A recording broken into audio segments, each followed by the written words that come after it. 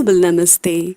Please join us this Sunday on a free global online episode Ayurveda special Ayurveda for everyone every day.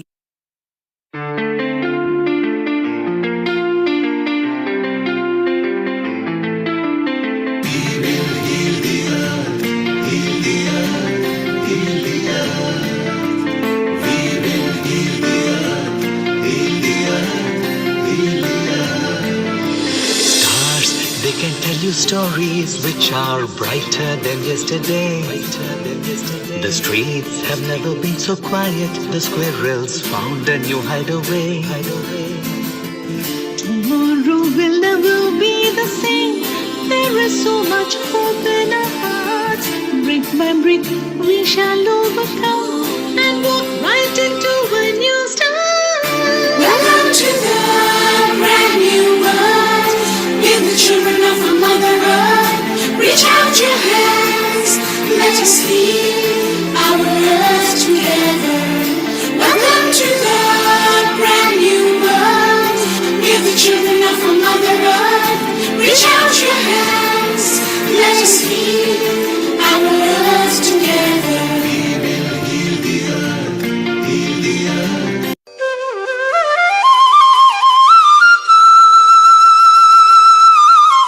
Global Namaste.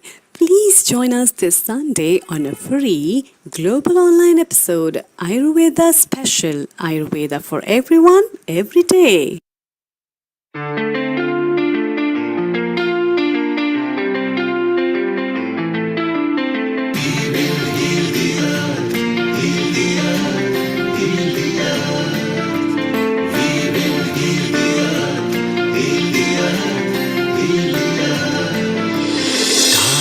They can tell you stories which are brighter than yesterday.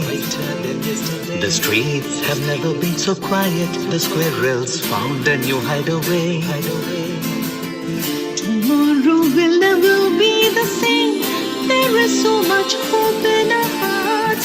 Brick by brick we shall overcome and walk right into a new start. Welcome to the brand new world. Give the children of our Mother Earth. Reach out your hands. Let us lead our earth together. Welcome to the brand new world. Give the children of our Mother Earth. Reach out your hands. Let us lead our earth together. We will heal the earth. Heal the earth.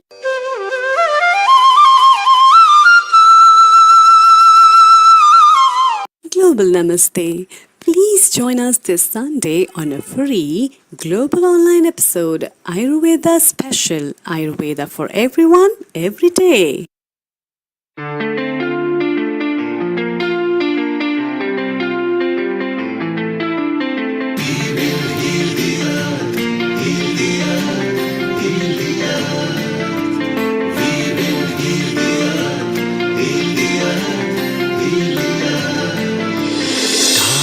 They can tell you stories which are brighter than yesterday.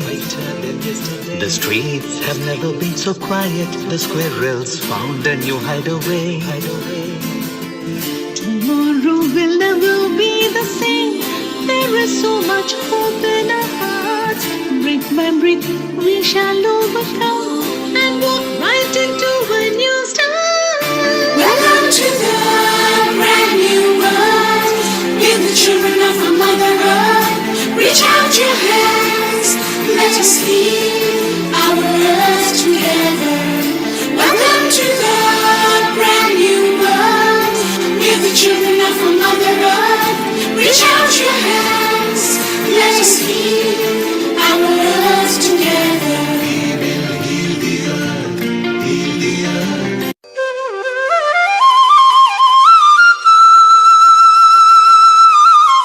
Global Namaste.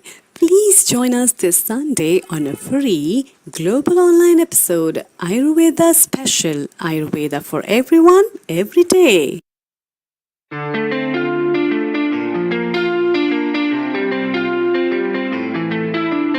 Heal the earth. Heal the earth. Heal the earth.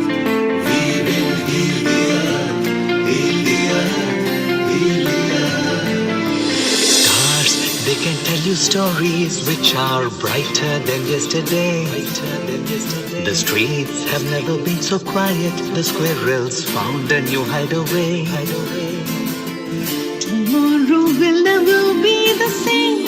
There is so much hope in our hearts. Brick by brick, we shall overcome and walk right into a new start.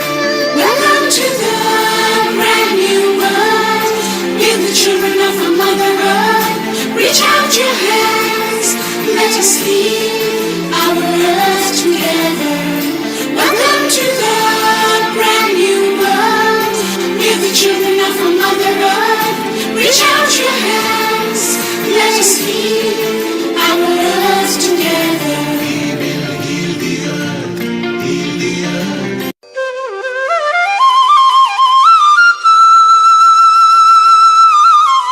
Global Namaste. Please join us this Sunday on a free global online episode Ayurveda special Ayurveda for everyone every day.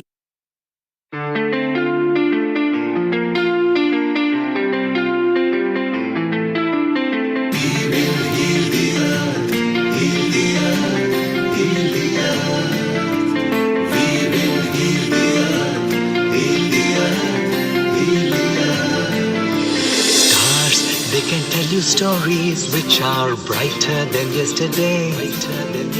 The streets have never been so quiet. The squirrels found a new hideaway. Tomorrow will never be the same. There is so much hope in our hearts. Brick by brick, we shall overcome and walk right into a new start. Welcome to the brand new world. We're the children of a Mother Earth. Reach out your hands, let us lead our earth together. Welcome to the brand new world. We're the children of a Mother Earth.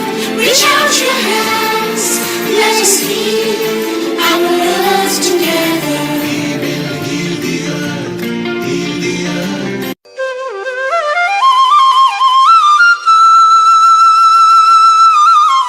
Global Namaste. Please join us this Sunday on a free global online episode Ayurveda special Ayurveda for everyone every day.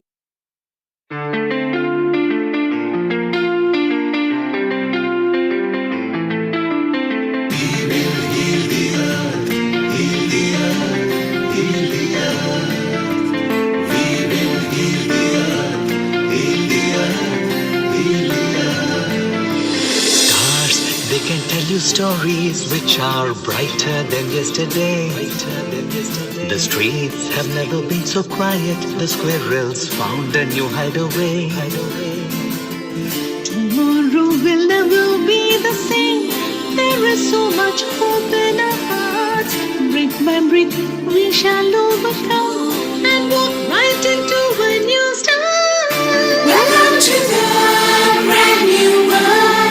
We're the children of a Mother Earth. Reach out your hands, let us lead our earth together.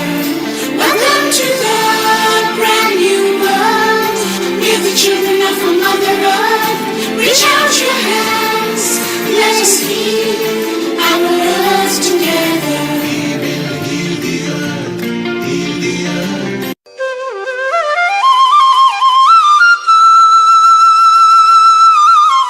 Global Namaste. Please join us this Sunday on a free global online episode Ayurveda special Ayurveda for everyone every day.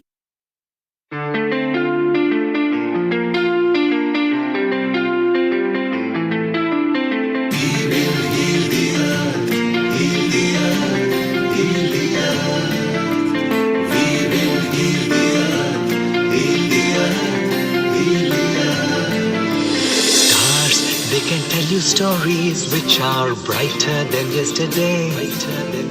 The streets have never been so quiet. The squirrels found a new hideaway. Tomorrow will never be the same. There is so much hope in our hearts. Brick by brick, we shall overcome and walk right into a new start.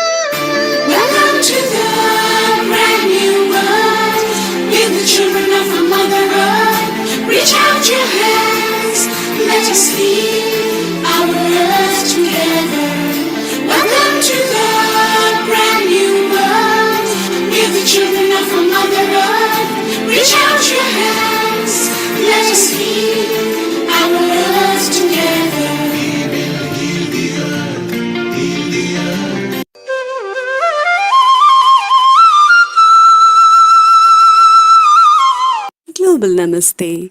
Please join us this Sunday on a free global online episode Ayurveda special Ayurveda for everyone every day.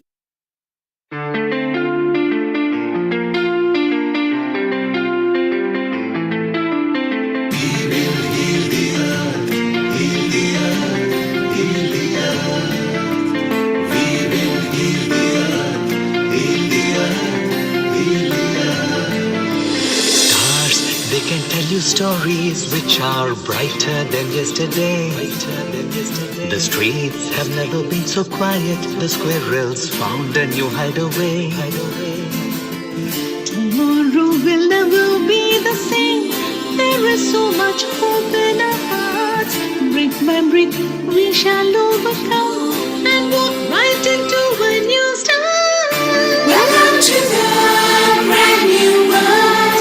Give the children of our Mother Earth. Reach out your hands. Let us heal our earth together. Welcome to the brand new world. Give the children of our Mother Earth. Reach out your hands. Let us heal our earth together.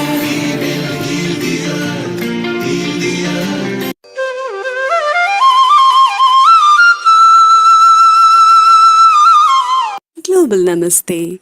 Please join us this Sunday on a free global online episode Ayurveda special Ayurveda for everyone every day.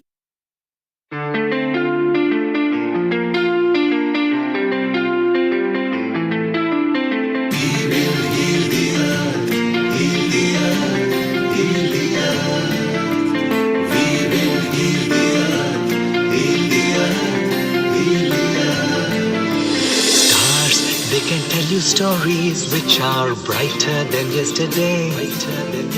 The streets have never been so quiet. The squirrels found a new hideaway. Tomorrow will never be the same. There is so much hope in our hearts. Brick by brick, we shall overcome and walk right into a new start. Welcome to the brand new world.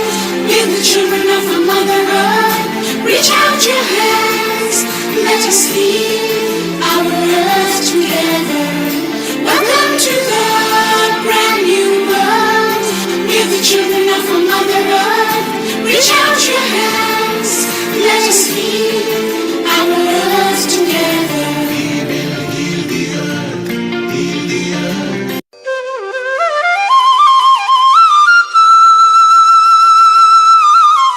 Global Namaste. Please join us this Sunday on a free global online episode Ayurveda special Ayurveda for everyone every day.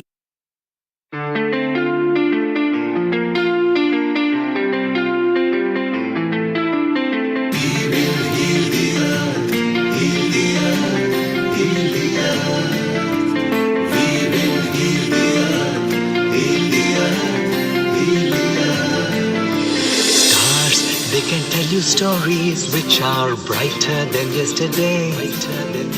The streets have never been so quiet. The squirrels found a new hideaway. Tomorrow will never be the same.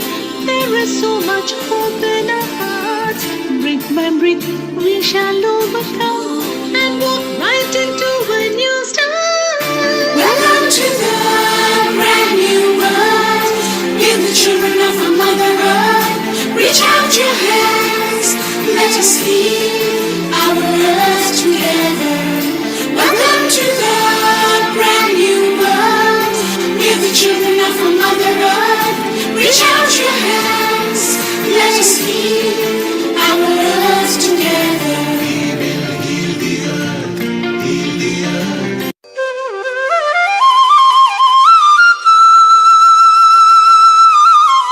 Global Namaste.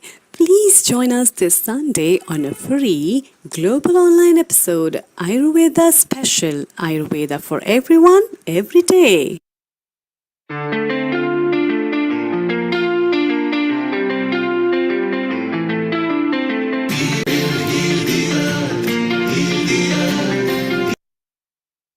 10, 9, 8, 7, 6, 5, 4, 3, 2, 1.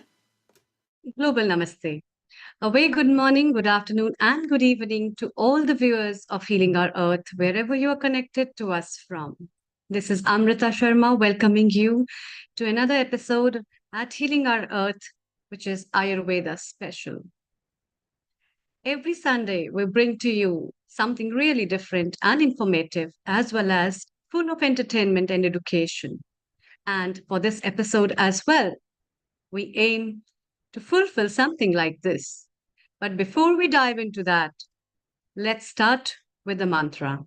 You may hold any affirmation of your choice.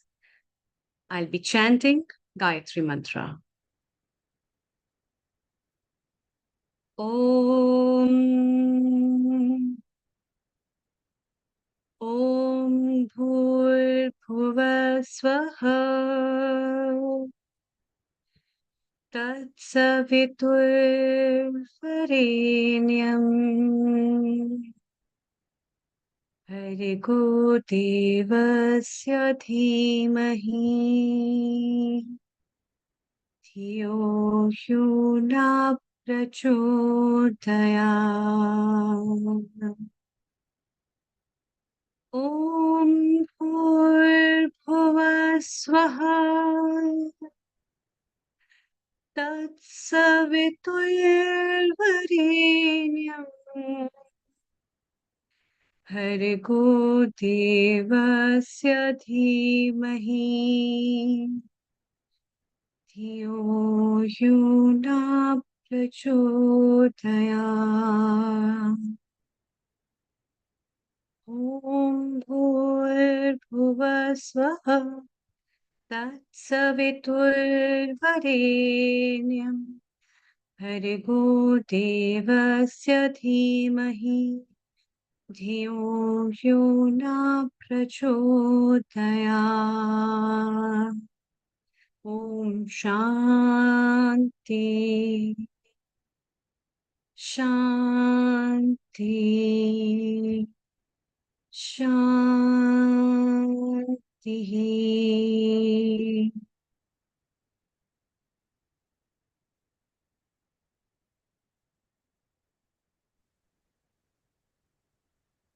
Welcome back.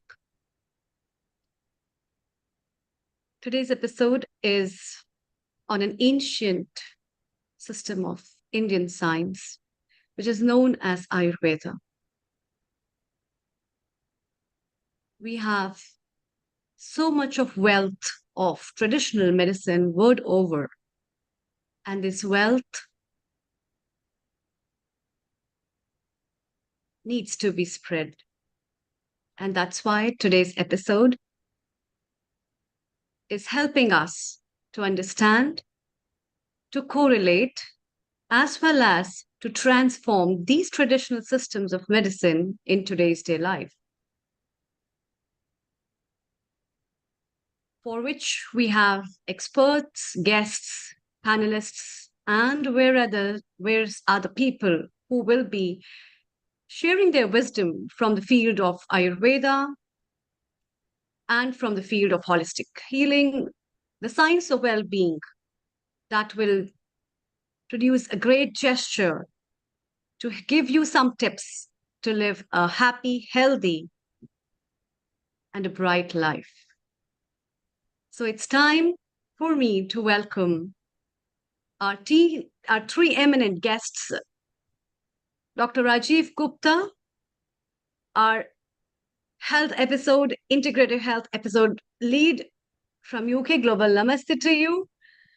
Professor Ish Sharma from Mauritius, who is Ayurveda episode producer as well as on Ayurveda chair at Mauritius. We have our great Ayurveda Acharya Vaidya Rajan Patankar from India, who is our senior resident panelist. A very warm welcome to all of you at this Ayurveda episode. And today's episode is Ayurveda for everyone, every day. And with this, I welcome you all to understand and talk about and also spread the wisdom of what Ayurveda is, how Ayurveda is, and how can people benefit from it. Over to you, Dr. Rajiv. Thank you. Thank you so much, Amrita. It is a great opportunity to be the health producer for healing our earth that has been serving global population, bringing their health up. And I think it's a great opportunity to celebrate Ayurveda, which is 5,000-year-old science based from India, working and growing like tree across the world. And now is the time where people are more open to think about things other than modern medicine. I'm trained in modern medicine, but I am in my heart having Ayurveda because when I was a toddler, 5, 6 year old, my mother used to have pain in her calves, very severe pain, and she has been taking the ergopirin, which was the modern medicine, but ultimately a Vaidya came, gave some kada and some leaves to tie around the calves, and she got cured. And I was a little baby, little child at that time, and in my heart thought, even when I become doctor, the medical doctor, I will pursue that. And during my medical career, I have done through correspondence, the certification, attended, and finally got into the bits where I have found the similarities between the modern medicine system and the Ayurveda, and they should work together. And that is what called the true integration. And I and Ish and quite a few others, we have been working on it. And I hope we will bring today how the treatment is same, it's a different modality, it's changing the lifestyle, and that is what is needed. So I'm glad here. It's a fantastic day. Amrita, thank you so much. And Nil Kumar is working behind, and there are many others who are working. Being health producer, I feel Arogyam is a necessity. It's our birthright, and we must do anything. Patient is the center. Whether it is Ayurveda, whether it is modern medicine, whether it's homeopathy, whether it is hypnotherapy, whether it is some, Tai Chi, Qi Gong, anything else, it doesn't matter. To the patient, it matters is what can make him better. And if we can do it in a natural way through yoga, Ayurveda, the plant products, why should we not do it? And that is what is important. Chronic diseases like diabetes, hypertension, obesity, dementia, they are day in and out everywhere. And for chronic diseases, there is not enough medication to cure these, while even if we not call it cure, there is a huge amount of relief for chronic disease in Ayurveda, and we can use it. And I'm thinking even for things like heart diseases, Arjuna terminalia is fantastic. For infection, inflammation, turmeric is great. So these things are being used, and our mothers have used many of these herbs in their kitchen all the way through. So now is the time to really think the medicinal uses, and that would be very important to understand why these things work, how these work, because everybody needs evidence. You go on Amazon, Yes. you see the reviews first. How many reviews? Oh, somebody has got like 500 reviews, then you are more likely to buy that than somebody who has got one review. So there we go. So I think it'll be fantastic to do that.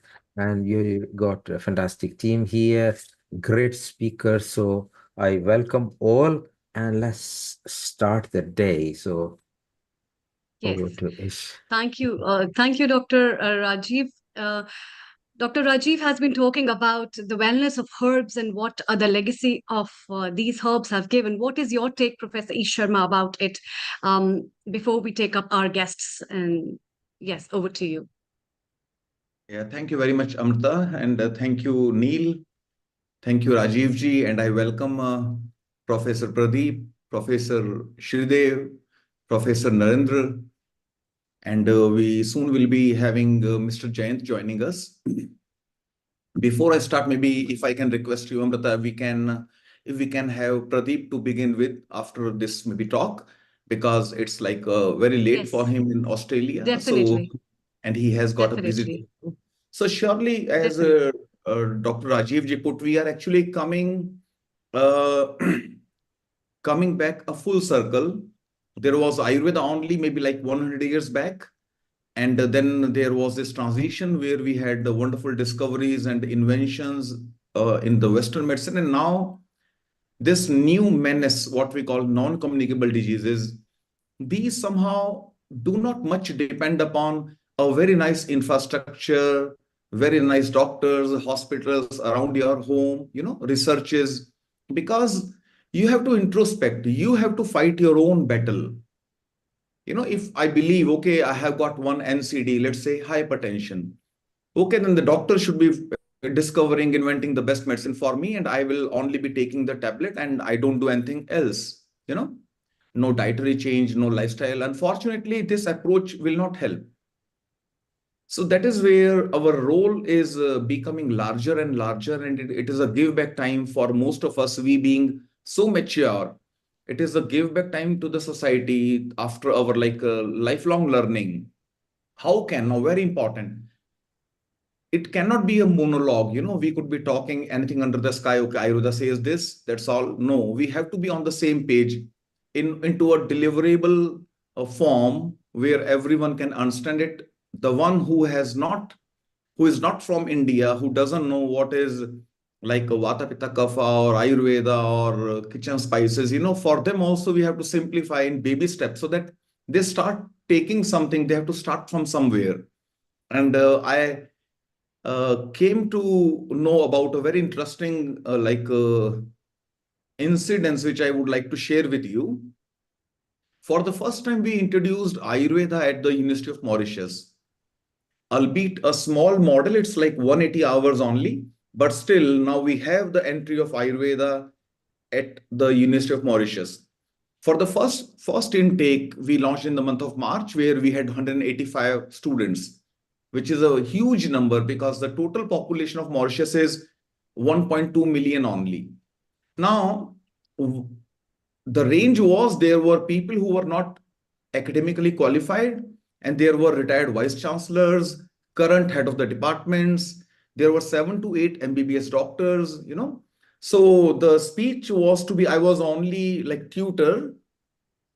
The language, the content had to be in such a manner that it should be suitable to all, to the doctors, to the non-medicos, to not well literate, and to the professors.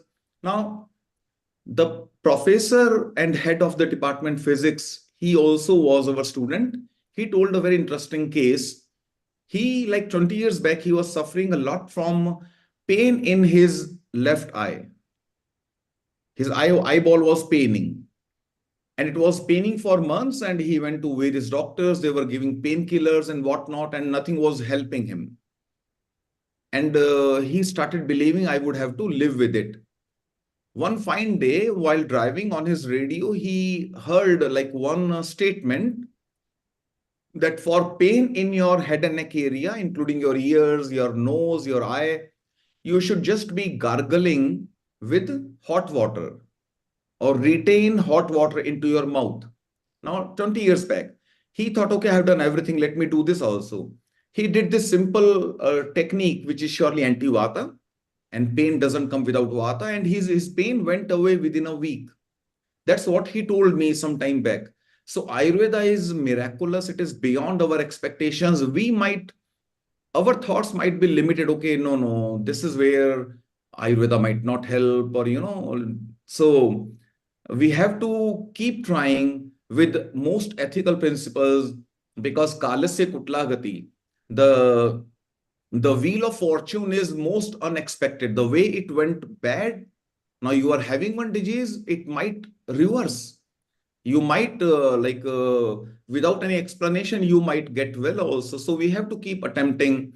And yes, looking forward to this day, Amrita. And Professor, Professor Sharma, you're very right that Ayurveda is miraculous and we need to keep on plugging in the right ethical way. What we will now do, we'll just say a quick hello to Vaidya Rajan Patankar. We need to move to our nominated guest, Dr. Naveen Gupta. Just before that, in Australia, let's welcome Pardeep Kumar as well, who is our regular resident senior host.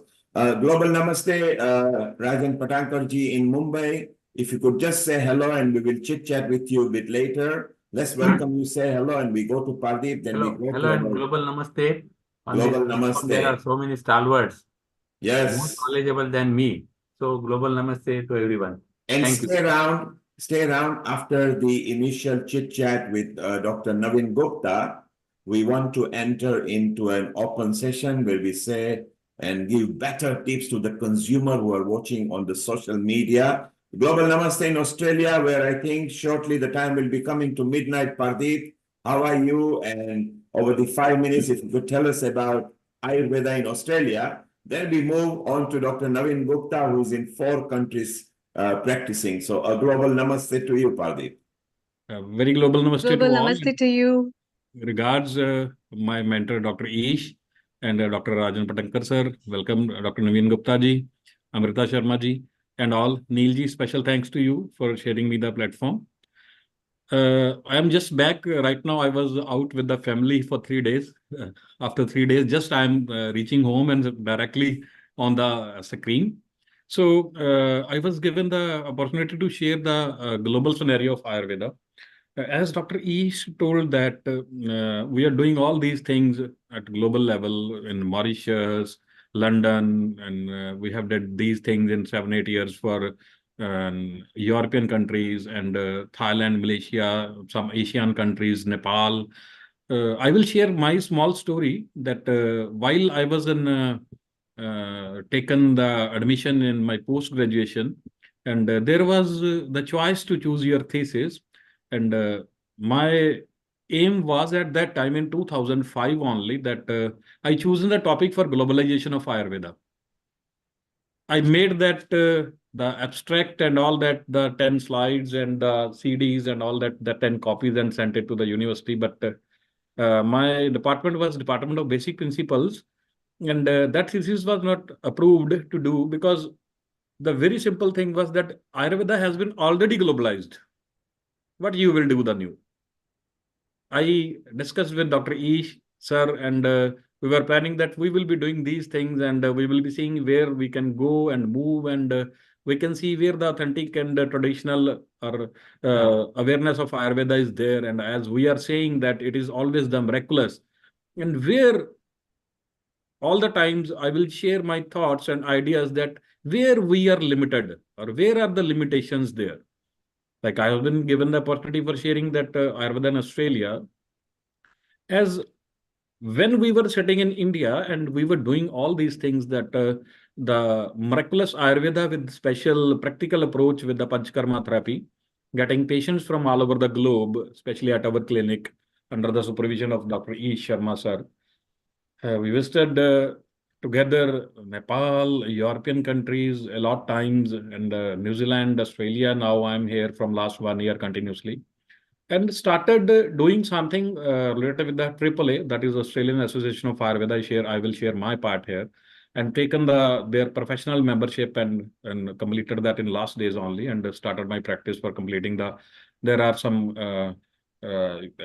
eligibilities and some correspondences you have to cover up that 100 hours of that training, and being you are whatever you are, and your 10 cases and whatever we were doing that in our internship with the students and other people, that students were doing a lot of cases day by day, but we were doing the patients in practical approach with the chronic disorders and lifestyle disorders and non-communicable disorders and obesity, diabetes, cancerous parts. But what I want to talk that in India, while we were doing these miraculous therapies, we can't claim anything while sitting here. We have to tell the patient or our client, or even we directly sometimes can't say that they're our patients. We have to use some different forms. And I also bow my head towards I'm saying Antonian sir, I am great fan of them. And welcome, Antonian sir. And I have heard a lot about them for the globalization earlier also in some seminar in Australia also. And I want to share that there are some limitations. We have to discuss all the things, not only the positive aspect, also the other things, like where we are limited. Here, the medicine can't be approached from all over the globe because according to the TGA, Therapeutic Goods Administration, they are saying that the medicines only which are sown in Australia and they are manufactured in Australia, and any herbs which are not containing the contaminated water from other countries or some other chemicals in their due to the polluted water or herbs or crops, they are not welcomed in Australia. So there is some limited herbs. Of course, some Chinese herbs and other herbs are available here, but a lot of people are practicing here, and it is a very great scope of Ayurveda, Panchkarma, Triple is doing a lot of good things. They are letting we people get attached with the insurance companies also these days. But everything is free for the people for getting treatments in other pathies. That may be allopathy or physiotherapy or even massages or some other systems of healthcare. In Ayurveda, being in this field from last 9 years, uh, done my graduation, post-graduation, run my own hospital, 10-bed hospital in Ludhiana with allopathy doctors, MD medicine, MD pediatrics, and a lot of uh, emergency care in neuro, heart, then leading to Panchkarma, little bit yoga, practicing Panchkarma, taught for 15 years in good universities, attached with Dr. Ish, with through them, got the opportunity for being the board of studies of the faculty of University of Ayurveda in Punjab. But at some level, I am thinking that we all people here, like Dr. Rajiv Gupta, very senior faculty from the allopathy part and playing a great role in Ayurveda. And Antonian sir, Dr. Naveen Gupta ji, Dr. Ish, of course, Dr. Amrita doing all these things every Sunday, very strenuous job for Ayurveda, that for the better future of Ayurveda. Why my question for all the senior faculty here, why we are all the times waiting for better future of Ayurveda? Ayurveda is already globalized. Ayurveda is there already, miraculous from the root cause of disease. We are treating the people, or we are trying to treat that.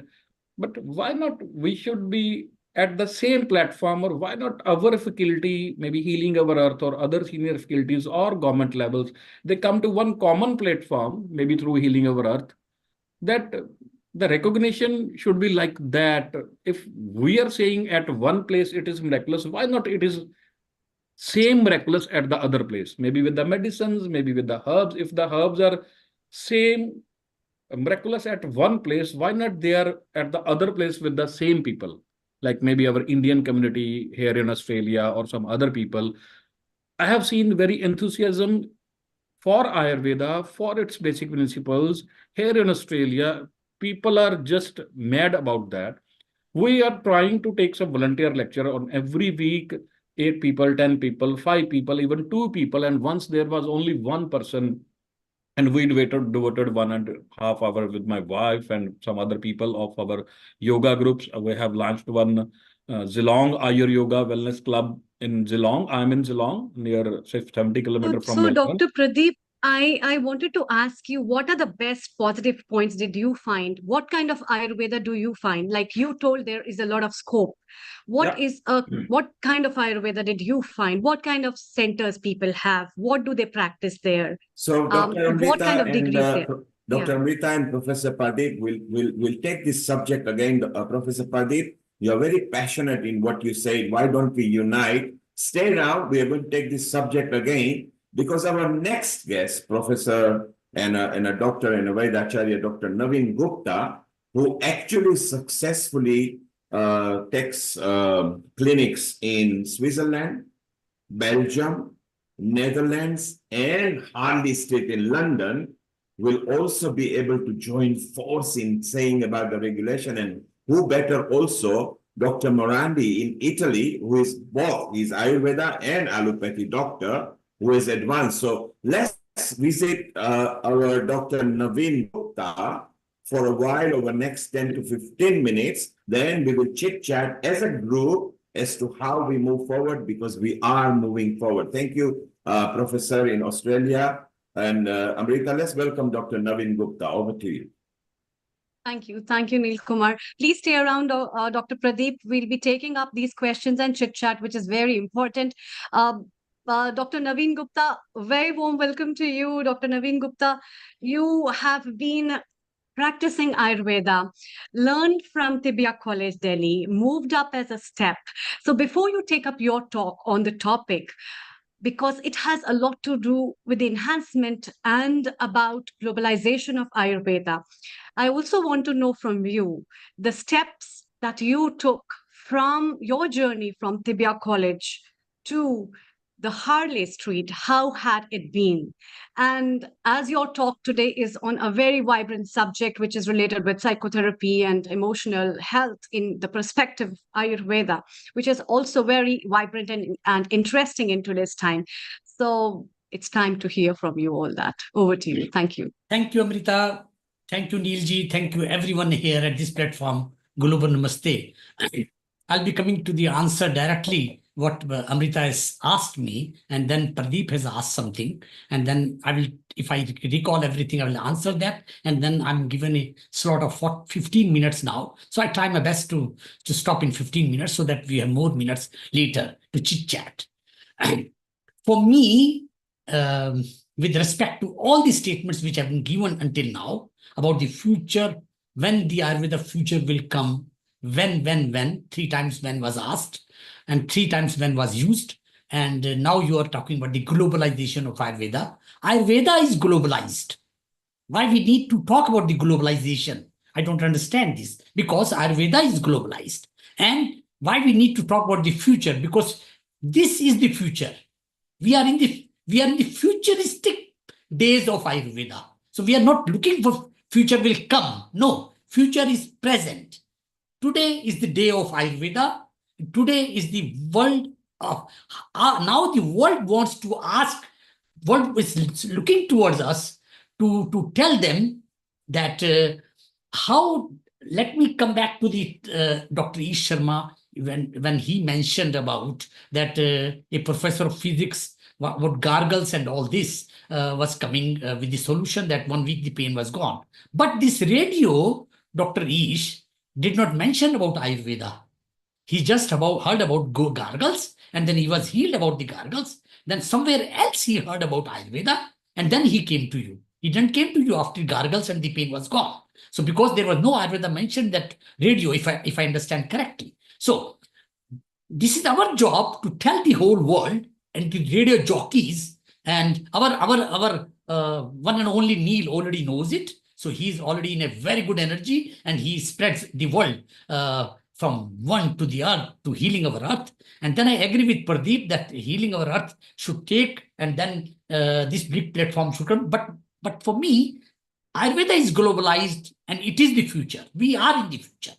So, and now about the journey, what you said to me, and Amrita, it's no time. I don't know whether after listening all this, our participants from all over the world, all over the globe, who are listening later or now to the other social media platform, they would like to hear more about me. It's not the point here. They would like to hear more about the subject today. Coming back to that Tibia College story which you told.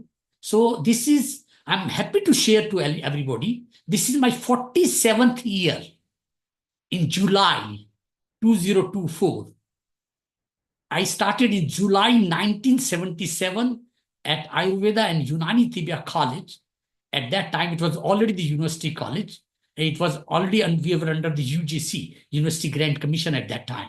So this is my 47th year, and the exact month I'm sitting with you at my home in Gideon Park in London. But my clinic, my journey from that to Harley Street, why did not you're talking only that journey? Why don't you talk about when you're going back to Tibia College? I'm going back to my Delhi also. So we are globalized.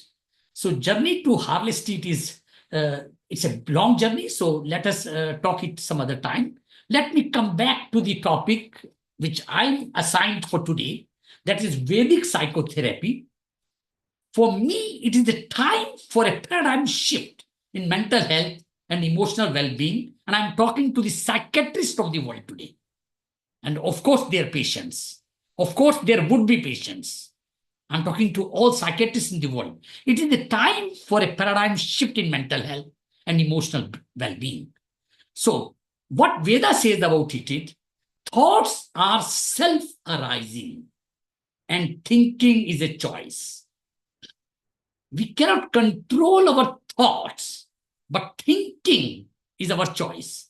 So this is the key of the Veda. What Veda said this, what Veda mentions it, this is the key of all the psychiatric treatment in the world. Let me come directly to one point here. I will read a paragraph from Vagbhata, the heart of Indian medicine. It is called Ashtanga Hridaya. I call it heart of Indian medicine. As Pradeep, Ish, and everybody was speaking, that we should speak the language which people will understand. So when I say Ashtanga Hridaya, I love it because I need to mention it because I'm from Ayurveda. But at the same time, I will mention to the general public here at this platform, listening to us, viewing us, that it is the heart of medicine, heart of Indian medicine. So I make a quote from that heart of Indian medicine. A person whose physiology is in balance, whose appetite, digestion, and metabolism are good, whose tissues health or health of the tissues and elimination processes are functioning properly.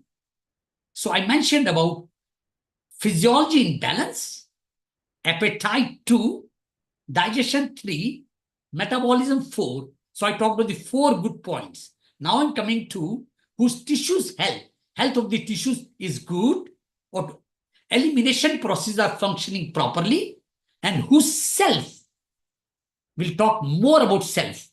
If I'm given after 15 minutes more times, so I'll be speaking about only self today. Then I can speak about self maybe few hours. So, but we have few minutes. So I'll be speaking about self later, whose self, mind, senses are always in a state of bliss. Such a person is considered to be healthy. And this is the quote from Sushruta, a physician and surgeon, flourished 6th century BCE. So from this, I'm mentioning this. Now, it is wisely and rightly said in Vedas, your mind is your mirror. आपका कुछ हिंदी बोलेंगे कभी कभी बीच बीच में, तो क्योंकि बहुत सारे हिंदी के लोग हैं और हो सकता है 140 करोड़ में से कुछ लोग सुन भी रहे हो और वो भी हिंदी समझेंगे भारत के।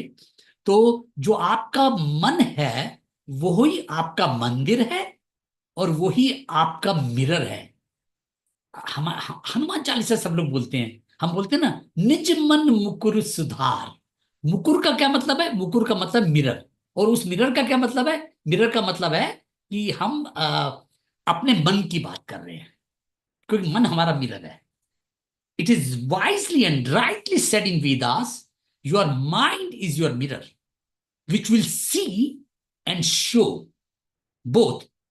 And here I emphasize on these 2 points. Mirror will see and mirror will show all your deeds, good and bad, both. If I have a mirror in front of me and I look myself to the mirror, mirror will see me, I will see the mirror, I will see myself in the mirror as I am. I cannot change that. If I'm smiling, I will see smiling Naveen. If I'm not smiling, if I'm tired or exhausted or in sorrow or not in good mood, mirror will show me that. So it will see, it will show. So the same thing is our mind. It will, and more than that, because we are talking about a material mirror, and then I referred about the Hanuman Chalisa, which is a conscious text. Beautifully, I want to tell the whole listeners, viewers here at this platform, dear sirs, madam, young, infant, children, Ayurveda is a conscious text. That means it's not a static text. And I'm sorry for all other text, which is static text. Static text means what you read today, tomorrow it will not change. You will read the same thing today, tomorrow, and day after tomorrow also. Unless and until it is edited or a new edition comes. But in Ayurveda, you don't need to produce new editions, because if you're producing new editions, you're making a lot of mistakes. Because the old editions are the good editions already. So you need to just review those, and you need just to go back to the nature. And what I mean here, conscious text. If I read a sentence today in Ayurveda or a sutra, and so by the way, sutra, shloka in Ayurveda are always in 2 lines. Like in dialect, you can say doha, but in Ayurveda, we will say shloka, sutra, always in 2 lines. 1 line is the one which a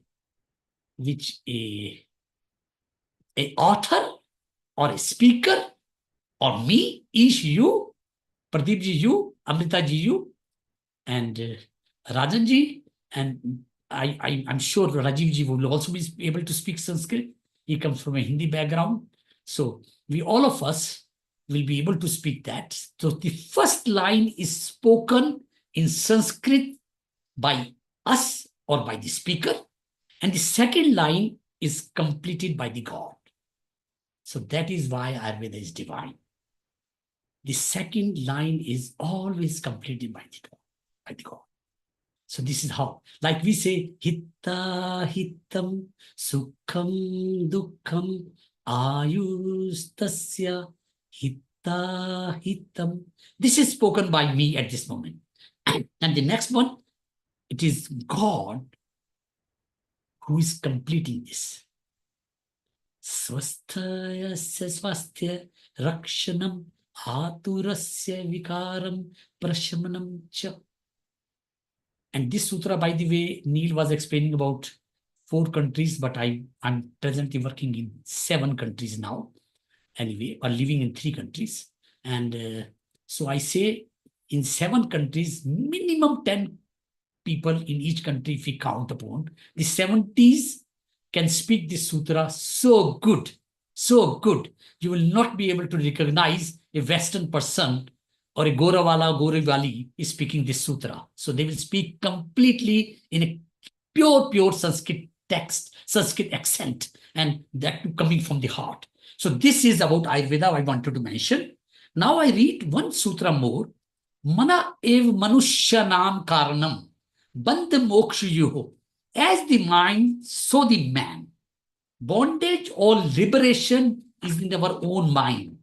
If you feel bound, you are bound. If you feel liberated, you are liberated. Things outside neither bind nor liberate you. Things outside neither bind you nor liberate you. Only your attitude toward them does that. And this is all about psychiatry, because this is how you will handle these stressors of your life. Because it is not the stress which is coming in you, it is the outside circumstances, and to those circumstances, how you respond to that, and that is stress. So basically, this is what we learn in Ayurveda, and I do not know whether Neil or Mamita, when you want me to stop, just say to me 2 minutes before, please, because I will not know. As I told you, bound about it. So I tell you, Ayurveda is boundless. So it's okay, carry on for 3 minutes and then we have a Yes, 3 minutes, then it's fine, Neilji. Thank you so much. So Ayurveda is timeless. Kalatitam, bhavatitam, gunatitam, brahma, brahma. Kalatita, gunatita, bhavatita, brahma, brahma, brahma, brahma. Sukshmato sukshmataha, mahattaro mahataha. Brahma, Brahma, Brahma, Brahma. We are boundless. We are timeless. We are attributeless. Or we are beyond time, beyond experiences, and beyond attributes. If we know that self of us, then we will understand the self, which is me, in small letters, SELF, self. and in the capital letters, SELF, self, that is universe. So universe is in me, and I'm in the universe. I'm part of the universe, or I'm miniature replica of the universe. This is what our mind, our expansion of the mind is. I say many times to my students and patients all over the world that your body God has given to you, let it be limited. You should not expand your tummy, and otherwise you will become a patient of central obesity. And so many patients are coming for central obesity, you cannot imagine. Now the obesity has gone out. Obesity is not the topic anymore to discuss in all over the world. Now the people are discussing about the central obesity, because in the COVID period, they started eating too much. So it's central obesity. And Ayurveda is the one which can solve all this. So this is all, and central obesity, why it came? Because of the mind. Because of the mind, because of the craving of the food, craving of the desires. So that's why we have to understand Ayurveda in a very, very good way. Neilji, I still have 5 minutes or not? Let's go to a discussion. We have a lot of people here. Okay. So, Yeah, Neil Kumar, I have a question from Dr. Naveen. Dr. Yes. Naveen, before Yes, you please. wind up with this talk, can you tell our viewers 5 tips of Ayurveda for staying emotionally and mentally healthy? Normally, this was this could have been my end of the topic. I was expecting that I will speak for half an hour. So this was last 5 minutes, but I will try to answer it now. Or if I try to find out in my papers, then give me just 5 best tips. yeah. I got it. I got you. You are asking 5 tips, and so I should not give you more than 5. So that's it. okay, so while Dr. Naveen Gupta is looking for that 5 tips, which will come in just a moment, Professor Pardeep, keep your matters ready. The question I'm going to ask the panel is, yes, we should unite and make sure that Ayurveda is recognized in mainstream, and the work should start now. Professor Dr. Antonio, who is quite advanced in Italy for this because he has taken advantage of his allopathy knowledge and Ayurveda knowledge, will be useful. Rajil will give input on what's happened here. United Kingdom changed the government on Friday. Actually, Ayurveda was part of the all-party parliamentary talk for like yoga and meditation. Unfortunately, we have now got a new government. And remember, anything British Parliament passes, the world follows. So we don't know what will happen here. We will wait just about 90 days and see what it is. Let's go to Dr. Naveen Gupta, your quick 5 tips, and we move around to the panel. Over to you, Dr. Naveen Gupta. So 5 tips which quickly comes in my mind, although I'm not very structured, but I will try to structure here about the 5 tips.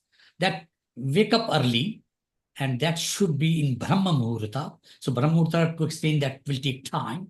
So few minutes before the sunrise, and that is the time. It's called Amrit Kal, means at that time the divine nectar is coming to the earth.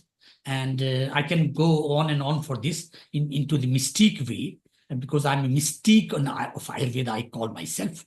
I'm not the medium of Ayurveda, but mystique of Ayurveda. And this teaching of mysticism in Ayurveda, that's the best teaching which I do here in the West. And so wake up early in the morning. The first thing what you can do, either the glass of water in a copper glass, which will be your bedside, because water gets information about you, what you have, how your night was. So in the morning, if you drink that water from a copper vessel, and that water in the morning at the bed, and third thing will be to, when you are coming out of the bed, then you say a mantra, Karagre vaste Lakshmi, Kar madhe Saraswati, Kar mule tu Govinda, Prabhate kar darshanam. So this is about that you look at your own hands, and then you look at Lakshmi, Saraswati, Govinda, which is in your own palm. You look at them, and then you feel sorry to touch the earth. There is another mantra which I will not repeat now. People will not understand this very fast. This is the third one, and the fourth one is that then after going to toilet and relieving yourself, and then the fourth thing what you will do some gargles. But in Ayurveda, we have used this special word which is called mouth pulling or kavala dharana. When we take 1 teaspoon of, I take irimedadi tela, it's a classical oil. The name is Iri Medadi Tela. I will put it on chat box when this next speaker will come. And otherwise, you can call it, you can use some people are using sesame oil, or some people are using only ghee in the morning. So you can just take 1 teaspoon of a oil, which could be sesame oil according to season, which could be ghee. Otherwise, it should be Iri Medadi Tela, the name of the classical oil. You take that in your mouth and you roll it all over the mouth with your tongue, and then also outside also, and all over the mouth. And if you feel like, you can take inside. This was the 4th tip, which is for mental health and then emotional well-being. And the 5th tip will be walk in the morning and go to the sun and offer water. We call it aradhya to the sun. Offer water to the sun, because between the sun and the sky, if the water comes as a cultain, as a cultain, Curtain, I mean here, as a cultain, then if a phenomena will happen, which is called rainbow, and rainbow is just nothing. It brings the happiness in you in the morning. Rainbow is representing the happiness, because the akasha becomes happy, the sky becomes happy, sky disperses its colors, and that's rainbow. And that rainbow colors are the colors of our own chakras: violet, indigo, blue, green, yellow, orange, red. So these are the 7 colors, starting from the Sahasra chakra to Muladhara chakra. I repeat again: violet, indigo, blue, green, yellow, orange, red. These are 7 colors. So the 7 colors it's all brightness, and you start feeling happy from the day after offering the sun, to the sun, the water, and then salutations and the exercises and all the 12 mantras of the sun. If you do that, you will not have any mental disease. You don't need a psychiatrist in your life, because this is the whole psychiatry, which I explained in 6 or 7 terms. Thank you so much, Amrita ji and Neil ji, for taking me. And I was so fast. I'm sorry if I'm not being heard properly. I can write everything what I spoke on chat box sometime. Thank you so much. Thank you, Dr. Naveen Gupta. There will be plenty of time we will have when we do more Ayurveda sessions. What I'd like to bring now is Professor Ish Sharma is already involved bringing Mauritius into the forefront, which is Indian Ocean, or just on the tip of Africa. Pardeep has moved to Australia, has started the ball rolling in his own way. So we need to support him by creating any contacts there. Dr. Antonio is slightly more advanced in Italy, because he has done quite a bit of study, and shortly he will also be presenting a 10-minute chat. While we are at it, I want to ask this question, and I'll move first to Dr. Antonio. Like I said, for United Kingdom now, we'll have to wait 90 days. We were on a brink of trying to bring it into the mainstream. Last week, if you heard Bob Blackman, the MP who was on Healing Our Earth, and actually declared that he wants to, but he is now in the opposition party and not the ruling party in United Kingdom. However, Bob is part of our team, as is Lord Ranger, Lord Gardia. So we will pursue that forward.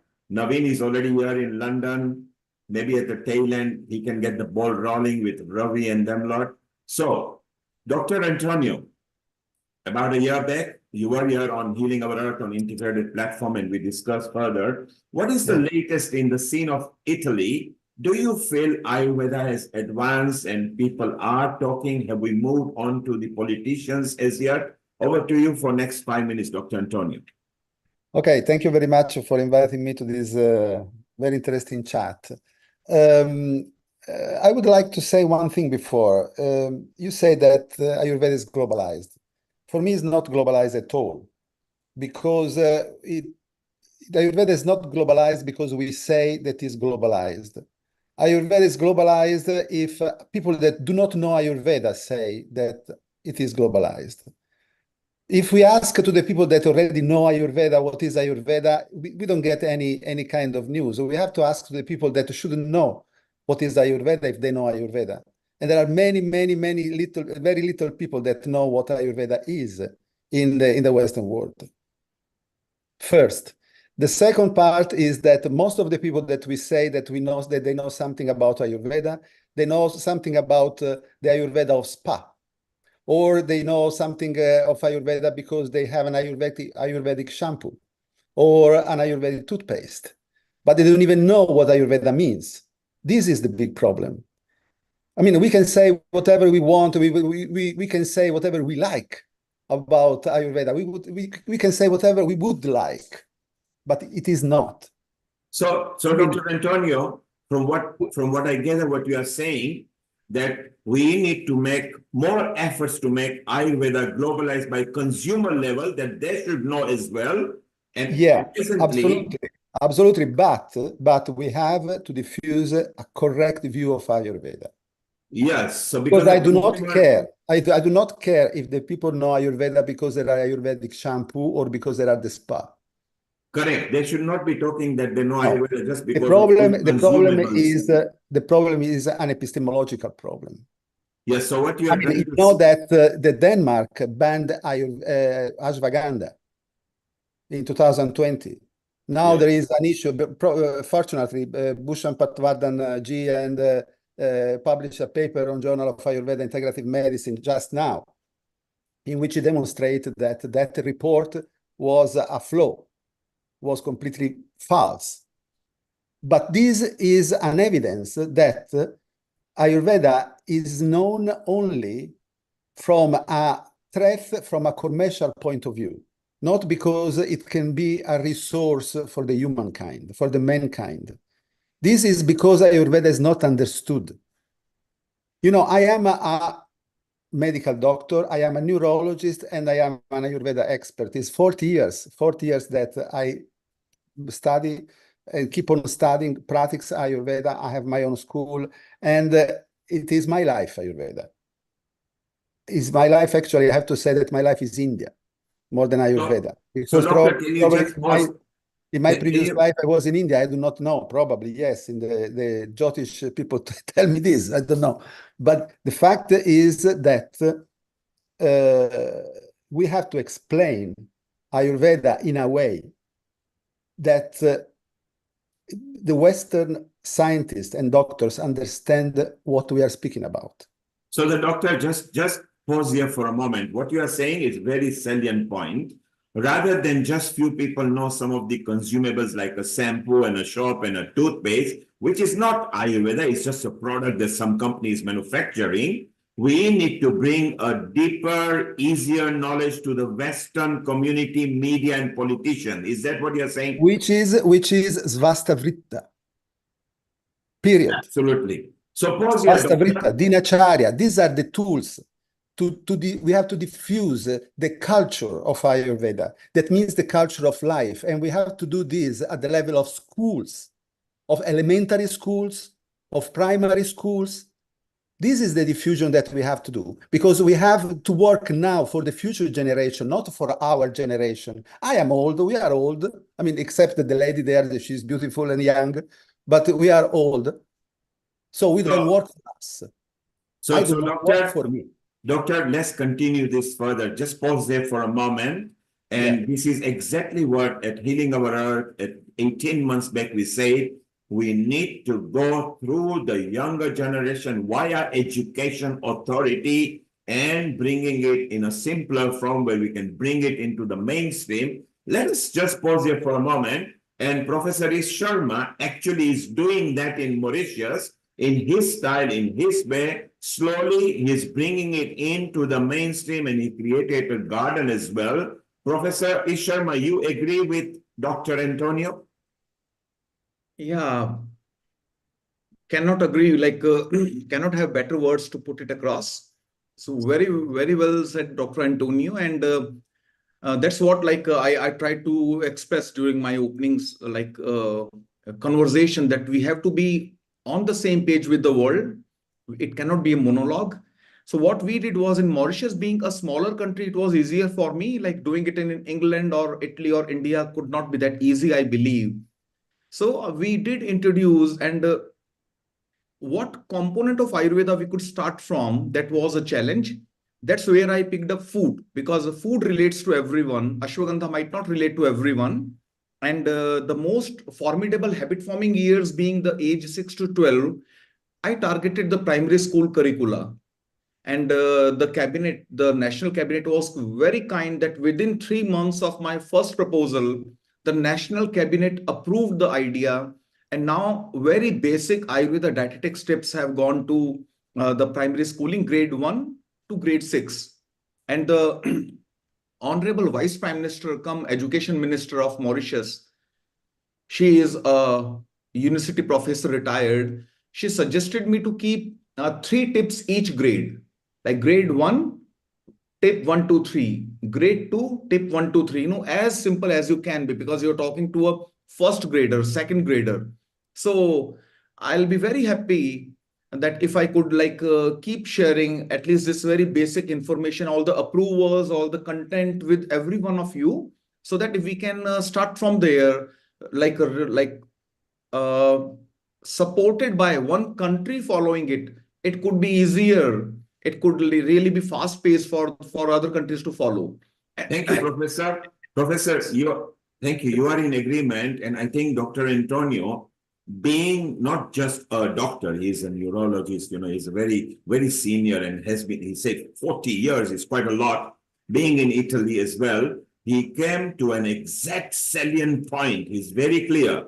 Don't believe it's globalized. There's only few Indians who know world over. Just because our population is large, that we feel that everybody knows. But we need to penetrate the Western and the non-Indian community in a clear sample form that we can bring in. So it's not just a consumable which is known for Ayurveda. It knows the deeper knowledge way back several thousand years. And I agree with that. And I think at Healing Our Earth, we should either initiate a global online conference, or London, which is still the center of the world, maybe meeting people, because there are so many people in London who are very senior, who can actually bring influence. Like I said, in 90 days, we will know how the government will move over here. I'm sure it will be positive. I'm going to pause here. I'm going to ask Pradeep just for 1 minute and move to Rajiv. Pradeep, in Australia, do you find the indigenous Australians are warming up to Ayurveda? It's been there for 30 years, but do you feel that they are warming up to you? Thanks for letting me speak again. As I told that we are getting some volunteer lectures, people are approaching us and they're very interested. They have started some sort of treatments also, as Dr. Antonio told, very well said, that only the shampoo or conditioner or soap, the herbalism, as Dr. Ish always tell, that we people have made the Ayurveda as herbalism of Ayurveda. Because most of that part, what I feel in my practice, practically, if we think so, that is commercially sold at most places on the name of globalized Ayurveda.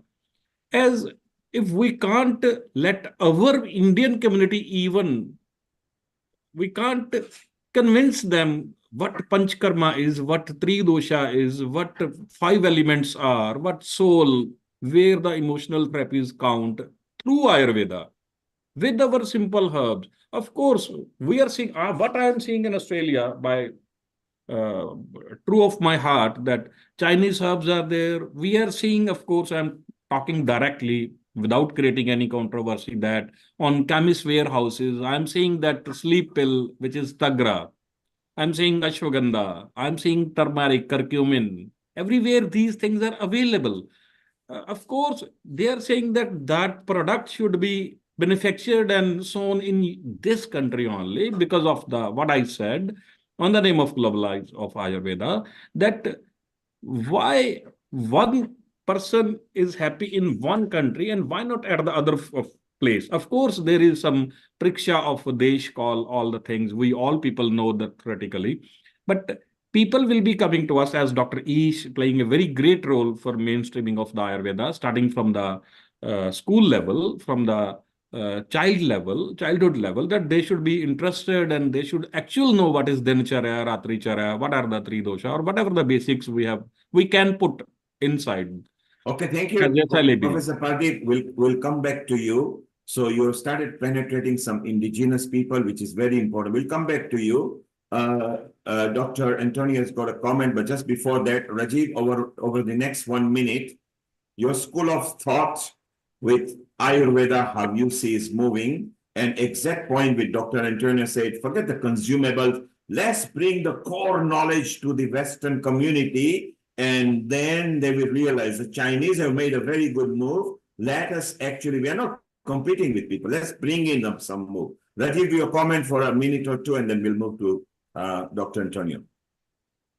So I think I will probably build on what Antonio said earlier. And again, I brought Antonio to Healing Our Earth for the first time, I think a year and a half ago. And we had that discussion, particularly on the integration and breaking back, which exactly says, if you ask an Ayurveda person, he will say it is all globalized. Even some people were saying it is in NHS. They don't work in NHS and they say in NHS. I have not found a single person. And I'm telling the fact because we have done a survey through Birmingham University official research, even the awareness of Ayurveda, and the results show that there is less than 1/3 people within by the doctors, nurses, therapists know about Ayurveda. So the awareness of Ayurveda is still very poor in the Joe Block general population. You ask in UK, what is Ayurveda? They'll say, what? I'm not sure. 1/3 of people know, and that's good. And we need to move to next step now. So how we increase the awareness? And that is what we are planning to do, a sort of educational module where people who are working within the system, i.e. NHS or any other health system that is approved by the government, to extend their knowledge and then learn what it is and then see where we can fit, where we can use. The best places where there is hole in the modern medicine. So Ayurveda will be best for chronic diseases.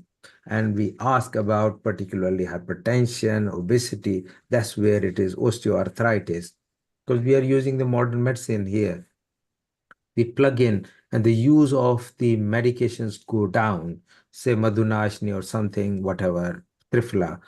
If they use that and the need for the diabetes medicine go down, it will then come as a part. And we are creating now a template for use of the Ayurveda practitioners so that we can have some standardization and hopefully at some stage some regulation, which then will be recognized. I was in an international conference of Ayurveda yesterday, and some people asked that, oh no, there were some people from NHS who came as well to attend the conference. And the question was that everything is it in NICE guideline? If it's in NICE guideline, it will be used. No objection, no problems.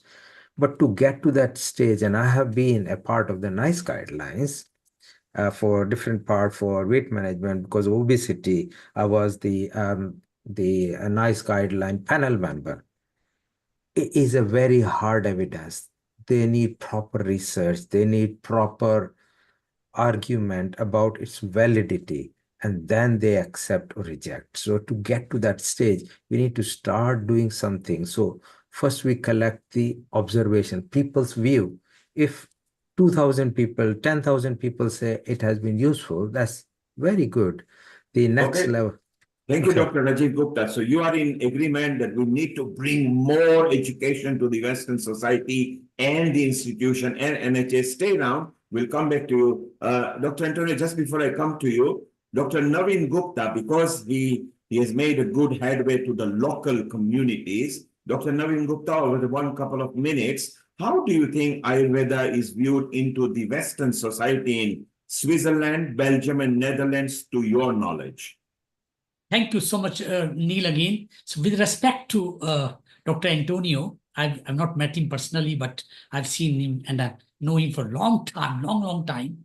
My first experience with Italian Ayurveda was in 1986 in Banaras Hindu University, when all the Italian people came on the invitation of one of my professor, Dr. S.N. Tripathi, 1986. At that time I'm talking. So I know many people from Italy came at that time.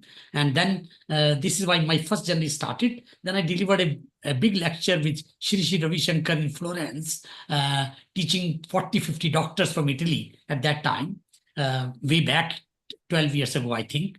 And then I respect your statement, sir, but I want to emphasize on what I said in a different way now. Ayurveda is globalized. That means I was talking about that Ayurveda is present everywhere. But that does not mean that we have achieved what we want to achieve. We will achieve it more, sir. Ish is already working on that.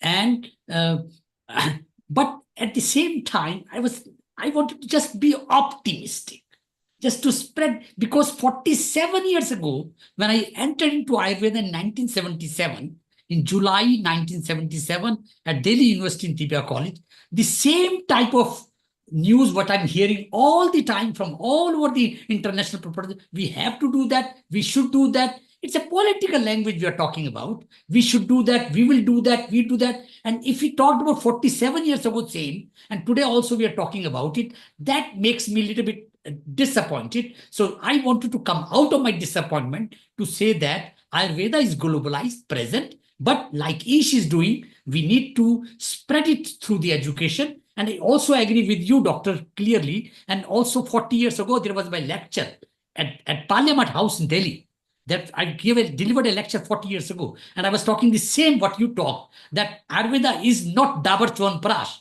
It is not Amla, Dabar Amla oil. I was talking about it's not Dabar Chyawanprash, it is not Amla oil. I was talking the same language as you are talking about shampoo today. But at the same time, we all must agree with one voice that any single movement, anybody from all over the world, the Western people in Switzerland, UK, Germany, where I have my practices. So if they hear about Ayurveda, at least that's a start for them. At least that is start for them. So I'm not very negative about the Ayurvedic shampoo or Ayurvedic Chyawanprash, whatever they are selling as herbalism or commercial. But at the same time, like I'm talking, so basically that was not the idea to talk about, but only to be optimistic about Ayurveda. Now we have to really work very hard. We are already working very hard. I run 4 schools in the world today. So I run a school in Germany. I run a school in Switzerland. I run a school in Belgium. I'm going to run a school in UK soon. So, and I know what kind of interest is there. And when I'm in aeroplane sometime, the nursing, yes, Dr. Naveen, I'm stopping now. Thank you very much, Dr. Naveen. Thank you. So look, Dr. Naveen also agrees, he partly agrees that yes, we need to bring some more sort of a system and bring it more into the Western world. So I think we are all unanimously agreed that we need to do much more. And I think it will be a very good idea because we at Healing Our Earth, including individual, I mean, Ish is part of Healing Our Earth as a production team, as is Rajiv, as is Pardeep, who is senior panelist, Vaidya Rajan Patankar, Amrita, who is there, who actually collates everybody. Maybe we organize a real conference that can be presented in a form of politics and media, and we bring that in a uniform method. So I think it will be a very good idea. Let's do it because we are actually connected to several countries, and we have actually got a special Ayurveda Mela that has been planned from next year. Maybe we can bring in education. Dr. Antonio, let's move on to you over for next 3 minutes. Then we got a lot of other guests who wants to speak over here, who are down here. Professor Ish Sharma will introduce them shortly. For over 1 or 2 minutes, Dr. Antonio, if you can wind this subject up, please. Yeah.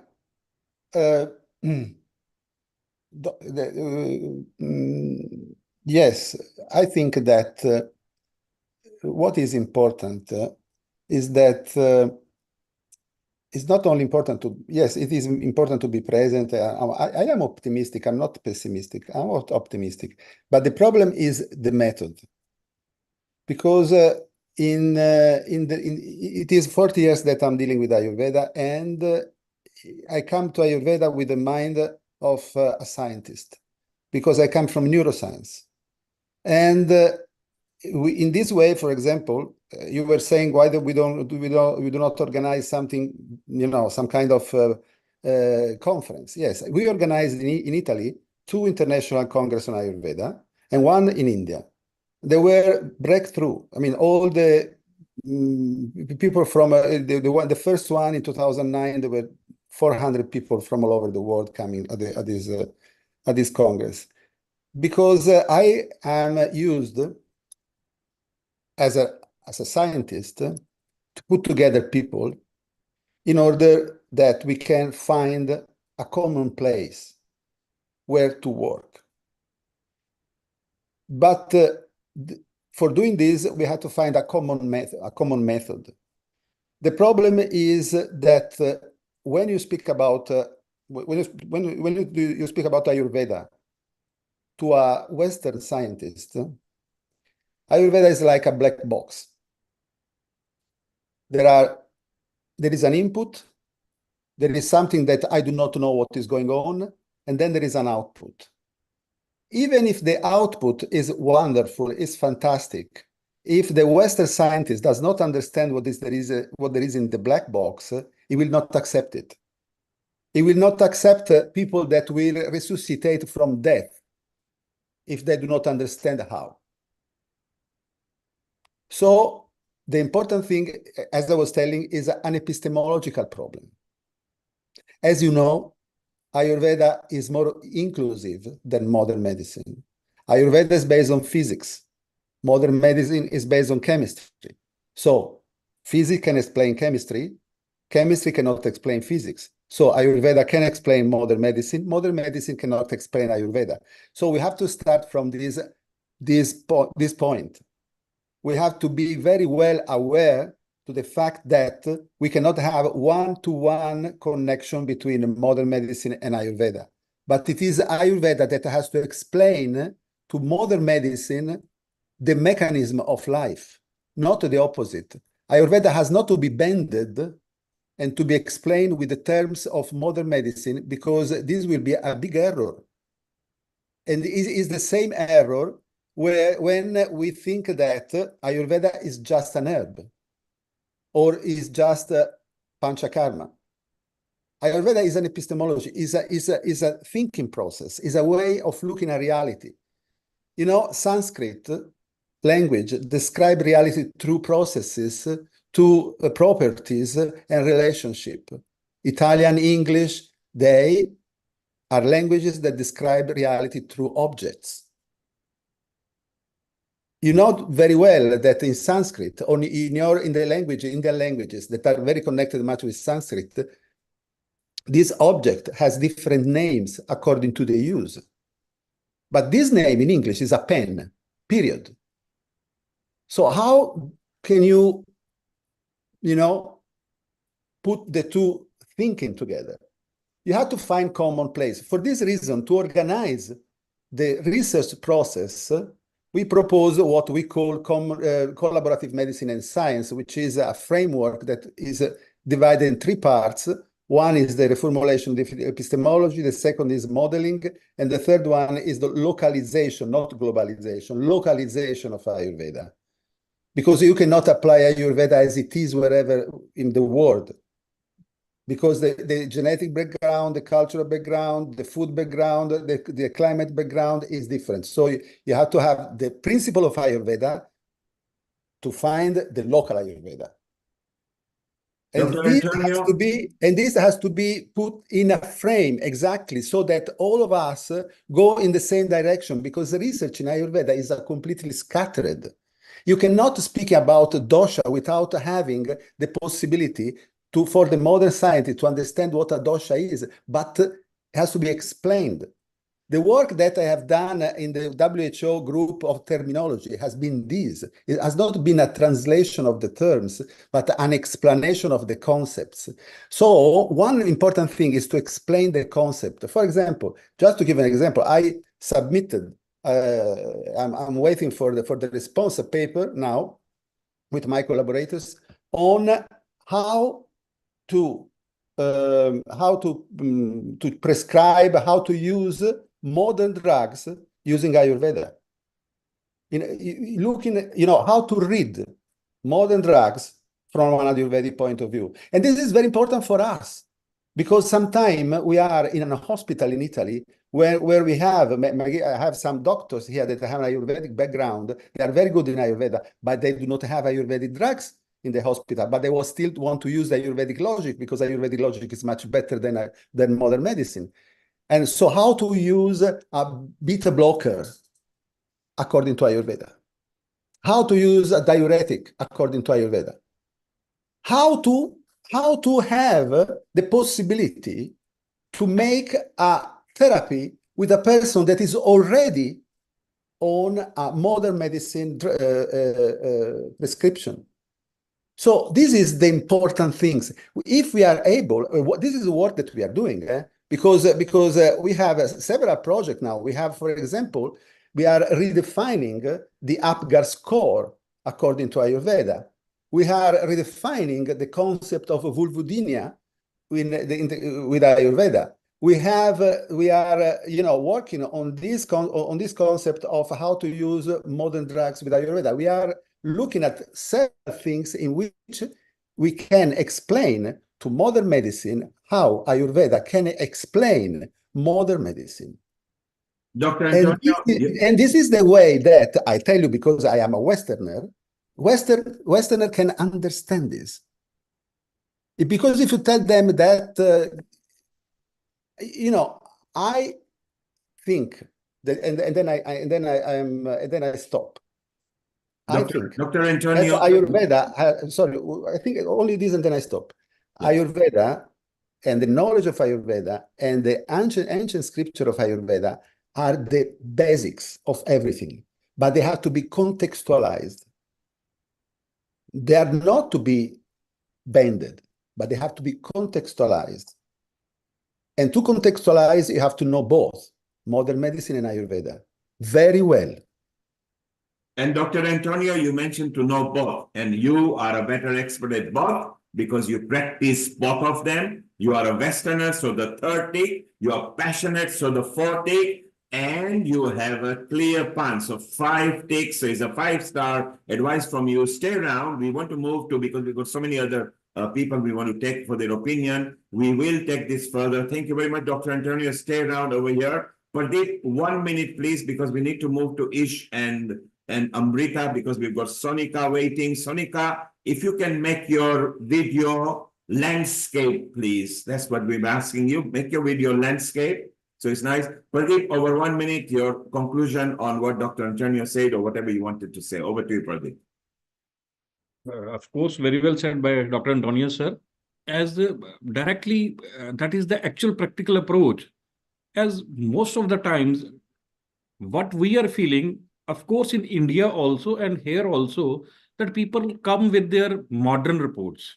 They're, as what we have seen in Australia, sitting here, I will directly come to the point that this is my skin allergy, this is my nut allergy, this is my grass allergy.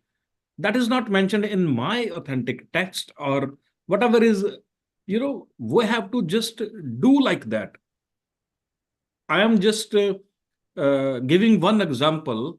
I tried to make some shaddot grit at my home here in Australia without taking anything, any medicine or any herb from India or anywhere, doing the legalities under the TGA and AAA. And I started using that in even next level cases of skin here in children mostly, and they are getting very good results. I will not create any controversy to take any allopathic name of the ointment or whatever common people are using for their kids starting from 5, 6, 7, 8 months to whatever they are in 8, 10 years. But we are getting just very good results with that Shaddot grit, which was the 100 times washed grit at home only, sometimes with local rose water, sometimes with some local herbs, whatever was available. And we are getting very good results. That may be eczema, that may be rosacea, that may be psoriasis or whatever. So Pradeep, you're doing a wonderful work there. You already made an inroad. We are proud of you. You're part of our team as well. We'll come back to you a bit later. We need to move on because we've got so many people. We've got Sonika, we've got Narendra, we've got Shri there, we've got Giant will be coming. Amrita and Ish, let us give them 5 minutes each and bring out the best from all these people. Ish and Amrita, over to you. Thank you. Yeah. Thank you, Neil Kumar. Ish sir, overhead. Please go ahead. Okay. Ish sir. Okay. So I'm very happy to introduce Dr. Sonika Krishan to you. we were classmates when we were doing our graduation studies, and Sonika is the only one, like from all around my community, if I have a look, she is an established author. So it was was with us last year also for one talk, and because she's writing for common man and she's writing in a very simplistic language, maybe if Sonika can just like give us an overview about her books, what was the crux, what was the message, and what do you want to convey to the world, Sonika, to a layman? Over to you, please. Okay. Yeah. Thank you so much. First of all, good evening, all of you, all the doctors, Ayurveda doctors, all the Ayurveda enthusiasts over here, Dr. Neil, Dr. Ish, and Dr. Amrita. Thank you so much for inviting me out here. And again, I got a chance to speak on this lovely platform. I'll be sharing little about what Dr. Ish is asking about my books. I've been writing for many years, say around 30 years. Earlier, I have been writing, columns relating to Ayurveda only, Ayurvedic medicine or Ayurveda, the herbs, the home remedies, everything. I've written in Indian Express, regular columns. I was writing in Times of India, in Hindustan Times, and they all wanted me to write more and more. Every like even weekly, my columns used to come, or monthly. I've been writing in Hindi in Dainik Bhaskar. Then I've been writing in the Asian Age and Deccan Chronicle, many other, publications, websites. And I have a team now. We have been writing for so many places. My books I will just share because I have my books here with me. This is the first book. I'm trying to show it over here. This is Herbal Healers. This came in the year 2005. This is the first book I wrote. A little I just read out so that you just have the idea that this has details about all the herbs. I try to make my writing so easy for the layman to understand and to accomplish the best out of it. So this is I have written that ailments can be cured as well as prevented without gulping down medicinal drugs. And not only this, you can strengthen your immune system, get rid of seasonal maladies, and also choose for yourself and for your family the required natural supplement. And you'll get all the details in the book. So around 50 ingredients are mentioned. This is Herbal Healers. This came in the year 2005. Second book I wrote, this is Home Remedies. Home Remedies to Prevent and Cure Common Ailments.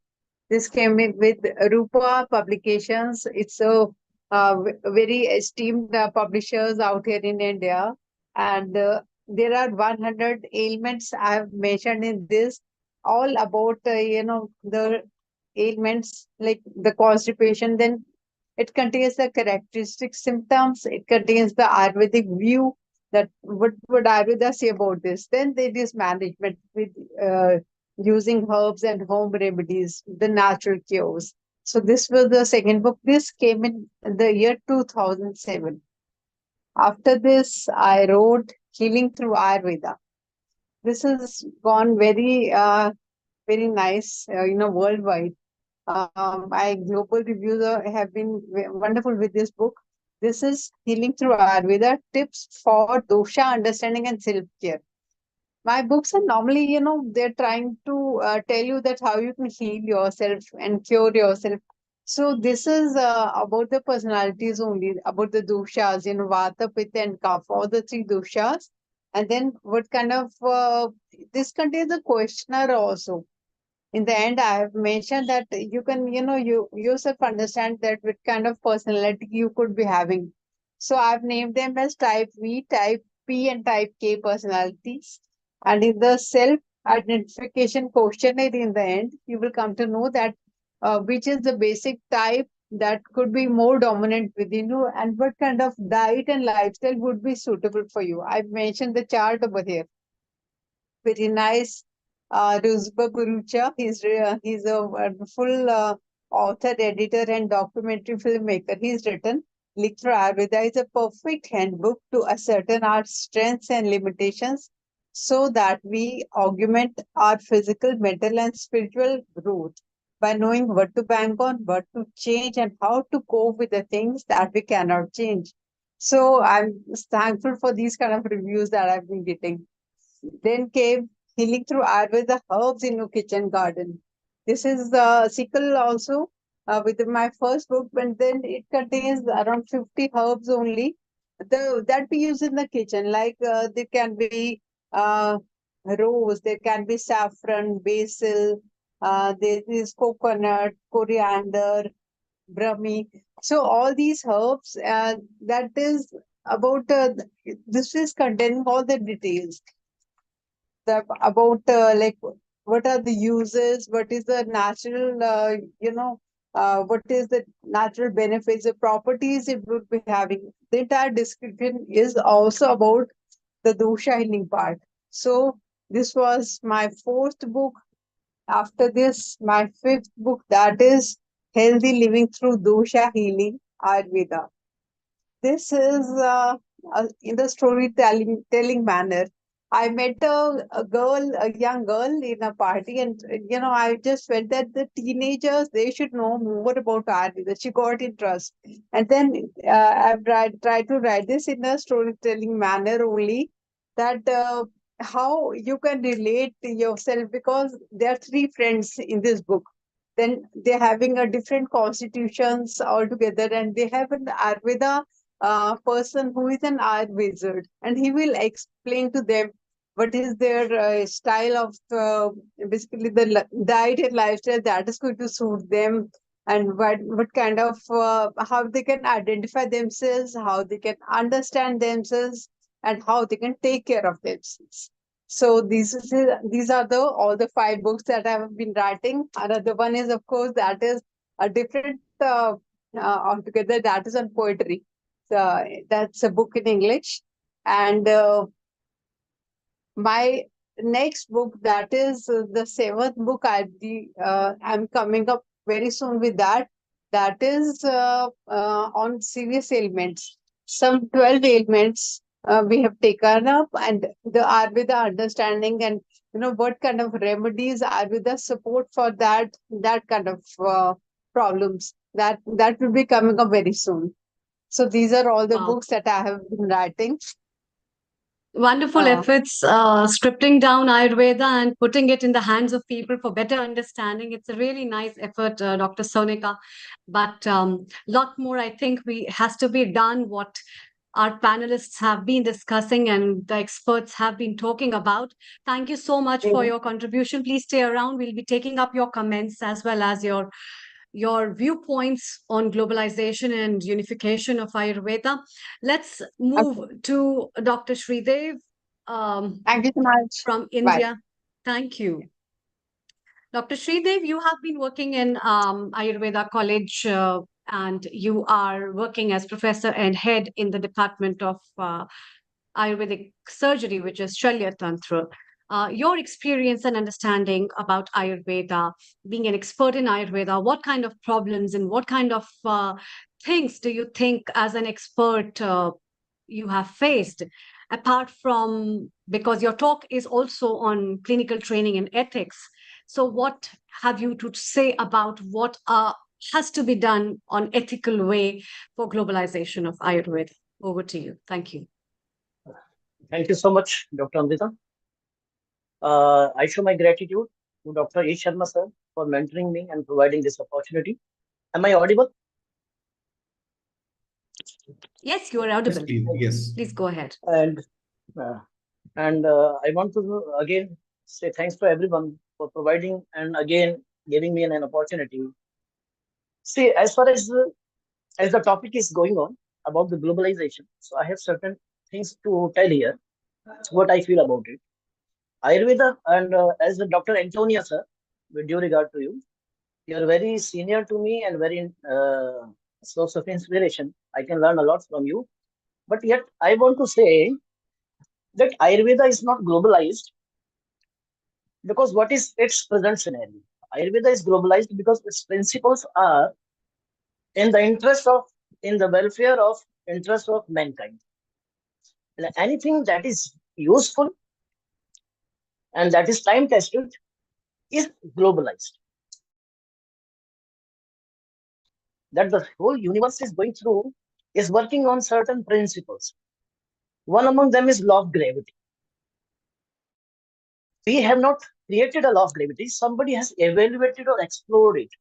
But in terms of saying that we are making law of gravity globalized is saying something that we are making it, no, we are trying to understand so that the astronauts, the different scientists, the different physicists can work upon that. So Ayurveda is also time tested. The principles of Ayurveda are in accordance with nature.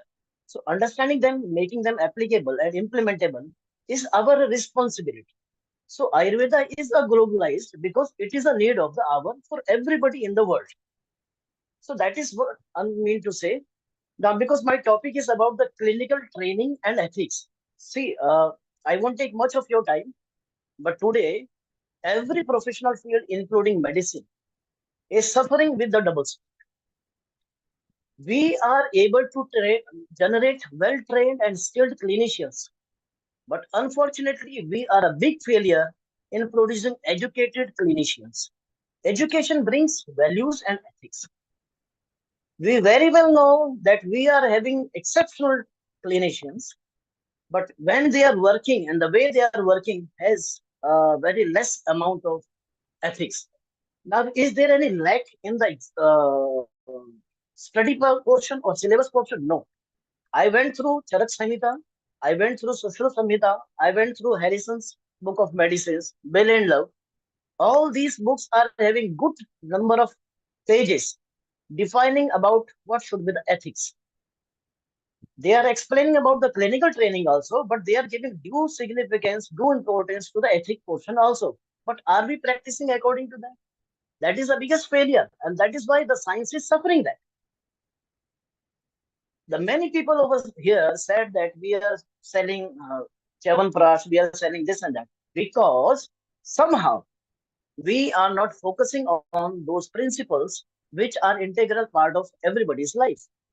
So as far as clinical training is concerned, Ayurveda or modern, it is important that we have to develop a critical thinking among the students or the clinicians. A clinician must have a clinical reasoning. He must be a very good listener. And whenever I'm taking the classes for my students, because my subject is surgery, Ayurveda as well as modern.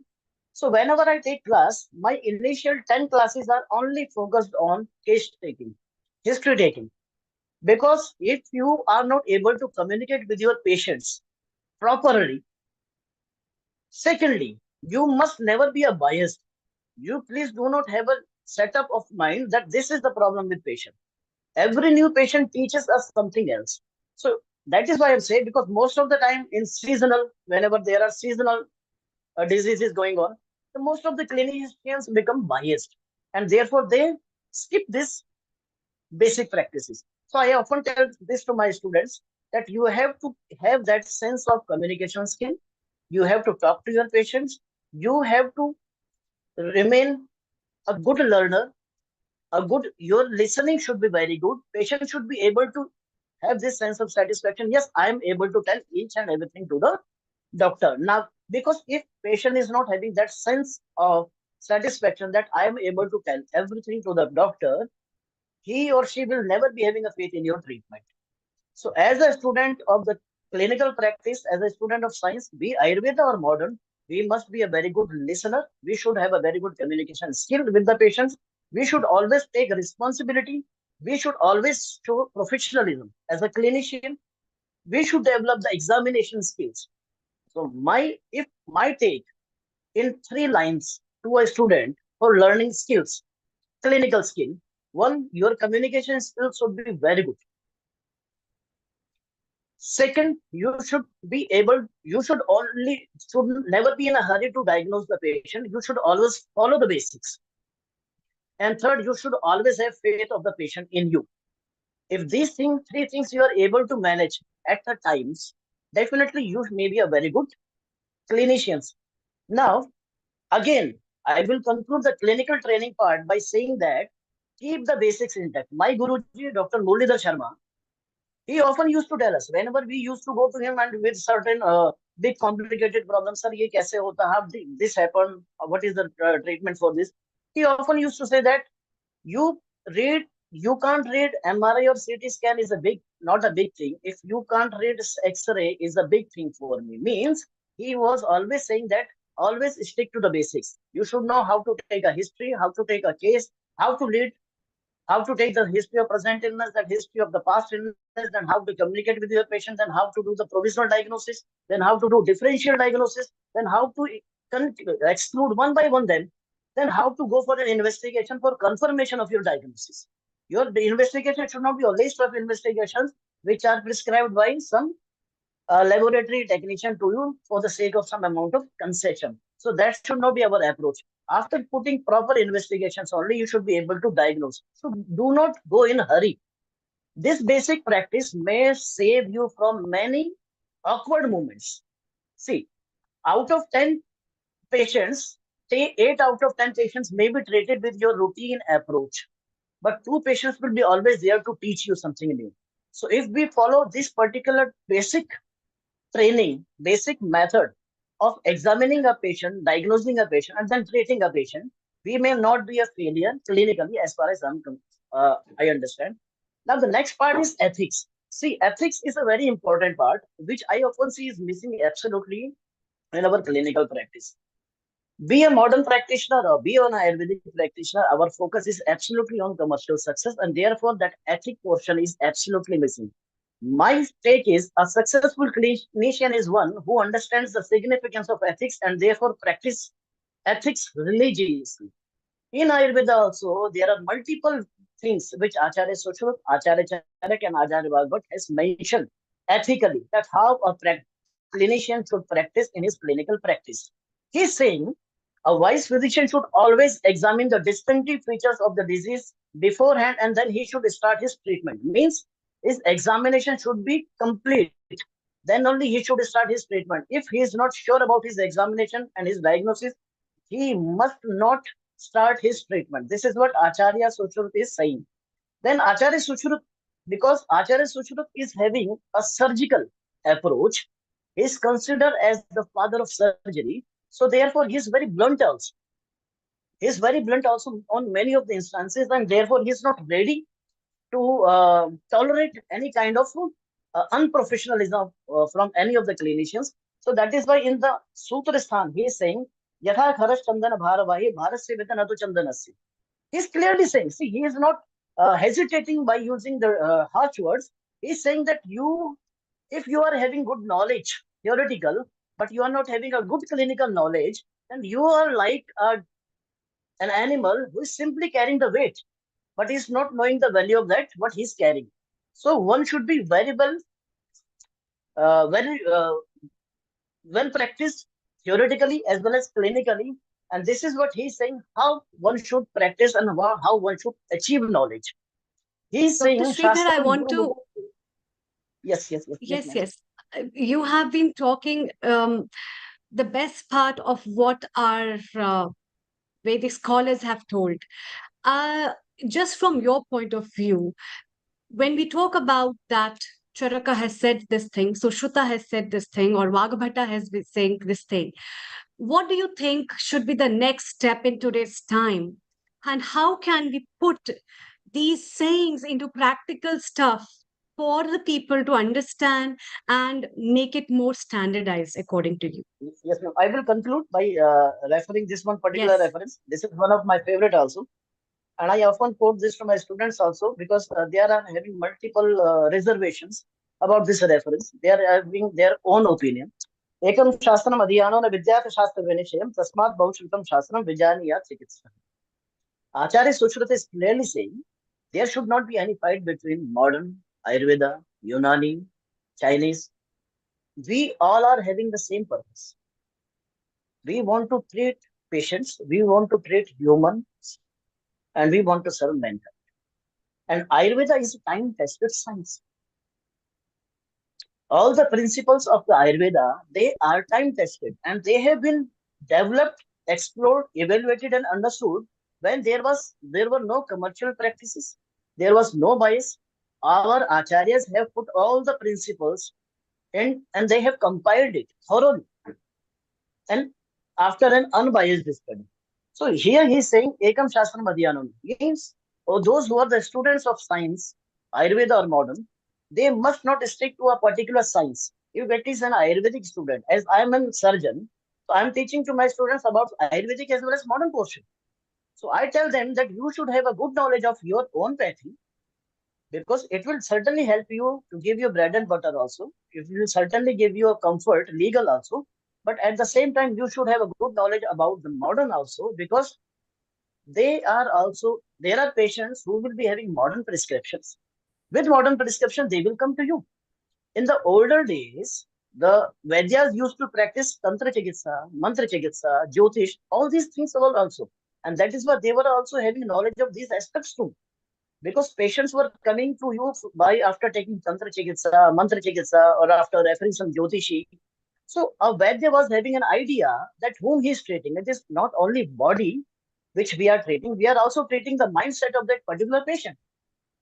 So now we are getting maximum patients with modern prescriptions. So therefore, it is essential for us to understand what they are saying and then what to start, what to stop. So I just want to say that Ayurveda is globalized because the principles of Ayurveda are time tested and because Ayurveda is needed for the humankind. Ayurveda is not globalized because it is not well understood by we people. It is not well practiced by we people. It is already a globalized science. It is a universal science. It is the time tested science. It's upon us to understand it properly and utilize it for the purpose of welfare of mankind. With this, I will conclude. Thank you so much for your patience. Thank you, Dr. Sridhar. Isha, before we move further, I think Dr. Antonio has something to comment on. We take the comment and then we move over to Dr. Narendra. Over to you, Dr. Antonio. Yes. Over the Two yes, things. please. The first thing is that after this, I have really to leave because I am in a seminar actually, and I took this time to participate to the Congress, but I have to go back to the students. No, the only thing that I want to say is this. I absolutely agree. I mean, Ayurveda is time tested. If it was only for me and for Ayurveda people and for the people that understand deeply Ayurveda, I agree absolutely. But the problem is that if we want really to diffuse Ayurveda and to have a dialogue with modern science and medicine in order to get a higher paradigm, we have to go beyond this. Even if for us is okay, is enough. For me, it's enough that Ayurveda is time tested. But if I want to have something more for the future generation, which is the Ayurvedic logic, the Vedic logic, which is diffused everywhere in the world, that become part of the society everywhere, we have to go beyond this because for now, in this moment, is not enough to have a dialogue with modern science, and then we have to find a way to get a kind of dictionary by which we can have a dialogue. Otherwise, we will not get the diffusion of Ayurveda that we would like. This is the only thing that I would like, that I want to say.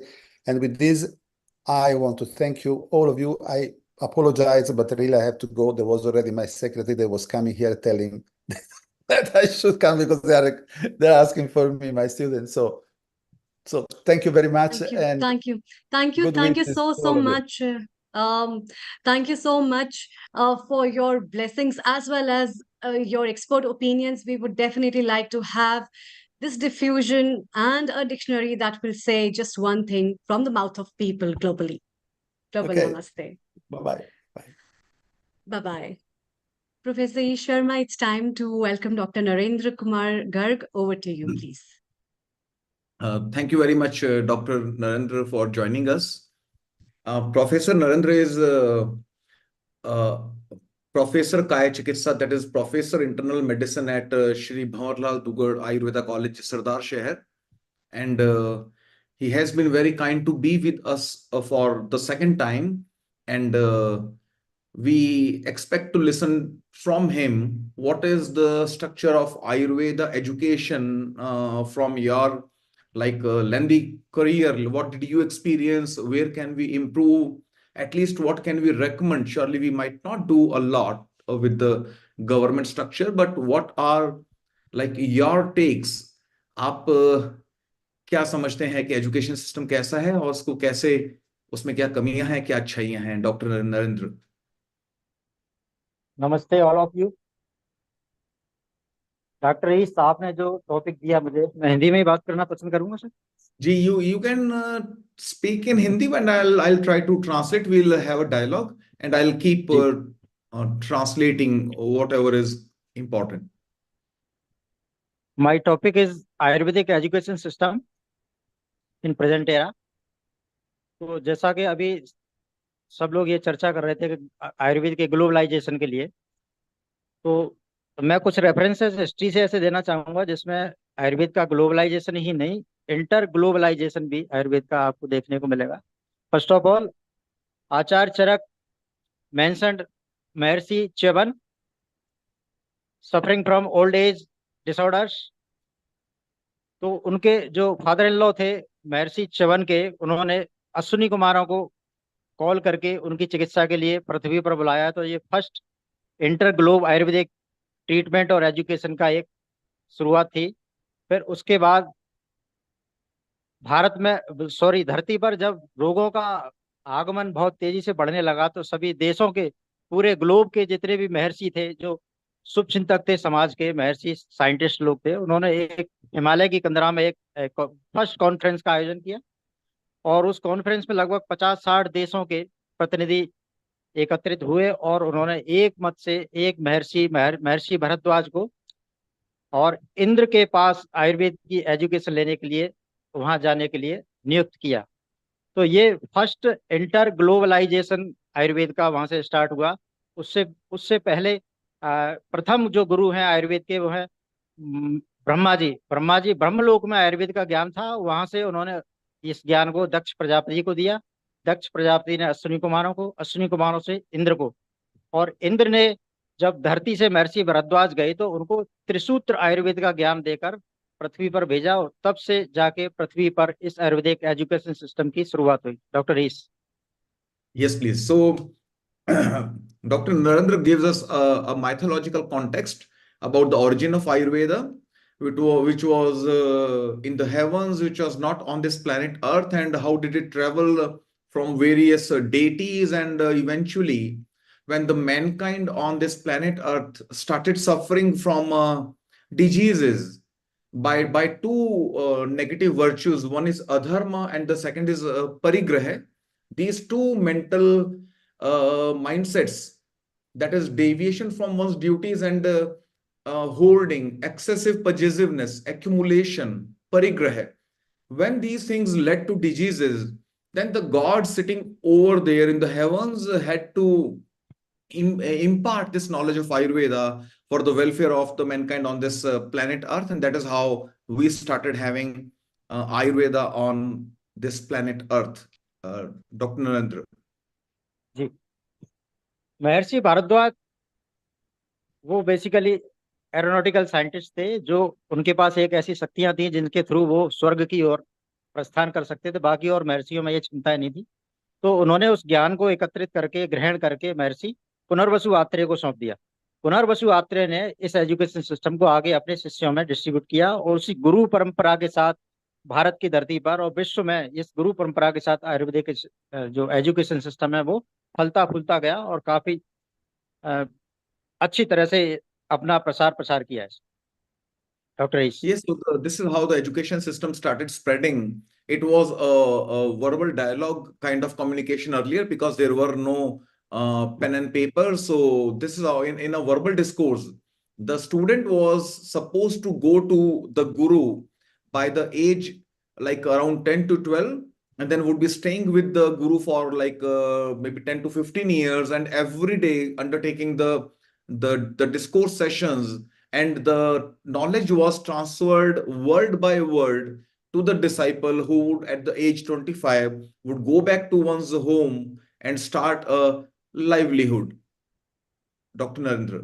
Ji, presently जब भारत में कुछ ऐसे degree diploma courses हैं जिनको भारत सरकार और state government के द्वारा रिकॉग्नाइज और संचालित किया जाता है।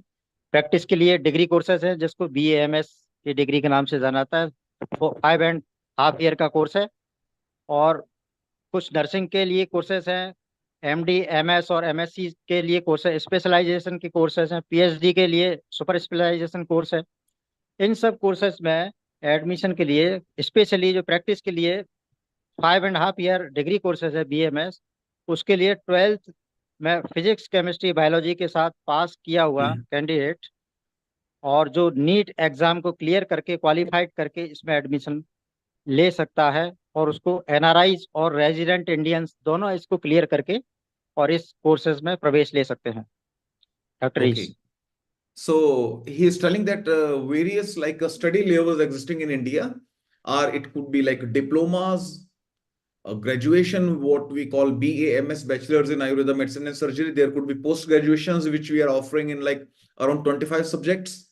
Then we have PhD Ayurveda, and for the basic like entry into a graduation level, you have to have cleared your high school, what we call 10+2 or 12th standard with physics, chemistry, biology, and you have to appear one national level in test, what we call NEET, and that's where you can you'll be eligible to take admission in any medical field. It could be modern medicine, pharmacy, nursing, veterinary, Ayurveda, homeopathy, Unani, whatever. You have to clear this particular exam. Yes, Dr. Narendra.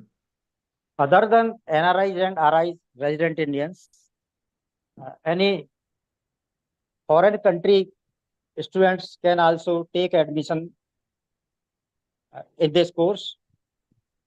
Bharat सरकार और ICCR, international council for cultural relationship under the ministry of foreign affairs, इनके बीच जो MOU हैं उनके तहत 104 seats Bharat में ऐसे कॉलेजों में रिजर्व हैं जो बाहर के कंट्रीज के स्टूडेंट्स उसमें एडमिशन ले सकते हैं और विदाउट नीड वो इसमें एडमिशन ले सकते हैं।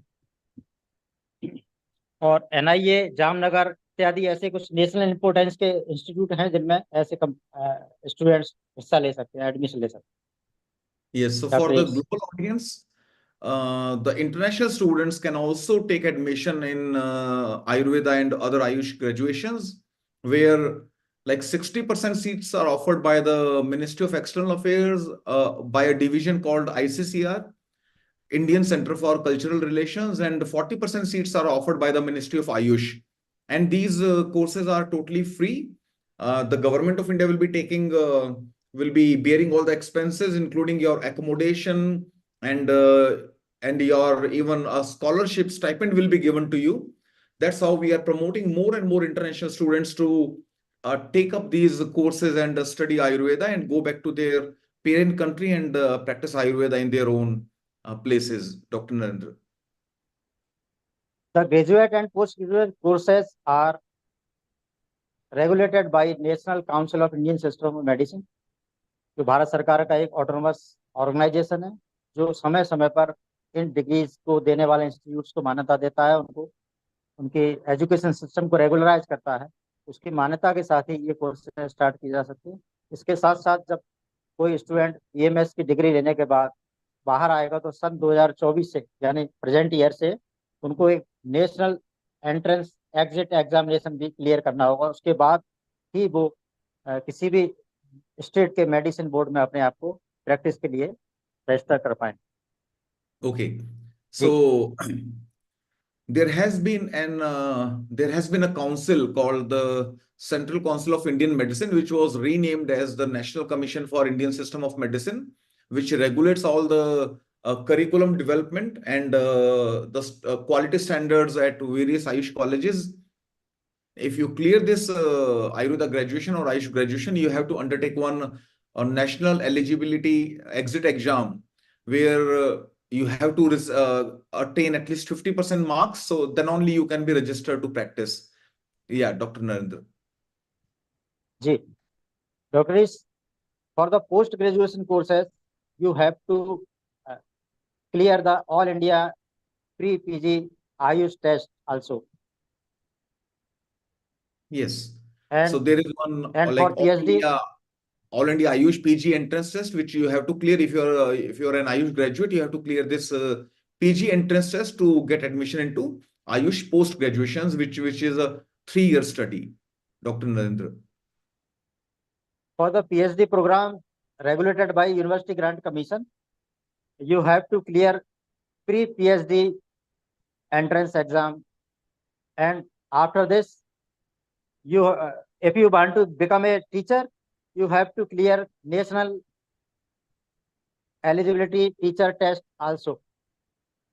Yes, that's clear. Yes. So, Professor Sharma, this is very useful. So, what we should do, we should create a flyer for this and spread it amongst the Ayurveda fraternity world over, which will be much better. So, if you can organize with Dr. Narendra a flyer with this information, it will be better. Then we can actually viral in some of the appropriate groups, which will be very useful. We've got about 5 to 7 minutes left. Shall we visit Giant Cooler here, Professor Sharma? Yes, yes, maybe if thank you, Dr. Narendra. If you have got something to convey, then we go ahead with you. Otherwise, we move on to Jayant. Okay. I have completed my discussion. Great, thank you very much. So, Mr. Neil conveys that we will be preparing a flyer upon the inputs you have given. We will circulate it to many countries, and maybe because it's a free study, along with the stipend paid on monthly basis. So maybe we can have more students coming to ICCR and Ayush scholarships. Thank you very much. Welcome, Jan. Thank you, Dr. H. Am I audible? Yeah, very much. Yes. Yes. Thank you.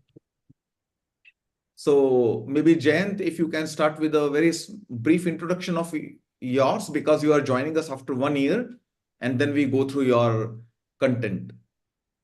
Sure. So good evening, everyone. Very happy to be back and share whatever I've been learning till now, and the journey is ongoing. So my name is Jayant. I'm from Bangalore, and I serve as a strength and conditioning coach. I am a registered craniosacral therapist.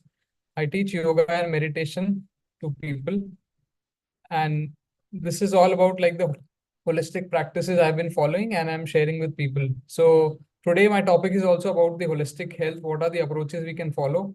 And I and Dr. Ish planned that we'll draw what are the parallels between what is going on in the modern science about holistic health and how Ayurveda has its opinion on it. So Dr. Ish, shall we start? Yes, please. Yes. Yeah.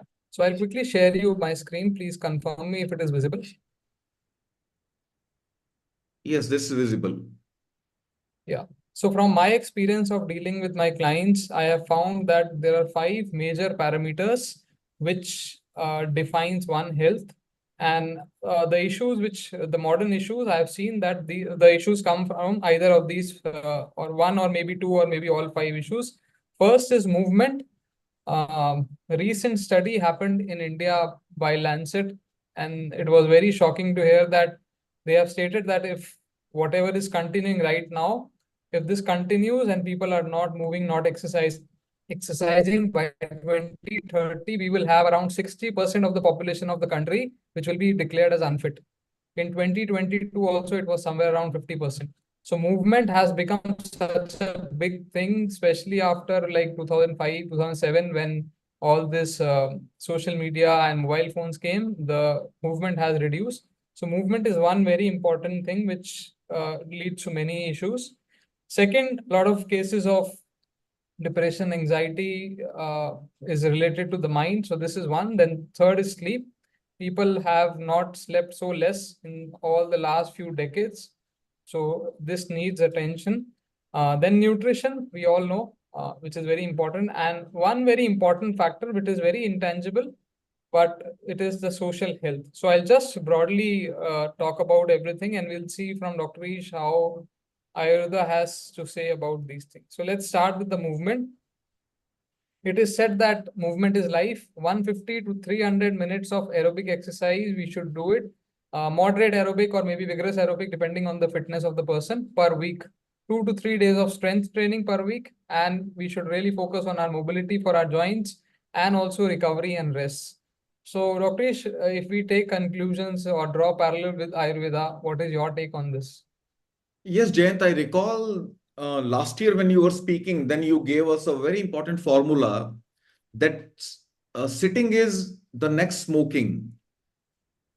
So Yes. if you are your chair can be more addictive than your cigarette or your alcohol, and you are bound to get more more detrimental effects, maybe than like smoking or drinking. If you are always sitting, as Sushruta has very clearly told, that you are destined to be a diabetic if you prefer to uh, stand than walking, if you prefer to sit down than standing, if you prefer to lie down than sitting, and if you prefer to sleep than lying down, that is, you are going like further away from physical activity, then you are a destined, proven future diabetic.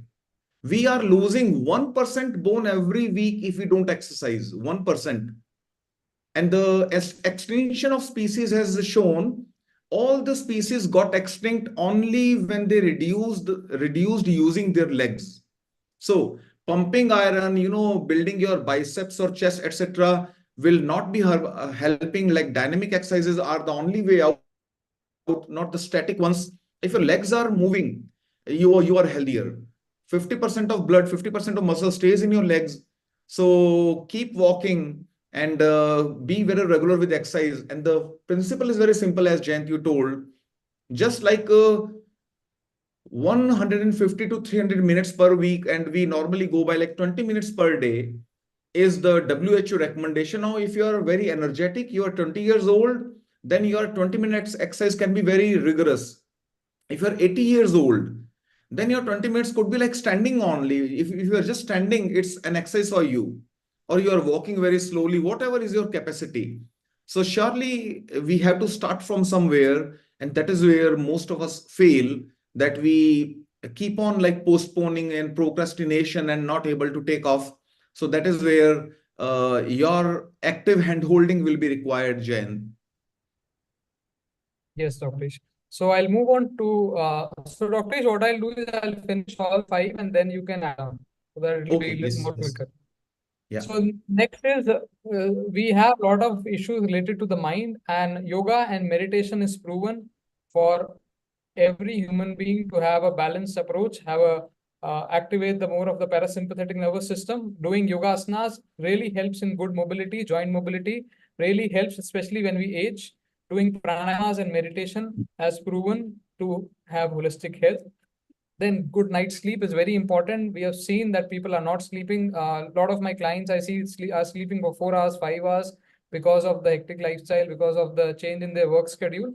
So 8 hours per night of sleep, I have seen that it really works wonders for people if they start sleeping on time. Next is about nutrition. A lot of people have been having carb-rich diet, which has been one of the prime reason for having metabolic syndrome diseases, diabetes, obesity. So adequate macros are important. Having a balanced diet is important, and hydration, again, very important thing. Many people are not well hydrated, which results in many issues, right from joint issues, back pain, neck pain, having skin issues. So 3 to 4 liters of water has proven. Although all these we focus on customization, not everything is like it's not one person which fits all, but on an average, this what we have seen. Then very important thing is the social health, relationship, spending time with the family. Are you interested in some social service? Are you working towards a purpose? A relationship with the self, what makes you truly happy? What all hobbies you are spending time on? Are you doing those things which you used to do when you were 20, 25 years of age or not? Are you learning new things which really helps in your motor abilities? So all these things I've seen, if we broadly categorize them, if we work on this all, we'll have a very holistic approach. So Dr. Ish, if you can share your views, I have seen a lot of parallel can be drawn from Ayurveda also. Surely, this is a very comprehensive plan which takes care of your mind, your diet, your social health, and your sleep. Every aspect has been covered.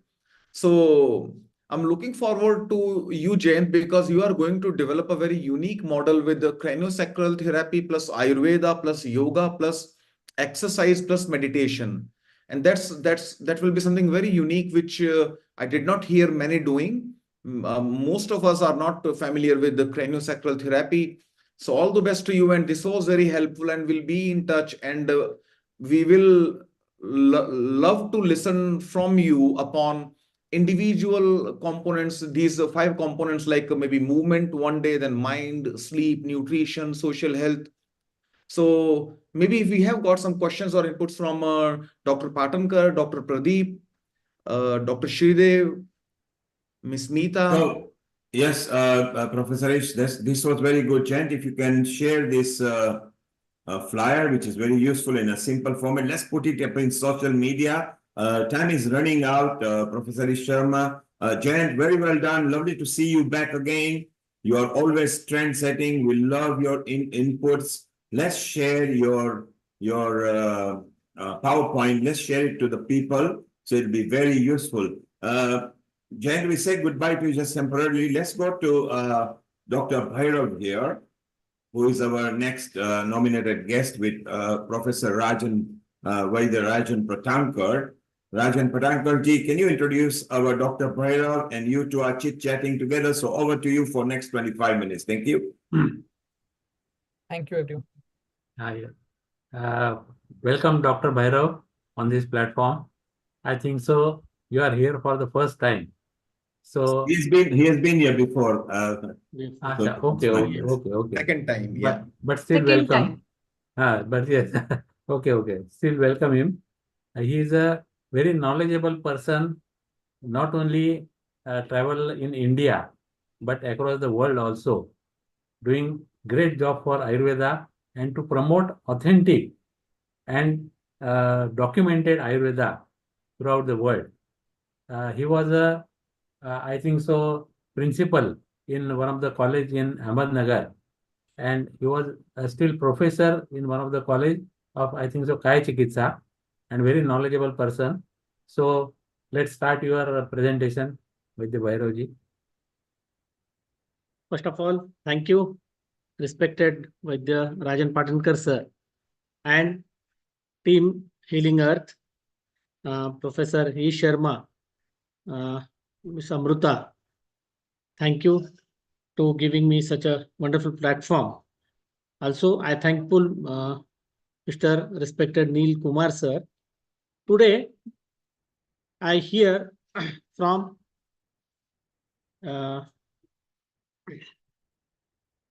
I'm from Chhatrapati Sambhajinagar, Maharashtra. I'm working as a professor in a Ayurveda Medical College. So today I heard regarding some words, good words from Mr. Antino Morandi. He is one of the legend in the field of Ayurveda. He is from Italy. I was met him, and we are guest speaker in last year at Portugal also. So he talked about how to promote Ayurveda in worldwide, and many people answered. So my only words regarding this, because we appreciate the of science. So only the words I just quoted over here, because it's a great platform and lots of eminence are in this platform. So Ayurveda is not a marketing science. Ayurveda is a science of life. So it is when it is used, then people needs. And I visited more than 16 countries outside India. People eager to know knowledge about Ayurveda. People knows about what is Ayurveda, and they want some traditional treatment other than allopathy. So this is Ayurveda. So some people marketing like a toothpaste, shampoo. This is the one of the criteria. But we are working to promote our science, and it is good to swasthasya swasthya rakshanam aturasya vyadhi parimokshana. This is the one quote in mention in Ayurveda science. You all know, you are a respected person over here. So that's why today's my topic is Ayurveda, and in Ayurveda mention some diet, some particularly major illnesses. So before I started, so I want to explain regarding concept of food, because last year I visited Europe. This year also visited Europe. People was very appreciated this topic because they want to know about how to eat, what to eat, and when to eat. So this is most important because you know very well all the disease come through because of your diet only. Whatever diet you taken, vegetarian, non-vegetarian, etc. So in our life science, in it means Ayurveda, we have mentioned our acharyas are mentioned some energies principle of food, some 20 attributes are there, and Ayurveda has mentioned 8 factors regarding our foods. So it is called as Ahara Vidhi Visheshayatan, my dear friends. So what is this? So it is mentioned first because I have less time. So I not taken much more time. So there are mentioned some Prakriti. It means food, of nature of food. So depending on whether food is easily digestible or not, this is mentioned in Prakriti. Also, current, one of the method of processing generally cooked food is better for your nutrition, my dear friend. Some substances, you know very well, like a fruits, some salads are better taken uncooked. Also, when we eat the food, so we can frying, we can baking, we mixing, drying. This is some criteria are mentioned. Samayoga, it means some combination. While preparing any type of food or any type of ingredients, be properly mixed together or combined with. So here I want to explain one quote over here. People eating a fruit salad, it means some type of fruits with milk or curd. So it is not beneficial for us. So in Ayurveda mentions samyoga. Rashi, it means quantity. While eating, one of the consider the individual ingredient, any type of quantity you need to carry. Then Desha, it means place. Ayurveda divided 3 place, most of the some marshy place, some arid, and some normal places. So as per your, where are you living, that as per your diet is mentioned in the Ayurveda text. Kala means time or any type of period. One of must along change the time, food as well as quantity also mentioned. Some people are here living in Europe. So the timing is different than India. So diet is different than this place.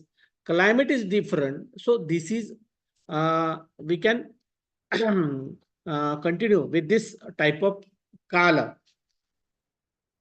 As well as some persons who take the food and when take the food. If you take your food, it means some rules are mentioned in Ayurveda. Food must be consumed while it is hot.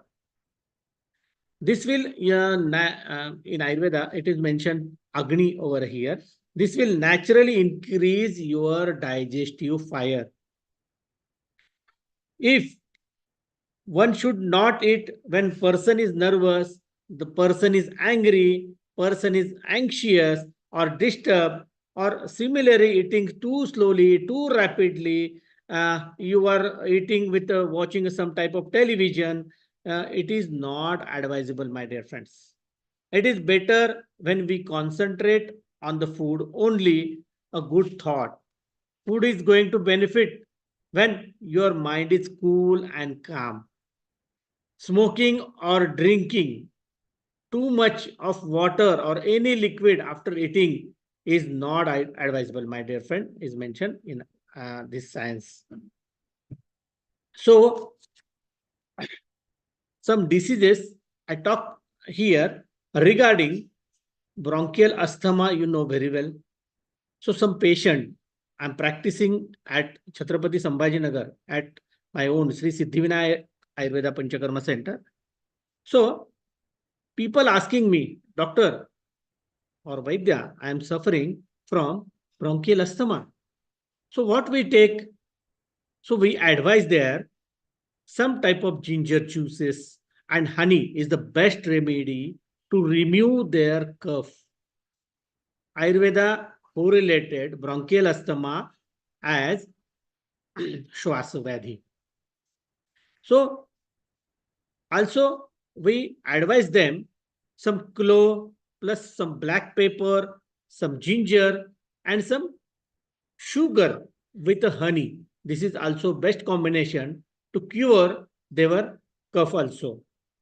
Drink a glass of lukewarm water, honey at the morning. This is also beneficial or very beneficial to suffering for cough also, my dear friends.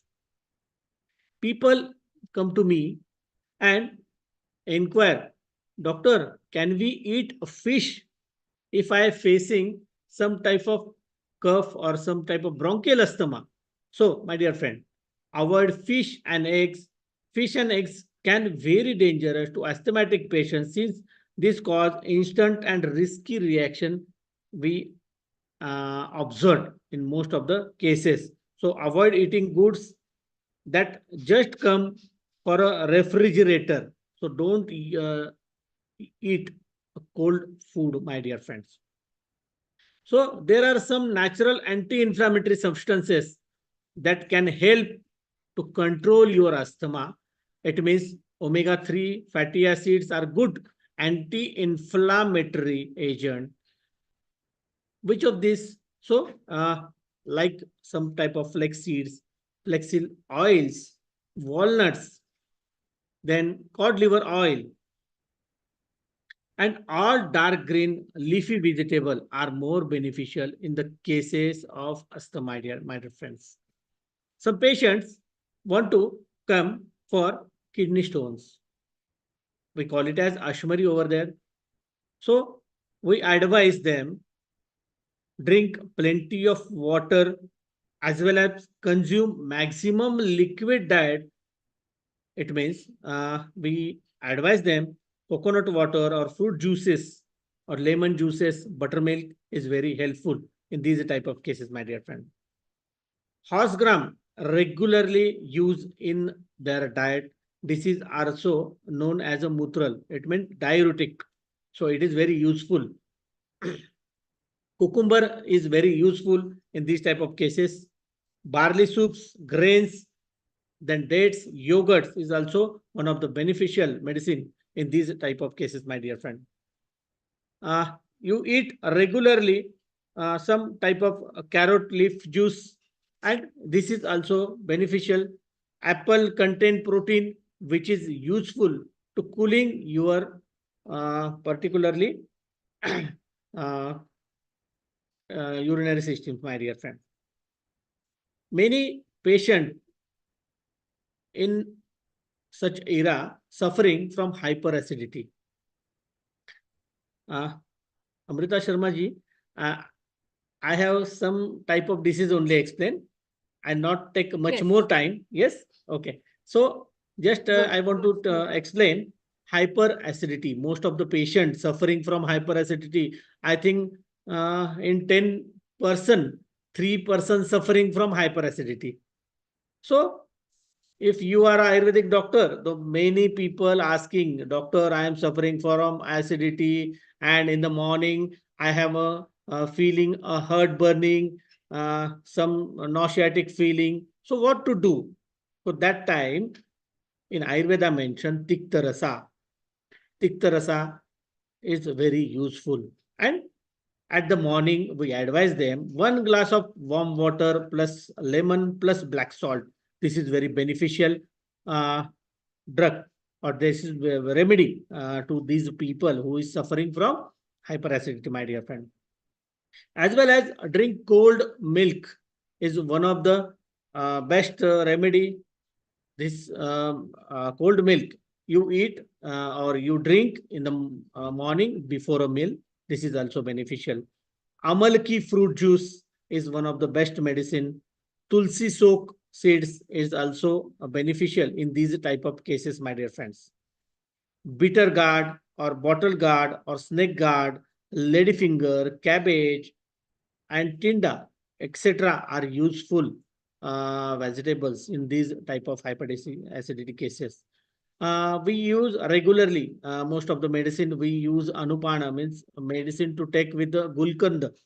It helps to reduce your heat in the body. This is also best remedy.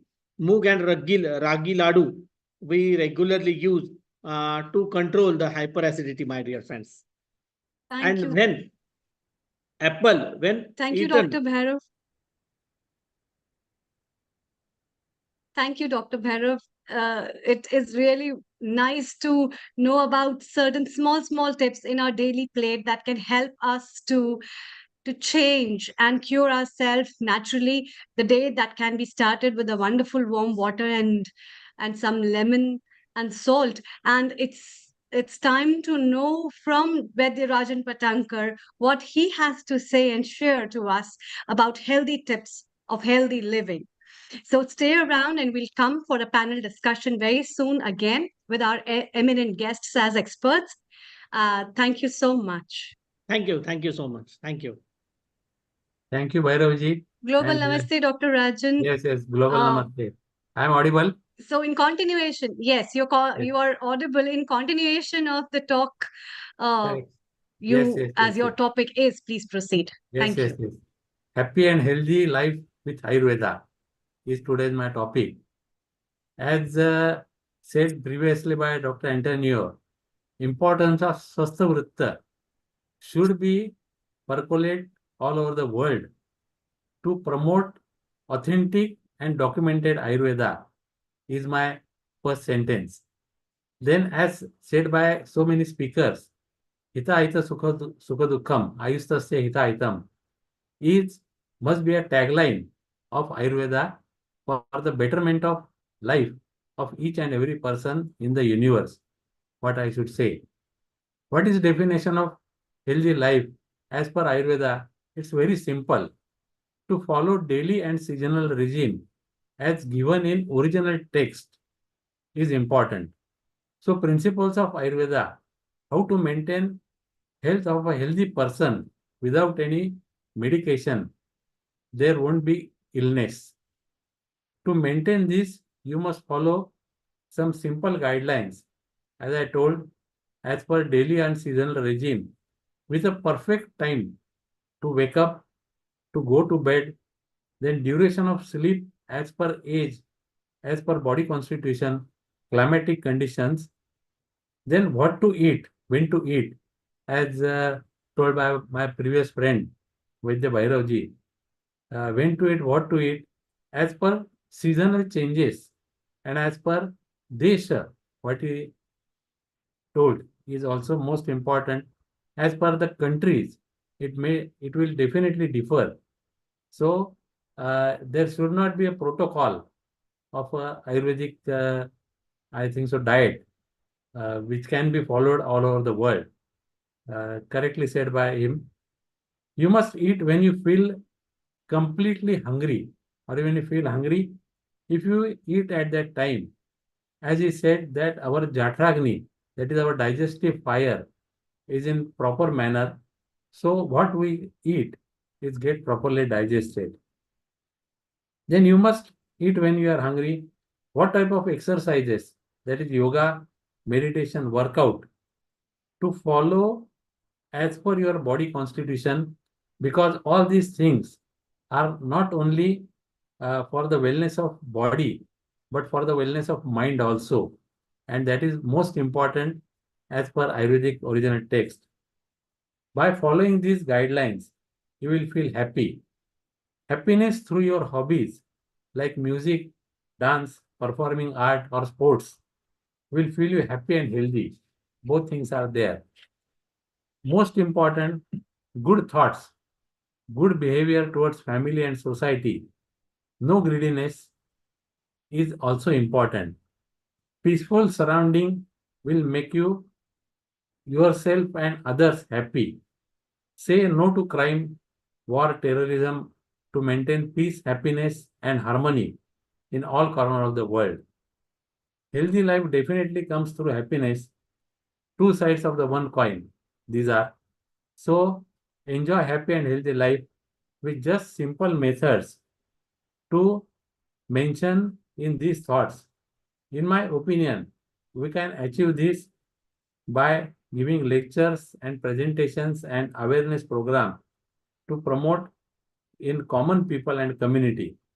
Only good and knowledgeable Vaidyas can do this in proper manner. This is my opinion. And after this pandemic, it is definitely need of the hour to promote authentic and documented Ayurveda to all over the world for the greatness of Ayurveda and to promote Ayurveda throughout the world. So thank you very much.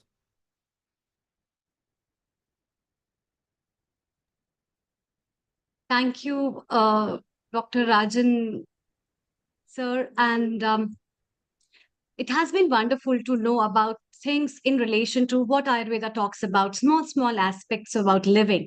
It talks about small aspects about thinking. It talks about small aspects about how to think better, live better, stay happy, and a lot of things that can change your individuality as far as a human being. And the talk that we have been doing today for promoting Ayurveda and talking about the oneness of Ayurveda and globalization of Ayurveda.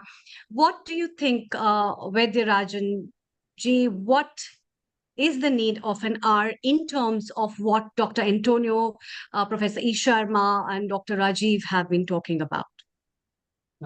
Definitely. Their thoughts are very important and should be taken not lightly, but seriously. So, as I said in this talk also, to promote Ayurveda awareness in the people, to know the Ayurveda or to educate them in their language or in their style is important. If I say, if I am from Mumbai or Maharashtra, I cannot say all these things in Amrutaji's place in Himachal Pradesh. So that differs from the Desha, then Bala, and everything.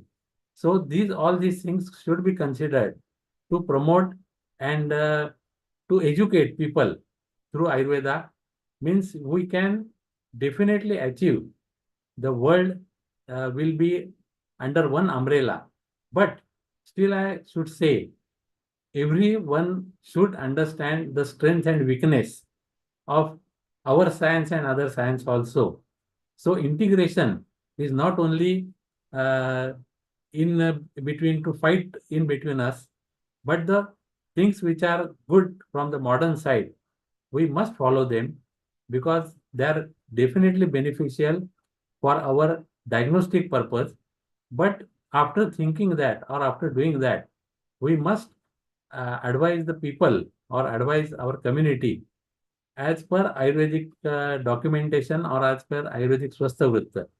That is my say, because Rajivji is more thoughtful and experienced than me. So thank you very much. In Thank you addition so to much. Dr. Meenakshi, can you please make your camera landscape, please? In the moment, we can have a comment from Dr. Rajiv. Dr. Rajiv, your comment, please, and then we take Dr. Meenakshi. Over to you.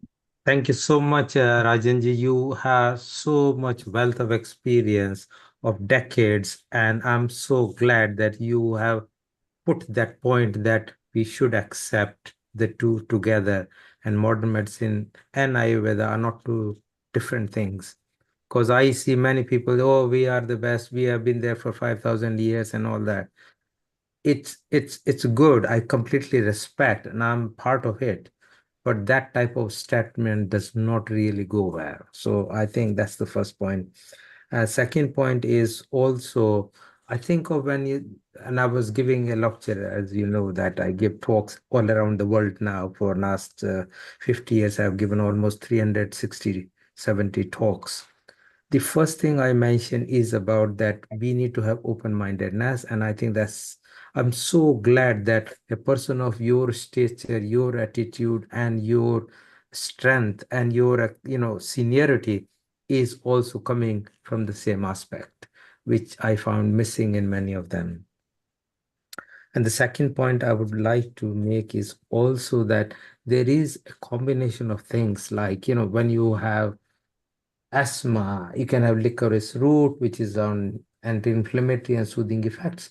And on the other hand, you can have the inhaled corticosteroids. It works together. There is no harm doing together. So yoga, in my view, is a union. And it's a union of body, mind, and soul, but also a union of modern medicine with Ayurveda.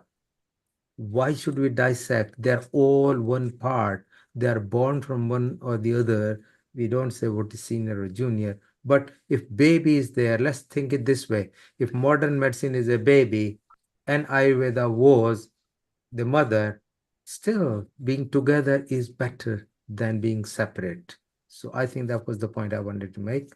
So let's work together. Fantastic episode all the way through. Thanks to Amrita for bringing it together with Neil and Nishit, who is working in the background.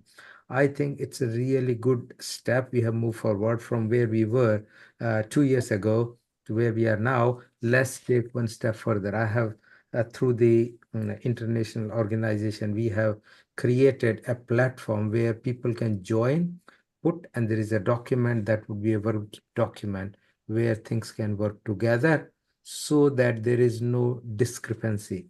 And that is the best way we can go. So thank you. Thank you. Thank you, Dr. Rajiv.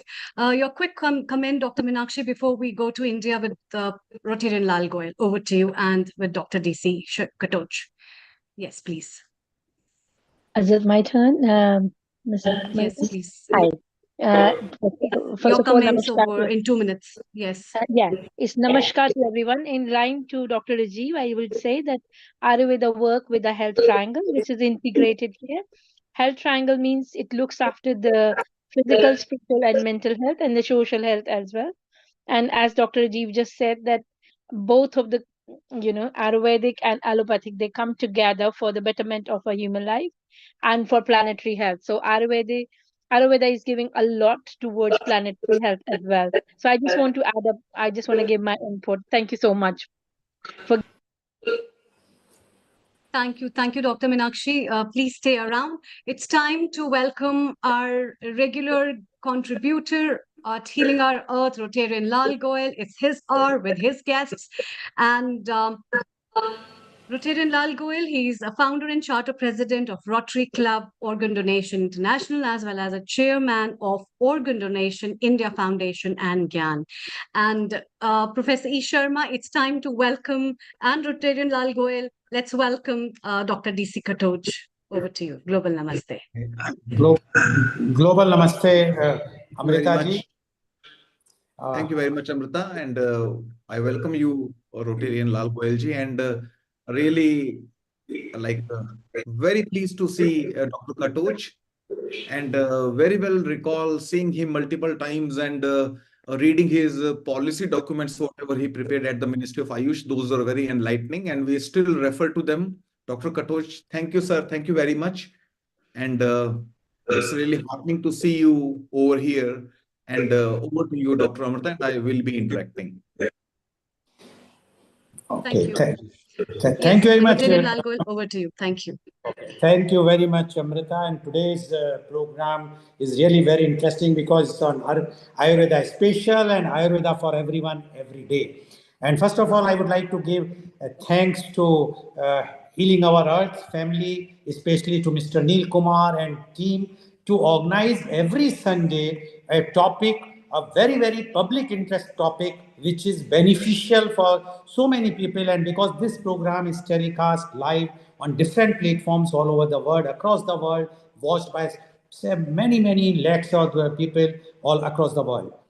Secondly, because this program is giving the real things from the horse's mouth, if I will say, because the dignitaries who are coming as a guest are giving their thoughts, and it is not that somebody XYZ is coming, it's the real authorities who are coming.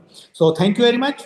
And when we are talking about Ayurveda for everyone every day, Ayurveda, often referred to as the science of life, is a holistic healing system that originated in India over 5,000 years ago. It focuses on maintaining balance in the body, mind, and spirit to promote overall well-being and prevent illness. Ayurveda is derived from the Sanskrit words Ayush, meaning life, and Veda, meaning knowledge or science. Ayurveda is based on the belief that the universe, including the human body, is composed of 5 fundamental elements: space, air, fire, water, and earth. These elements combine to form 3 doshas or body types. Each person has a unique combination of these doshas known as their prakriti, which determines their physical and mental characteristics. The balance of doshas is crucial for maintaining health. Ayurveda emphasizes daily routine and lifestyle choice to maintain balance and health. Incorporating Ayurveda into a modern lifestyle does not have to be complicated. Small, consistent changes can lead to significant improvements in health and well-being. Ayurveda offers timeless wisdom for living a balanced and healthy life. By incorporating its principles into everyday routines, individuals can enhance their physical, mental, and spiritual well-being. Whether though mindful eating, daily self-care practices, or connecting with nature, Ayurveda provides practical tools for achieving and maintaining harmony in modern life.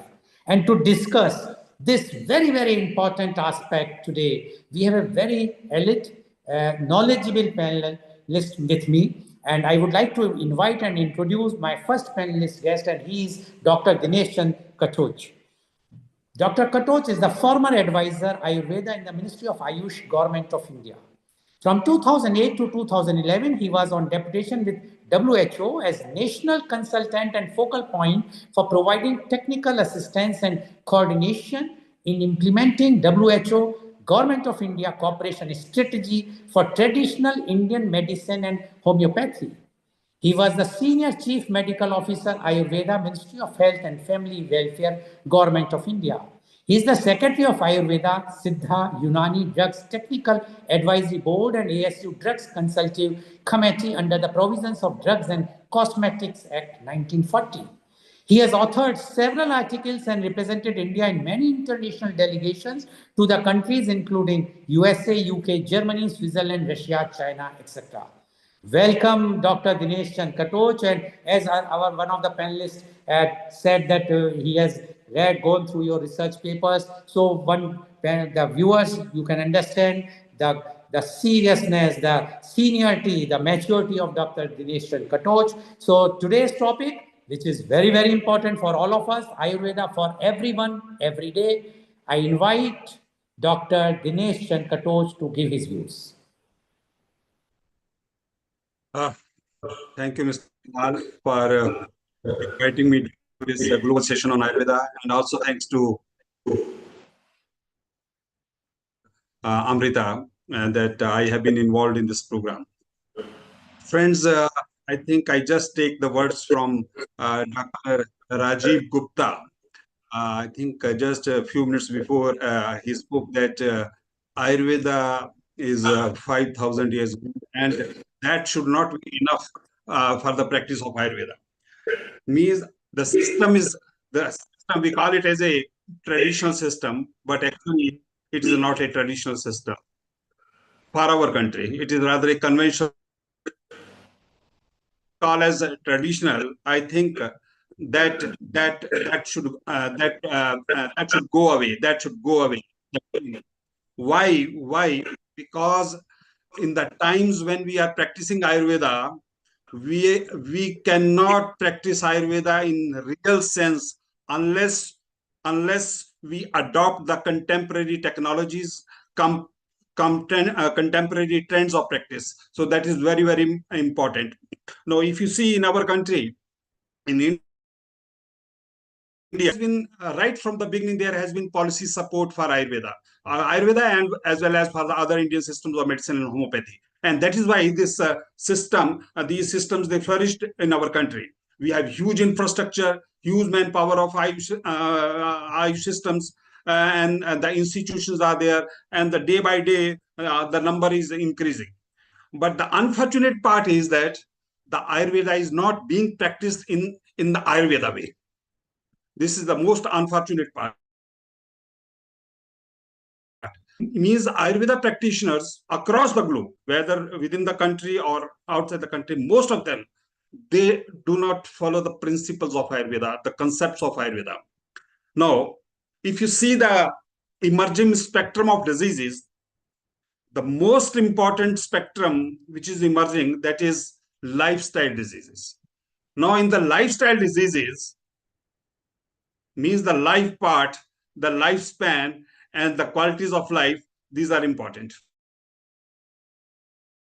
These things. How will you address? Can these lifestyle disorders can be managed with pills and capsules? No, this cannot be. Unless you change the lifestyle, unless you modulate the lifestyle. If you see the WHO report, the global survey that came up in I think 2002 and 3, that the incidence of lifestyle diseases, it has increased. I think 60 to 70% of the global disease burden, that is from the lifestyle diseases.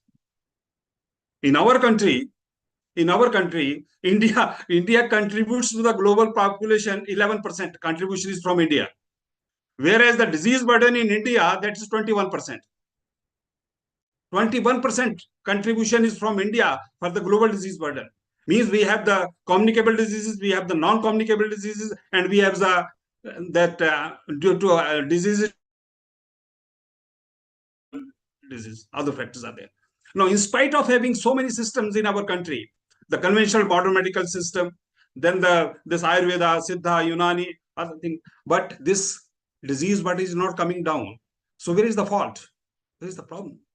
The problem is that in spite of our system being so much competent, but the system is not practiced in the way it should be.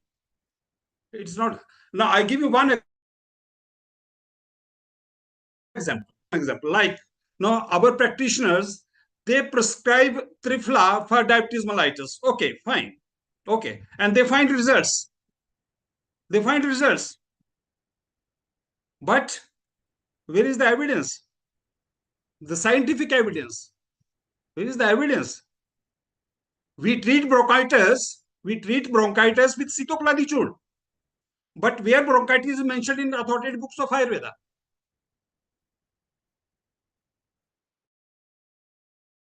"57 Ayurveda books in the Drugs and Cosmetic Act. There is a list of authoritative books of Ayurveda, and 57 books of Ayurveda, they are mentioned there. And if you see all of them, you will not find the indications or the uses for which we are doing the practice of Ayurveda. On the prescription, we make the diagnosis that, and we write that, okay, bronchitis. We write down bronchial asthma. We write down diabetes mellitus, right? But do we find? No.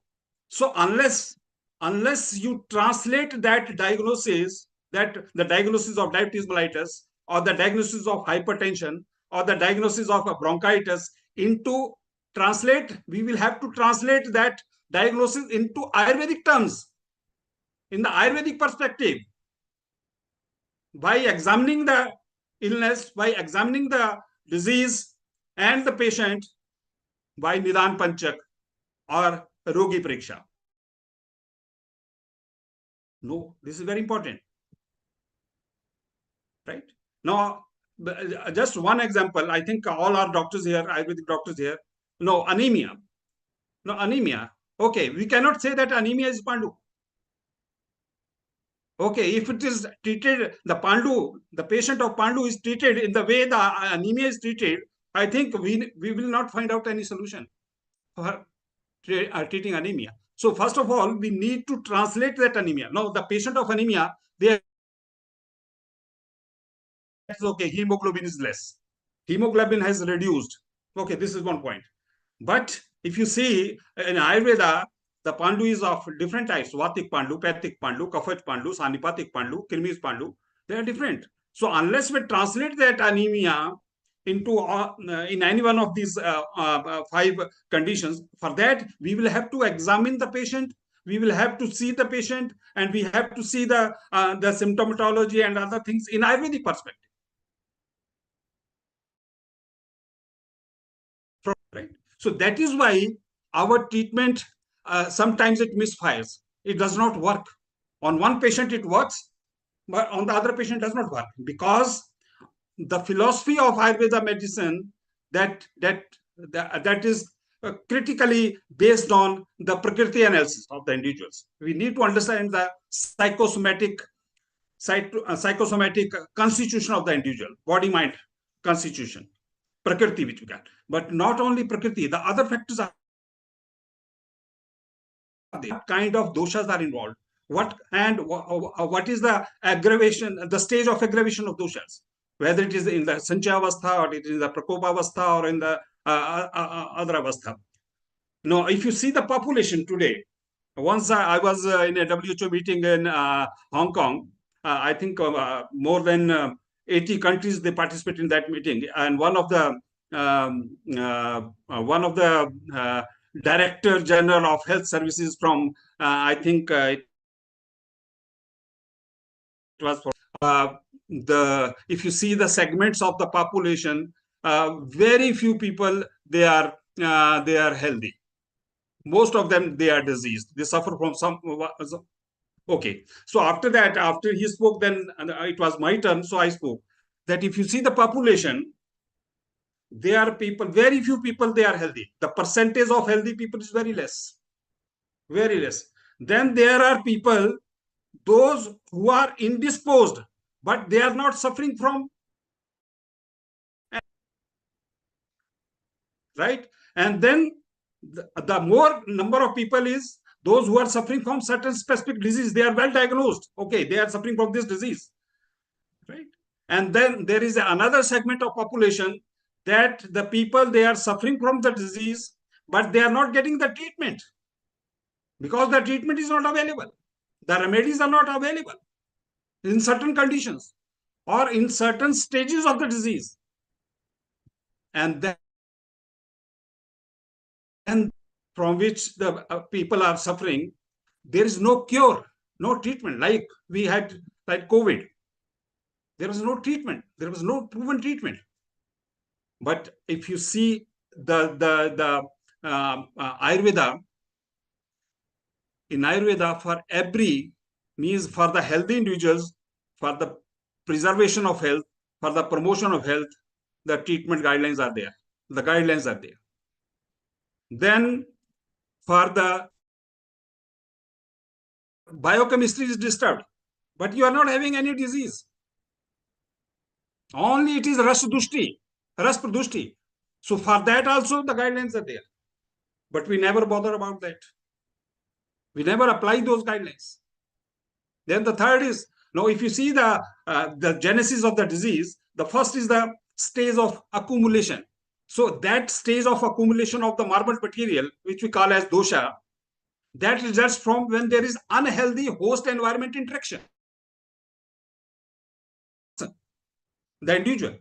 And when it's his or her interaction with the external environment, means that is his lifestyle. Now the lifestyle, when I say lifestyle, lifestyle has four building blocks. The number one is your diet and nutrition. The second is your routine, right from getting up and going to bed. And third is your behavior and habits. And the fourth is your emotional status. So today, everything is disturbed. All the four. So by pumping more and more pills, by pumping capsule, can we achieve that homeostasis in the body system? No, no. That is why if you see the principles of Ayurveda treatment, the four principles are there: Sanshodhana, Sashamana, then the Pathya, Nidan Parivarjan, and no, the Sashaman Chikitsa means the use of drugs, use of medicines. So the role of medicine is hardly 25. It is Nidan Parivarjan. 25% it comes from the Nidan Parivarjan. Then another 25% from Sanshodhana, and another 25% it comes from the this Pathya Vyavastha. But we simply rely on medicines. We prescribe the medicines, we give or some guidelines. But if you want to apply the holistic principles of treatment of Ayurveda, we need to practice Ayurveda in this way that, okay, Sanshodhan is also required, but the most important is the lifestyle factors, managing the lifestyle factors. In 2005-6, WHO conducted a survey and they came out that how the disease is produced in a body system. And they came out that the social determinants of health, they are very, very important. The social determinants of the health. Now, what are the social determinants? Like our living conditions, our habits, then educational status, how much aware we are about the healthcare, and then another. No, the most important part of the social determinants is the lifestyle factors. And in the lifestyle factors, there are many things which are reversible, which can be modulated, but that aspect is never advocated. That is never promoted. I think that needs to be encouraged. Right? And in Ayurveda, when we say the lifestyle, I think lifestyle modulation, lifestyle modification, I think that is that is based on Prakriti analysis. That is based on psychosomatic constitution of the body and mind. Right? So on the basis of that, or those guidelines means what to eat, what should be the routine of the individual, what kind of physical activities, what should be the status, mental status, means the mental peace, emotional status. I think that has to be preserved. Only then we can achieve swasthya. Swasthya, what is the meaning of swasthya? Swasthya means to attain the swasthiti, to achieve the equilibrium with which we were born. So now another aspect, this is about the attainment of the health. Second aspect is that the practice of Ayurveda on the basis of the contemporary indications and uses of the medicines. Now, if you see the uses and the indications of our medicines, Ayurveda medicines, that kind of indications and uses, they are not mentioned in the Ayurveda books. Right? So we have to diagnose the patient in Ayurvedic perspective, on Ayurvedic lines, and according to the diagnosis has to be. No. The other thing is the drugs, the indications for the drug. I think for that, we need to do purposing and repurposing of our drugs. And for that, evidences have to be created. Evidence, like if I am using Cetoplasma for the patients of acute bronchitis, we need to do some clinical trials on the patients of clinical bronchitis, and then bring out some scientific data, and that scientific data, so that it should be in public domain, and the practitioner, our practitioner. Now, I just give you one example. A few years and the sufferers, they were suffering from this platelet low count of platelets. And suddenly there was a global news that okay, papaya is very effective in increasing papaya juice or papaya leaf juice, that is very effective for. But it did not come like this. There was a study in Pakistan. Some scientist, he did a study, because papaya is not mentioned in Ayurveda. It is only mentioned in a Siddha study in Pakistan, and he found that okay, when this papaya juice is then when he published, and then the manufacturers, they started manufacturing some pills made from papaya juice, like Platenja of Himalaya, and then the Carry pill of some company in India. So means the indication, the indication for which we are using the Ayurvedic drug, on that indication, the scientific studies are required. This is very, very important, unless we create evidence. Because when we do the drugs to the patients, I think it has to be based on 4 things. The number 1 is SOAP, means what are the subjective assessment of the patient. Then the objective assessment, means by the doctor, by the practitioner, by the Ayurveda practitioner. And the third is then the overall assessment, and then the plan, action plan. And that whole action plan by the practitioner, that should be based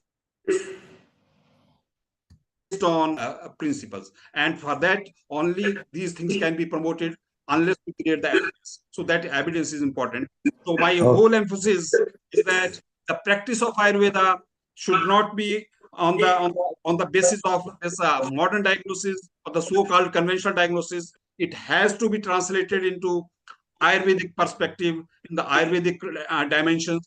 Only then we can provide successful treatment, successful management to the people from which they are suffering. Yeah. So this is the point. Okay. Thank you very much. Thank you very much, Dr. Katroj, for giving very, very straightforward your views. Very forcibly you have put it. Before I will move to my next panelist guest, one only small question to you. Do you think, although you are in the government, you have spent your entire life in the government, and a very, very important person in the government, do you think the education system in Ayurveda, as well as the research in Ayurveda, is lacking in India? And that's why no research papers, like what is happening in allopathy, that they are publishing research papers in the journals like Lancet, etc., are lacking. And that's why what you have expressed today is the practice of Ayurveda is not that effective, because people are doing whatsoever they have learned here and there, but no proper research papers are there. What you say in a very, very short time, Dr. Katroj, please. No, you see that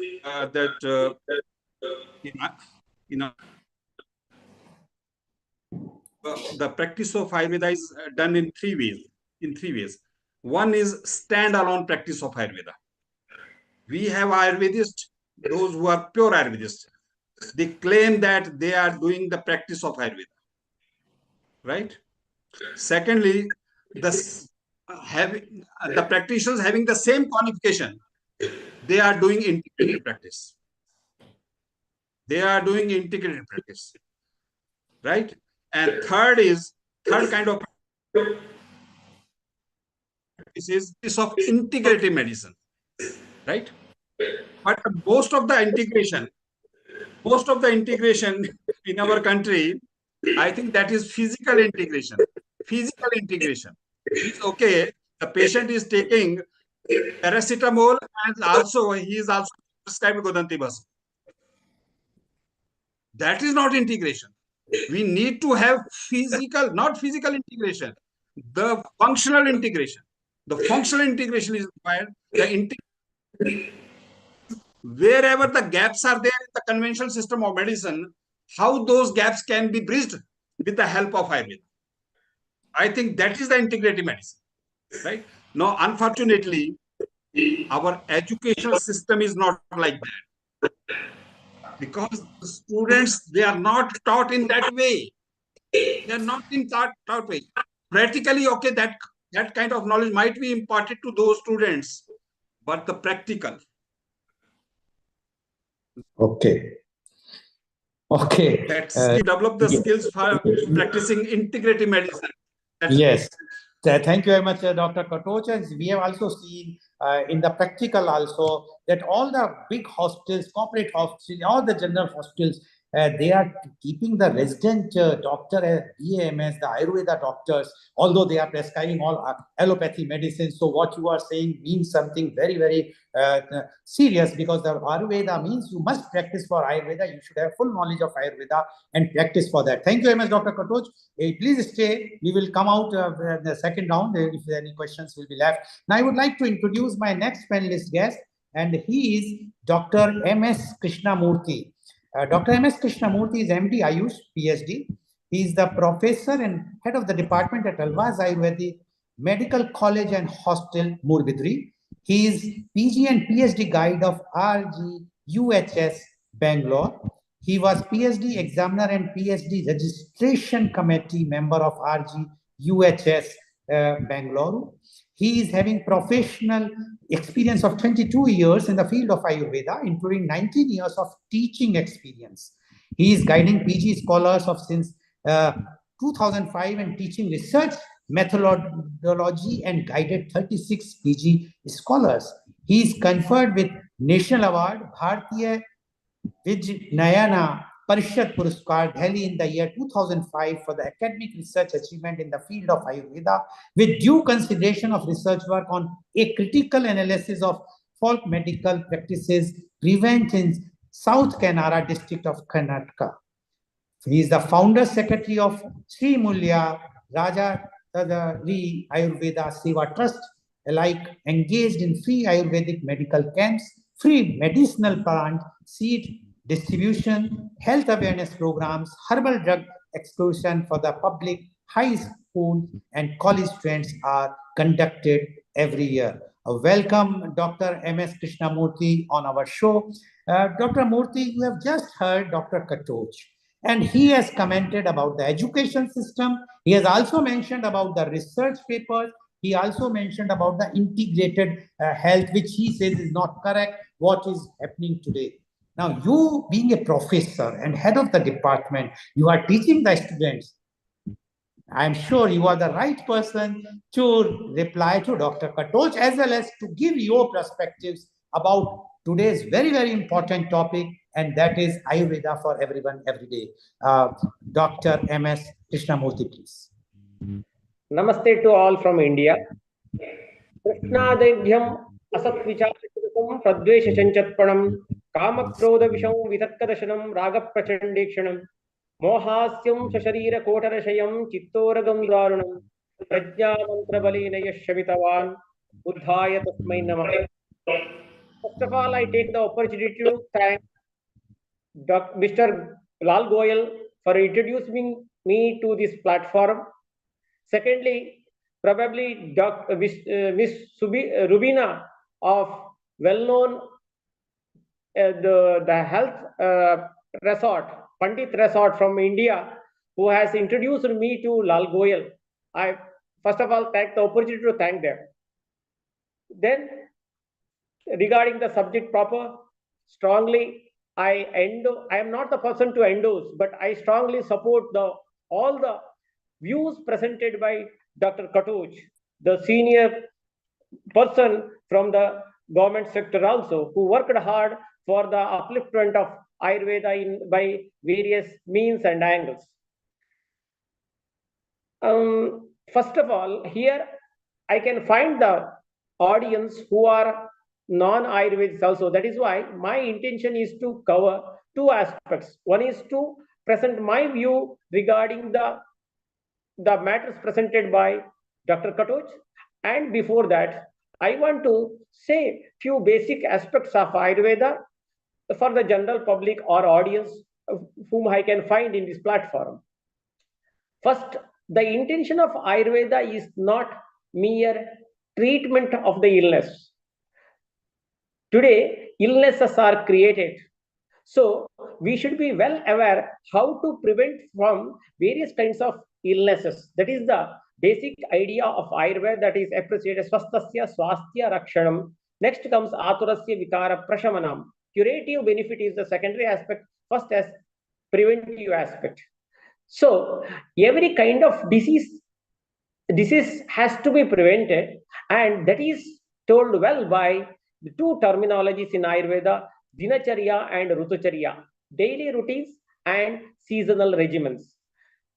Everyone must think, analyze regarding this, whether we are properly adopting the daily routines or we are adopting proper seasonal regimens or not. Surely, including myself, for majority of the instances, we are not following the daily routines and seasonal regimens as per classical Ayurveda. Probably our lifestyle, our urgency, etc. are the few factors, precipitating factors. But surely, if we have to take care of ourselves, undoubtedly we have to follow the age-old principles, dinacharya and rutucharya. Importantly, Dr. Katuch once again emphasized regarding that matter, how we are bad about our lifestyle. We say that we must remain happy, healthy, peaceful, pleasureful, spiritual, etc. When we are not following the dinacharya and rutucharya, how it is possible to attain? That is why, first of all, we need to give emphasis to the extent possible. Maybe it is not possible by every means, but extent possible, we need to give much priority for the daily routines, especially starting from waking up. Even though acharyas have told to wake up by Brahmi Muhurta, means 4:30 to 5:30 in between, which is not possible in our busy schedule.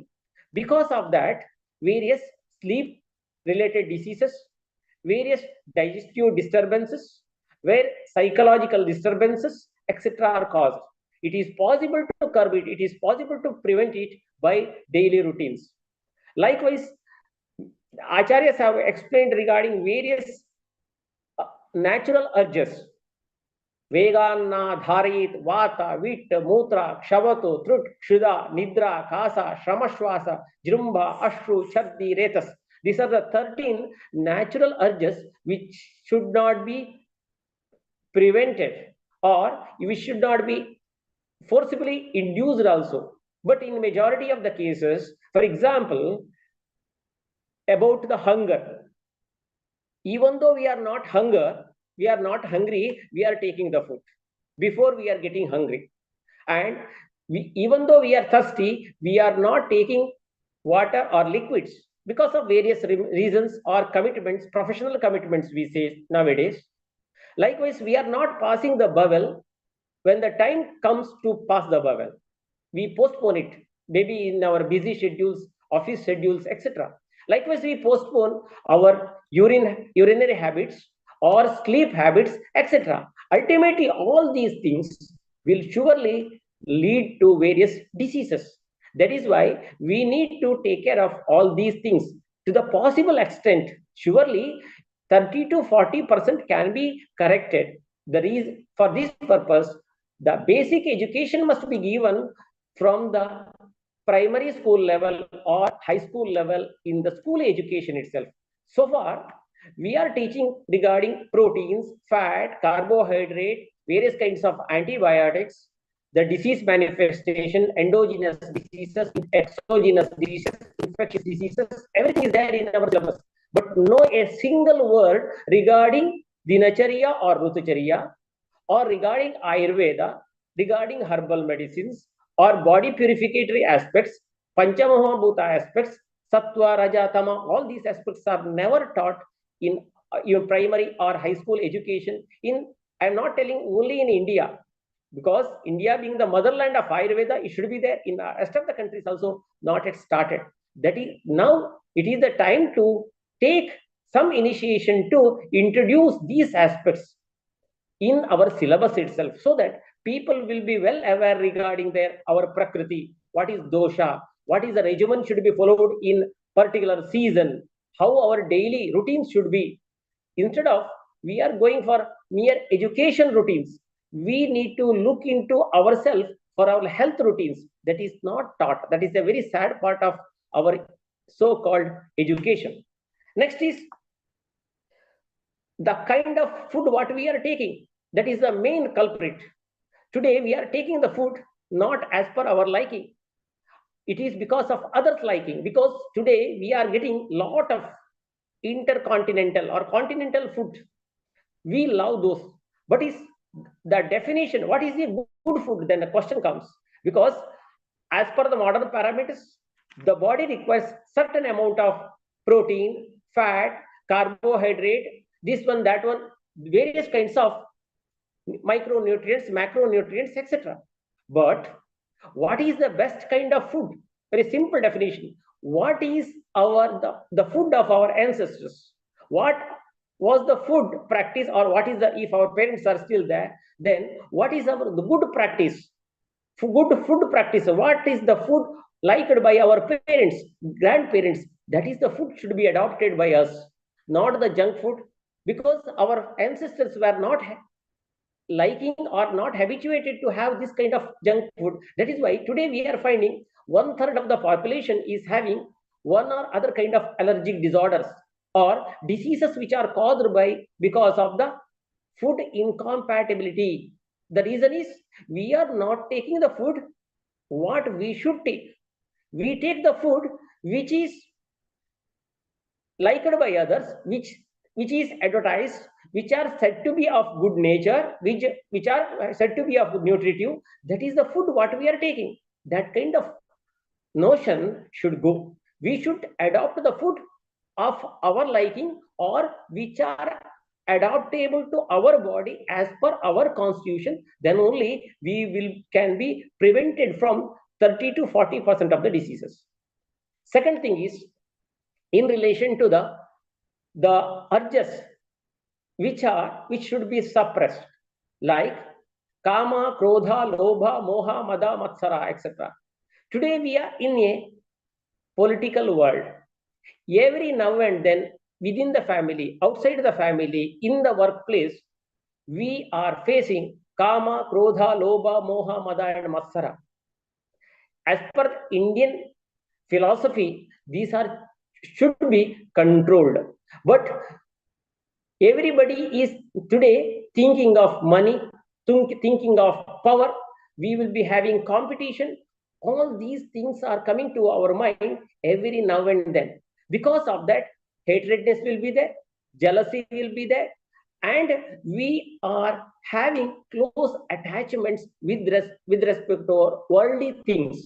Just like it may be a mobile, it may be a laptop, it may be our own home, our car, our vehicle, whatever it may be. We are having much attachment with these things. Because of that, whenever if our family member is getting ill, we are not worried. Whereas our own mobile, if gets scratched, then we are worrying. This is the beginning of a kind of jealousy, a kind of hatredness, non-adjustment, etc. This must be checked. And third aspect is regarding the proper exercise. Today, every now and then, people are going to gym, or those who are having some influence of Ayurveda, yoga, and etc. They are going for yoga. But our routines must be carried by ourselves. For example, housekeeping. So these kinds of minor activities are to be carried by ourselves. Maybe we are very rich, we are crorepathies, we are lakpathis, but our works must be carried by ourselves. By that, dependency will be reduced, and we will be much pleased, and our relation will be more within the family members. Our relation will be more. Ultimately, this is the reason for the happiness or mindfulness. Today, in our mind, we are feeling the facts related to other people, not our own aspects. This is the reason why we are often feeling that somebody is giving a competition, or I am a competitor to another person, and ultimately it leads to a psychological disorder. That is why within this time span of 10 to 15 minutes, I have tried to say that the proper lifestyle care, it may be food, it may be habit, it may be thinking, by all these things we can keep fit by ourselves. That is the first aspect. Then next is the treatment aspect. Okay, before going to the treatment aspect, I will touch another topic. That is, we today we are taking the food as if the quantity wise, we are never thinking of quality wise. It is told the food must be taken not in the hands, it should be taken, enjoyed by keeping in the fingers. It means we should limit ourselves, our food. We should decide ourselves, not the physicians, not the doctor, not the family physician. We should think what is good, what is bad. That is it. And the proper food habits, not mere food, food habits. How we are sitting for the food, how we are taking the food, what all the adjuvants are taken along with the food. These are the very important factors to keep our gut appropriate, stronger. Other than that, today we are much enjoying the worldly pleasures. Our interest towards political aspects, economy aspects, or other name, fame related aspects, work aspects are more. That is why we work like donkeys and we are not taking enough rest. I say we are taking rest, but we are not taking enough rest as per our body requirement.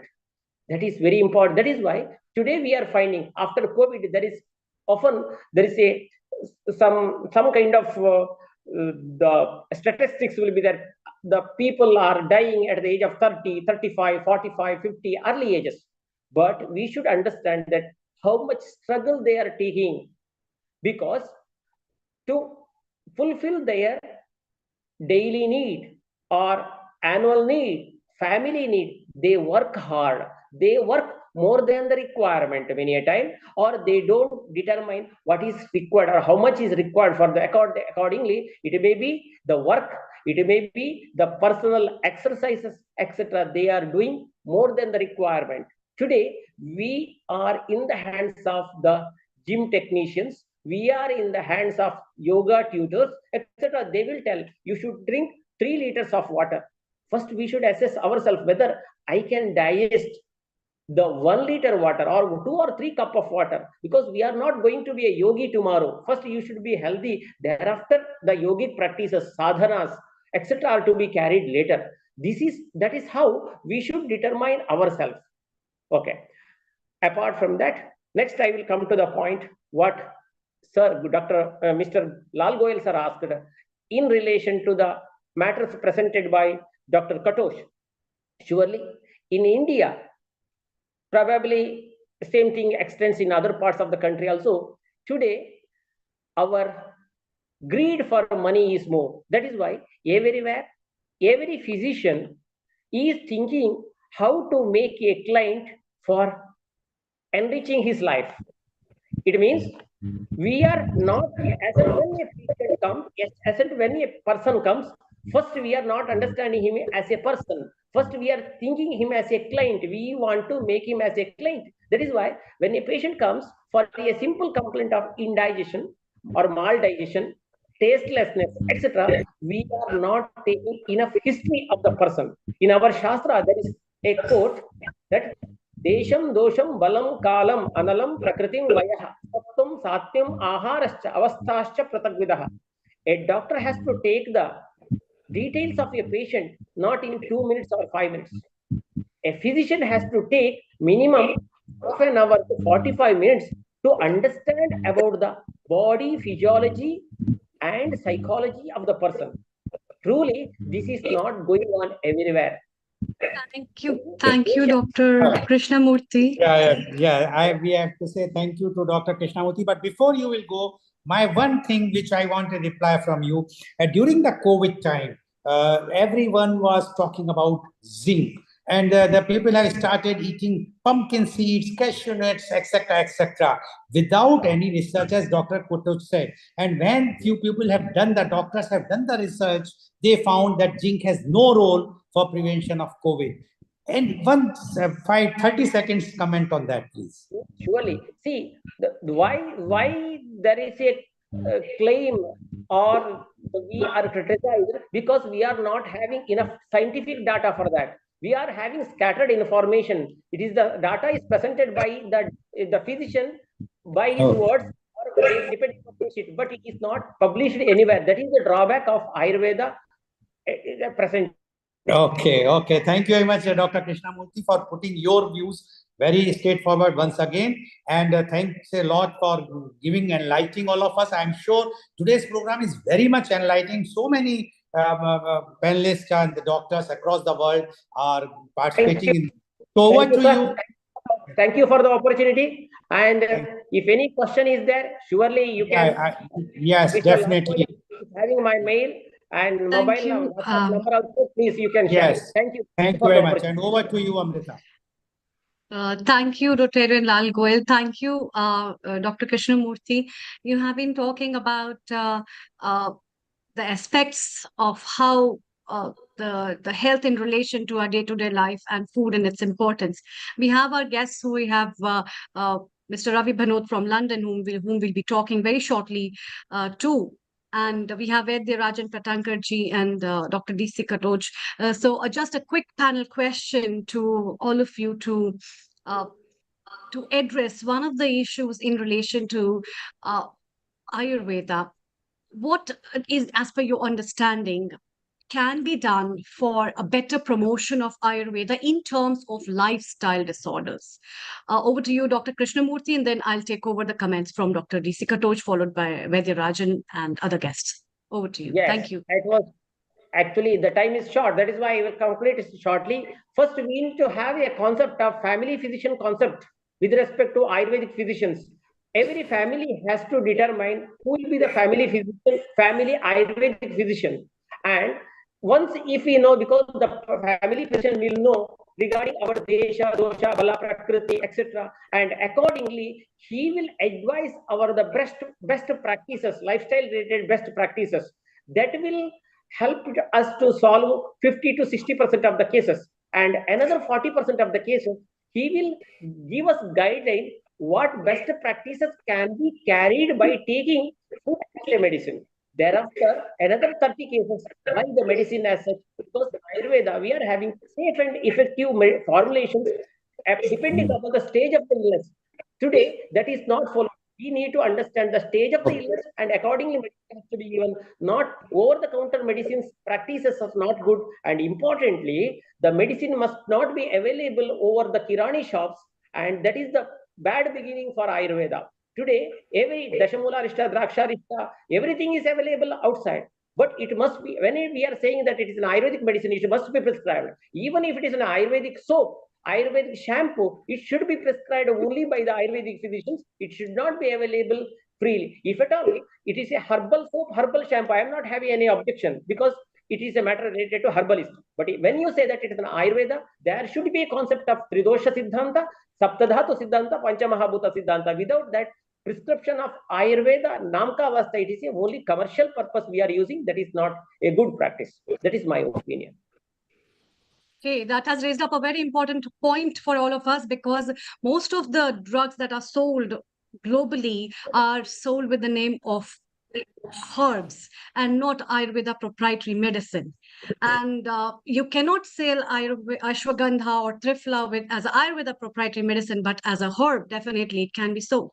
So my question to Dr. D.C. Katoj, because you have been at such a post, and what is your view on that? That is, there should be a change that has to be brought on policies that can change or make better rules and regulations for promoting the same name in terms of Ayurveda or in terms of herb in different countries? Over to you. Thank you. Thank you. I think it is a very good question, very important question. You see, when we make use of herbs, now name of the herbs That is not important. The herb is not important. Like ashwagandha. Ashwagandha, we use ashwagandha in Ayurveda, and the Unani system of medicine that also makes use of ashwagandha. Right? And that use might be different.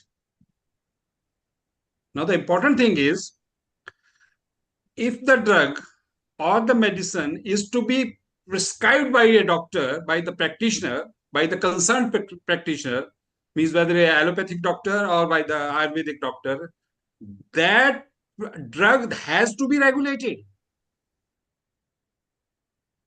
It has to be regulated. Now, in Ayurveda, unfortunately, in our country, all Ayurveda drugs, all Ayurveda medicines, they are OTC products.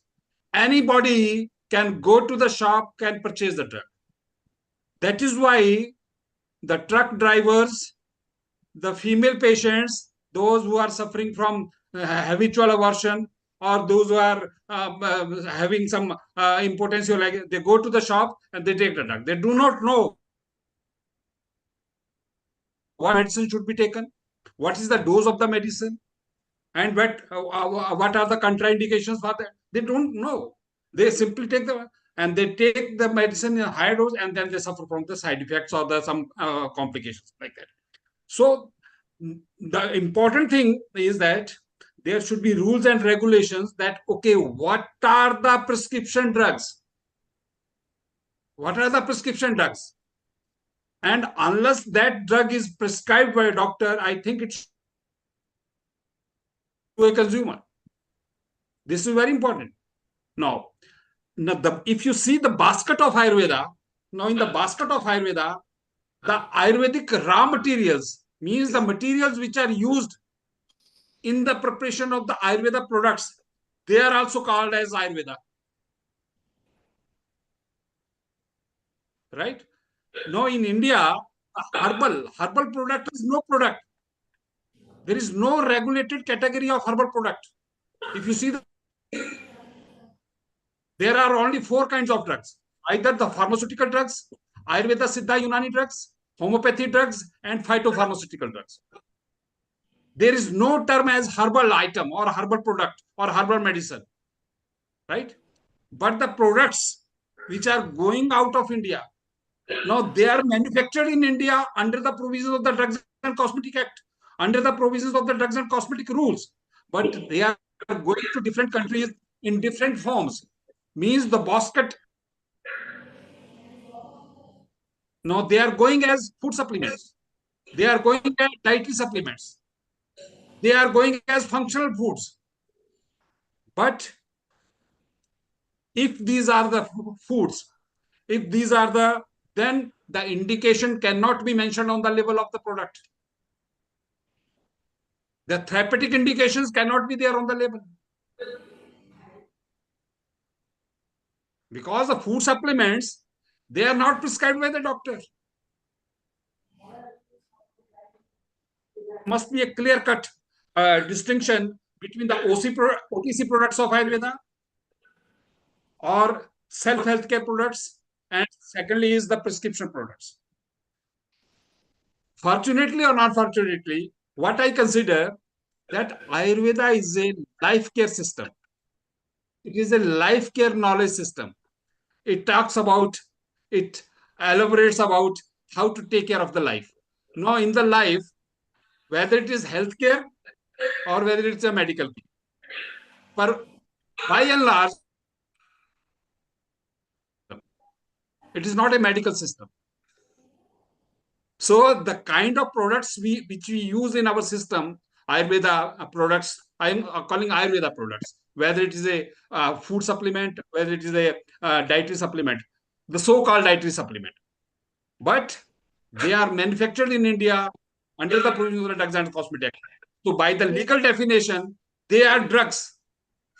So if they are drugs, it means those have to be prescribed by the doctor. The patients cannot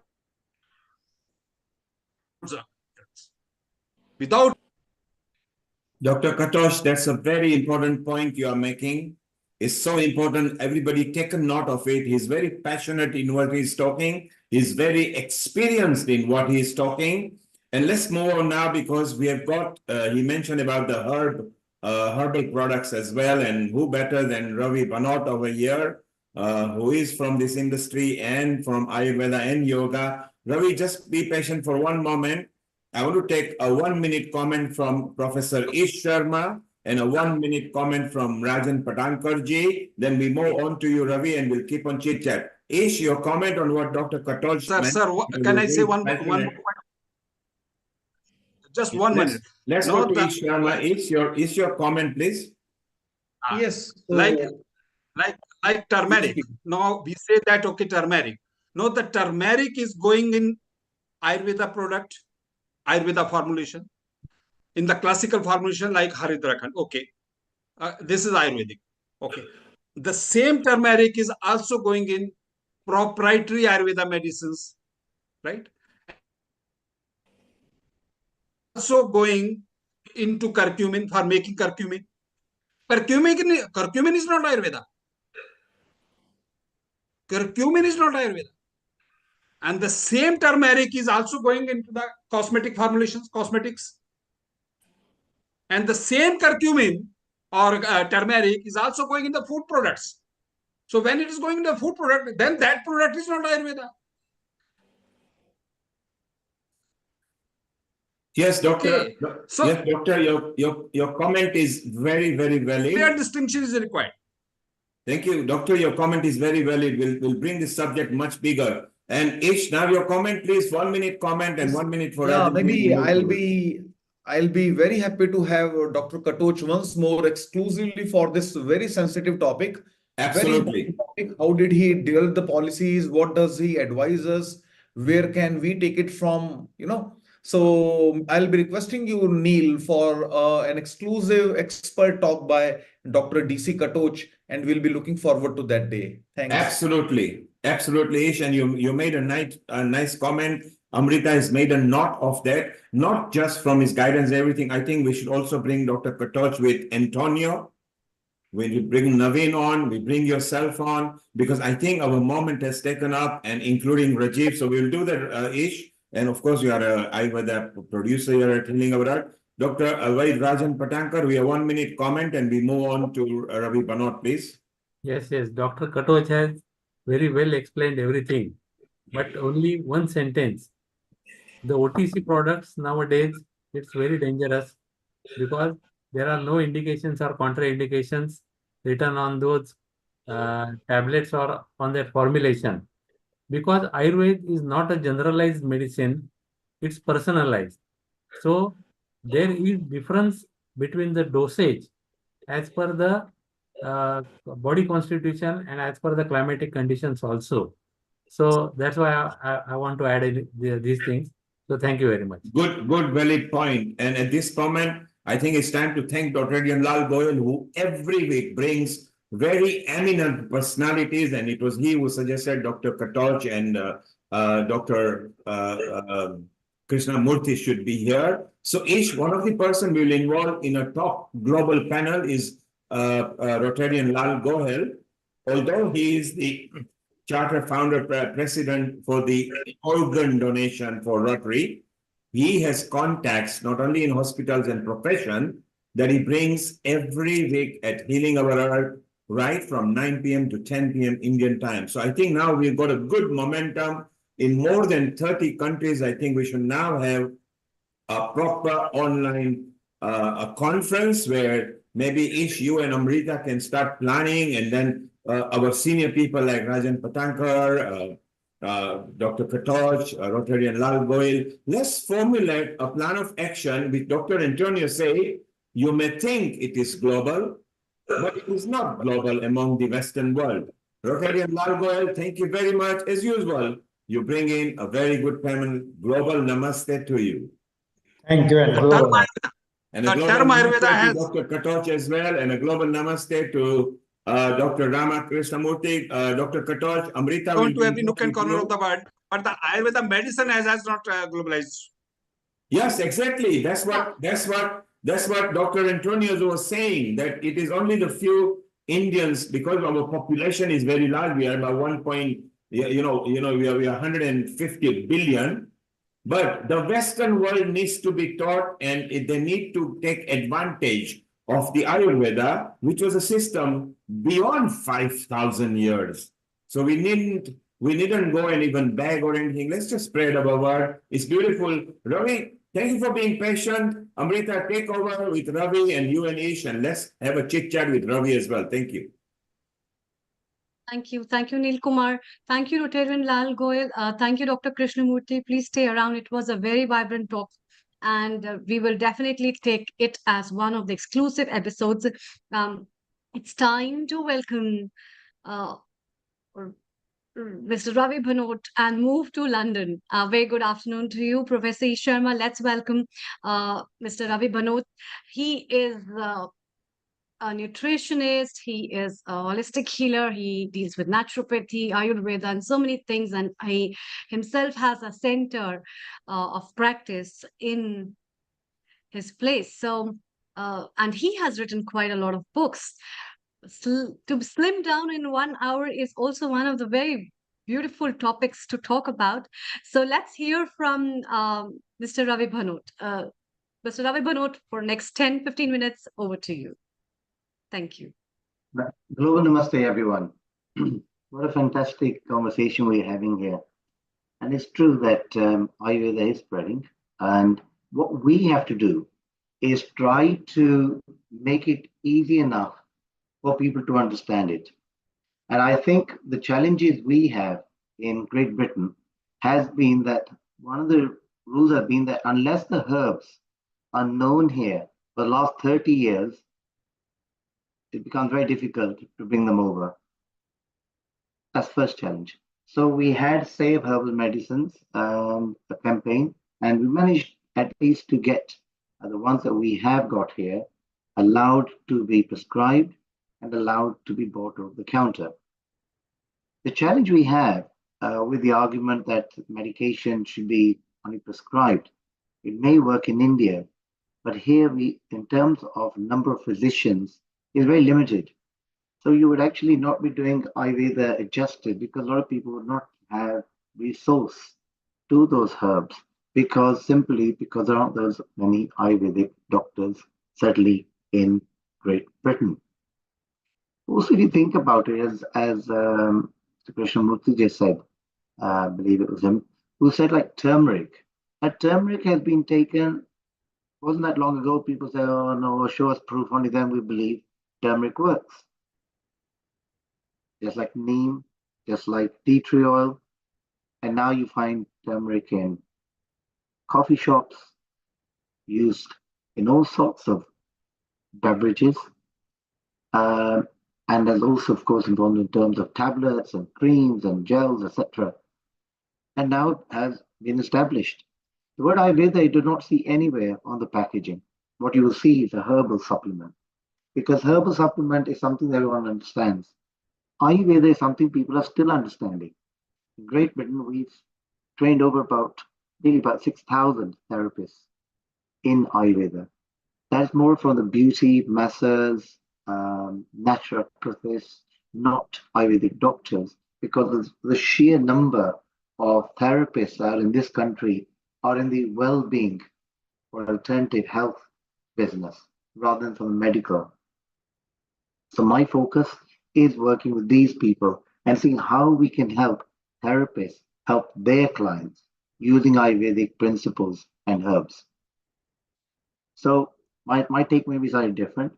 And my topic today is on slimming. Now, why it's slimming? Because we think if you just look at statistics, the sheer number of people who are obese in Great Britain, India, Western countries generally, around the world, I suppose we should really say, almost about 6 in 10 are overweight in this country.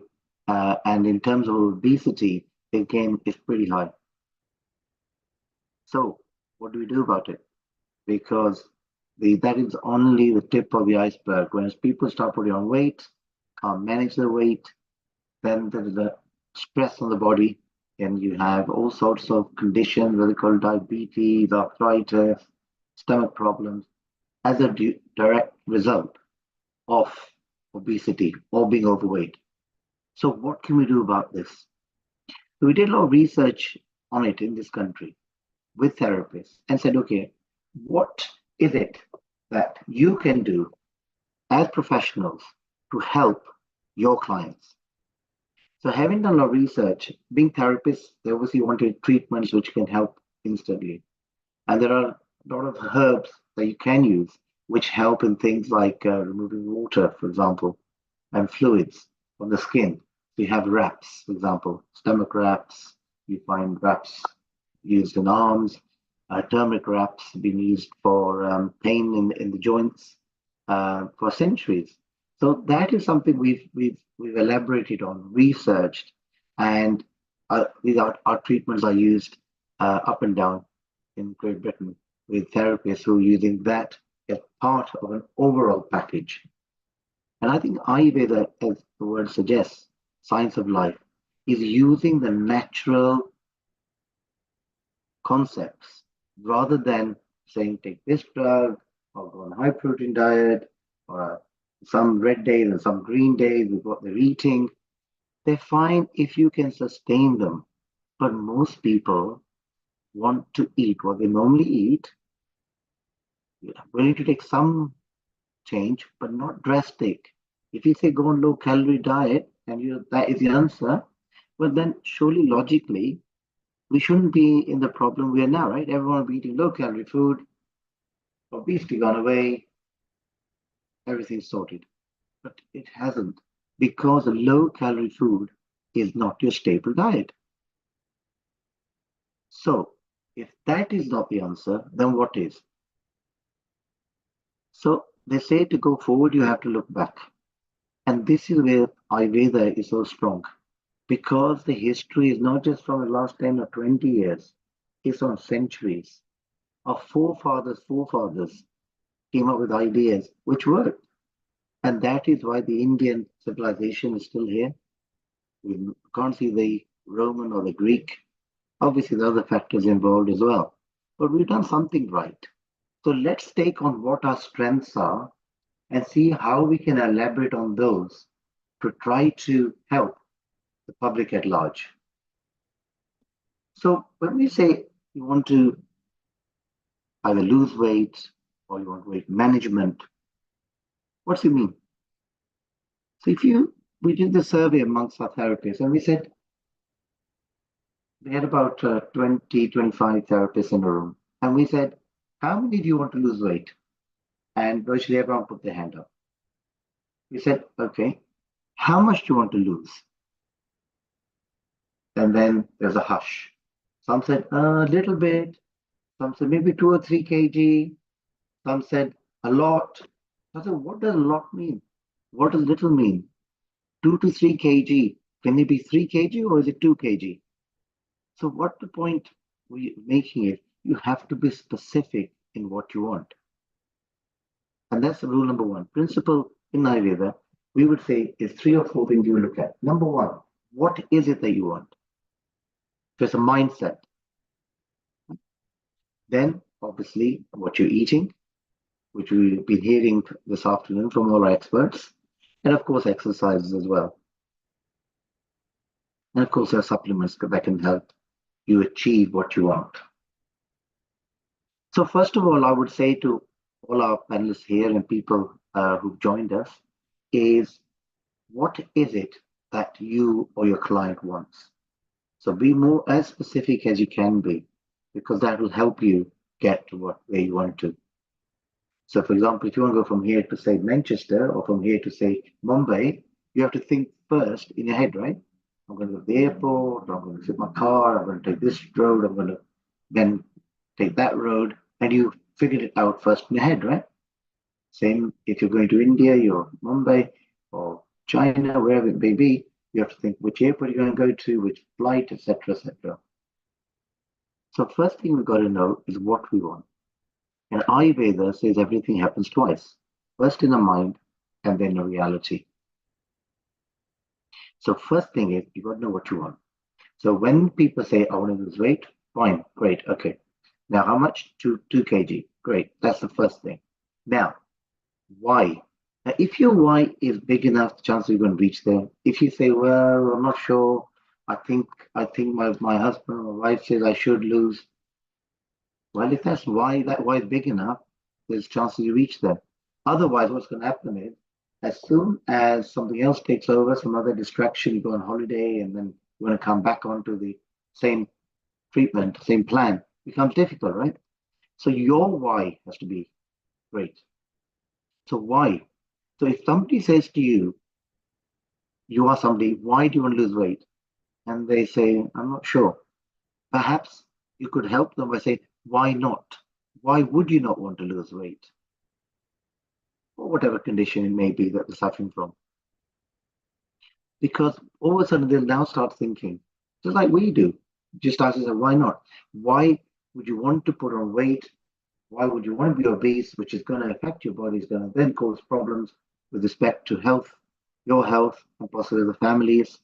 So that has got to be why it's got big enough. For some people, maybe they want to live to 89, they want to see their grandchildren, or they want to see their children grow up. Whatever it is, everyone has their own purpose. So that needs to be absolutely crystal clear. Then in terms of diet, we've been hearing people speak about different concepts all afternoon, about that there are 5 elements, there's 3 shares, and that if you eat this would help with this condition. Absolutely true. But what I would say is that if you are trying to lose weight, which of the 3, Vata, Pitta, Kapha, are you looking to rebalance, trying to reduce? What would you say? Just put your hand. If you put your hand up, whoever thinks it might be Vata. Anyone? Pitta? Kapha? Kapha. So that is that particular energy is that we're going to look at rebalancing. If you look at the typical Western approach, it is based on calories. Just take 2,000 calories a day, and that should be the trick of losing weight or weight management, right? Agreed? Is that the full story? If it was only a question of calories, then surely most people can balance their diet to get the calories, right? But it's not. Because what Ayurveda says is that you've got to not just look at what you're eating, but the effect of what you're eating on the body. What toxins are leaving behind, how easy is it to digest the food. So I'll give you an example. So if you say 100 say calories are derived from say portion of chicken and say portion of say pork, let's say for argument's sake, it also gives you 100 calories. Are they both the same? Eating one or the other, would that still bring the same result? Think about it. Would it? Why not? It's because calorie-wise, it may be the same, but the effect of the food is different. The toxins leave behind are different. It's more difficult to digest red meat, for example, compared to white meat. So calorie-wise may be the same.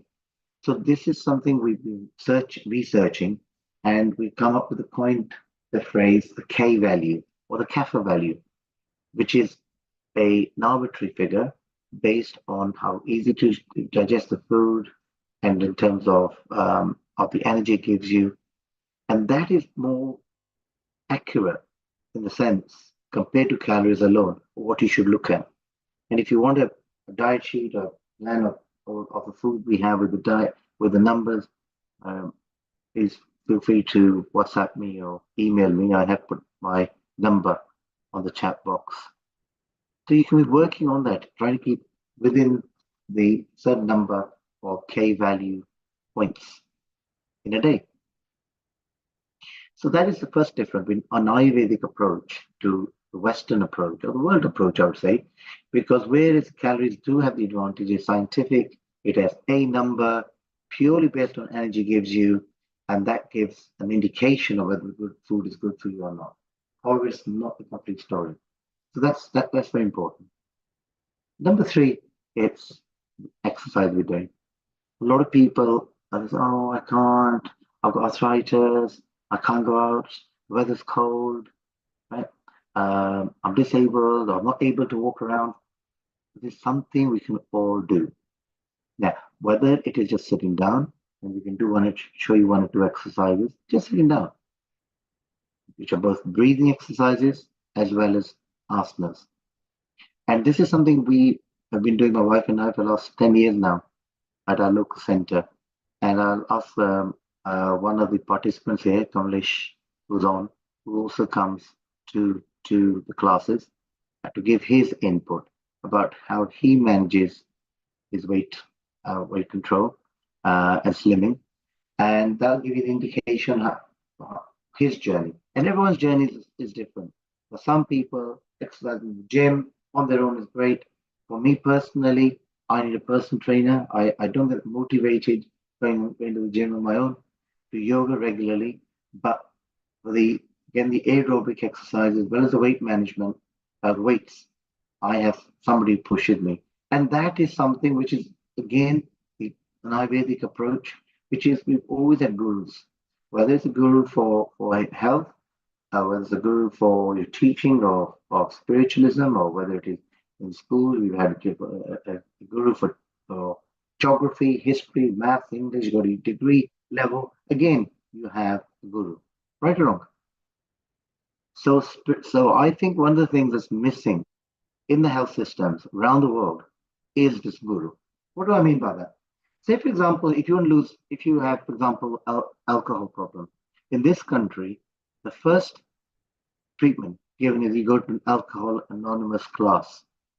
Or similarly, if you're trying to lose weight, you go to a weight management class, which is that you go with where there's a lot of other people who are also trying to lose weight or trying to stop smoking or trying to stop alcohol overuse.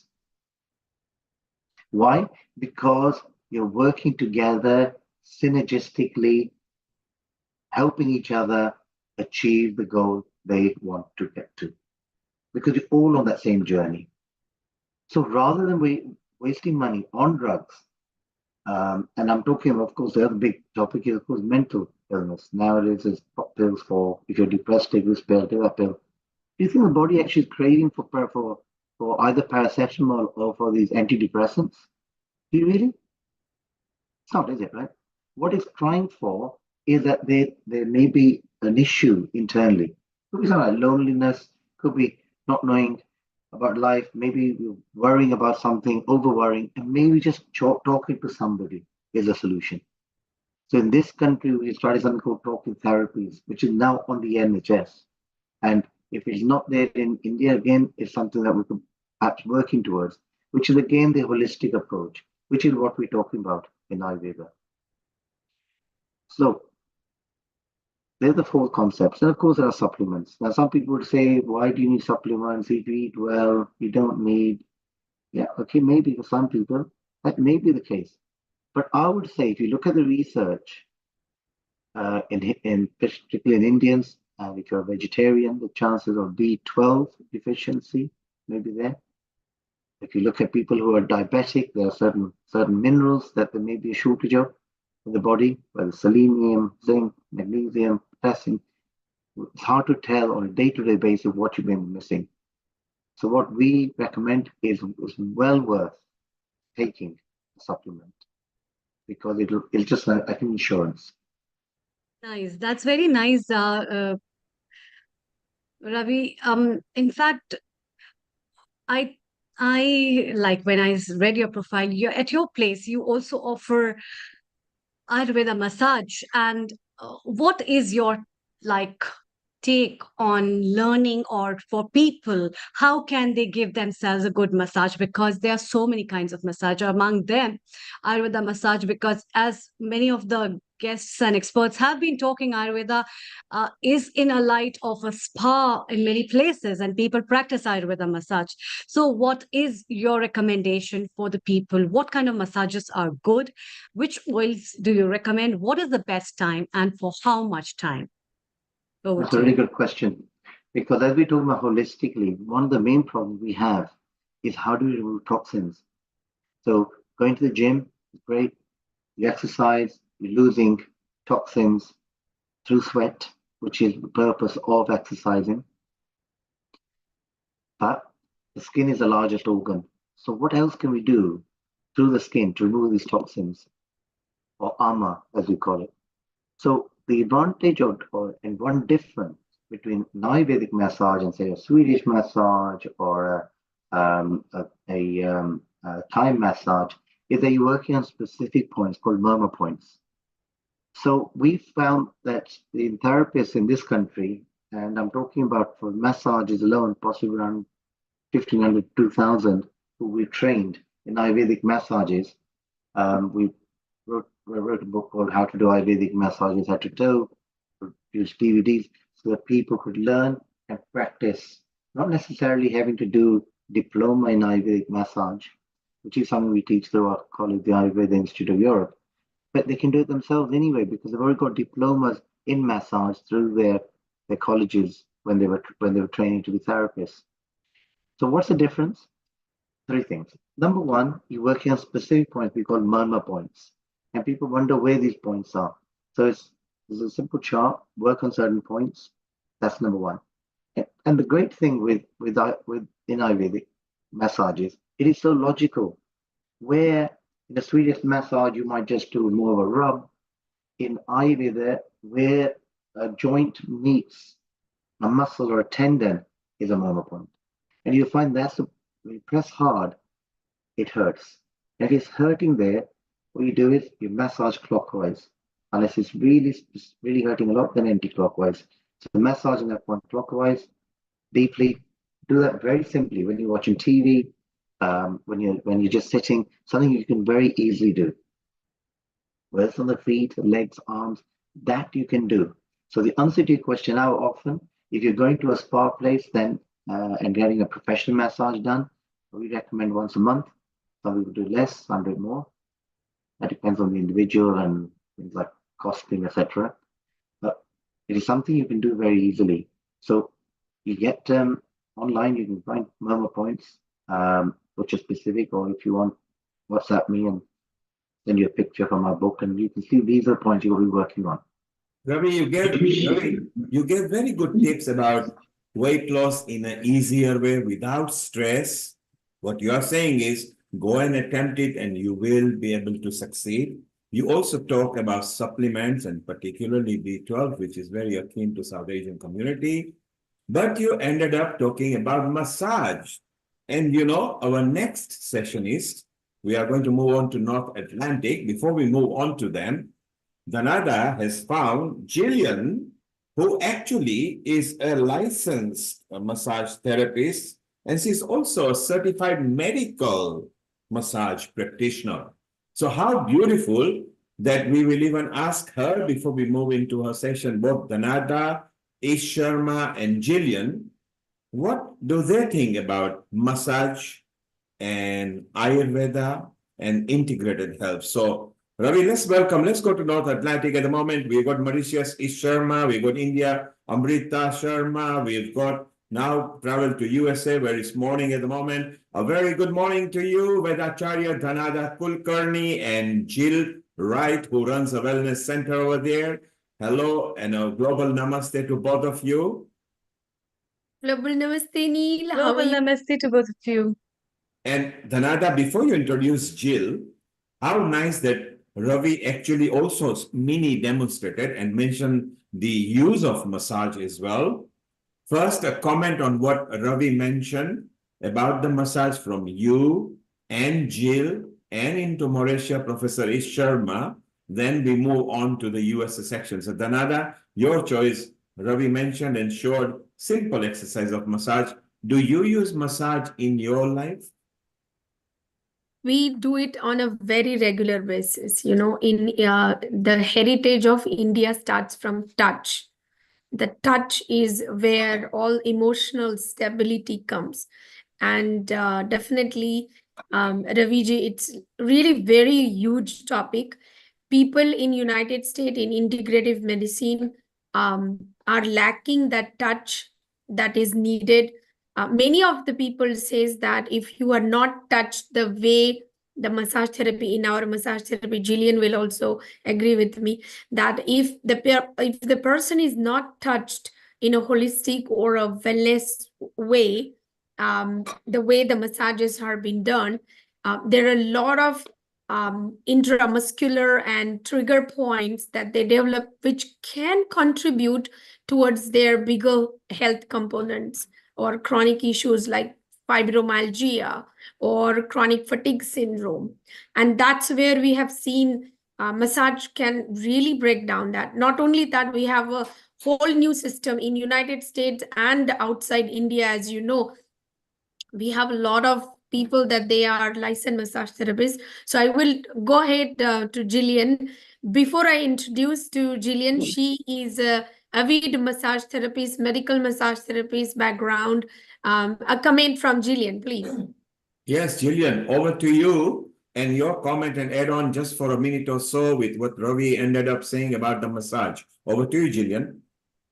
Hi, so grateful to be here, and thank you, Dr. Danara, for inviting me to be here.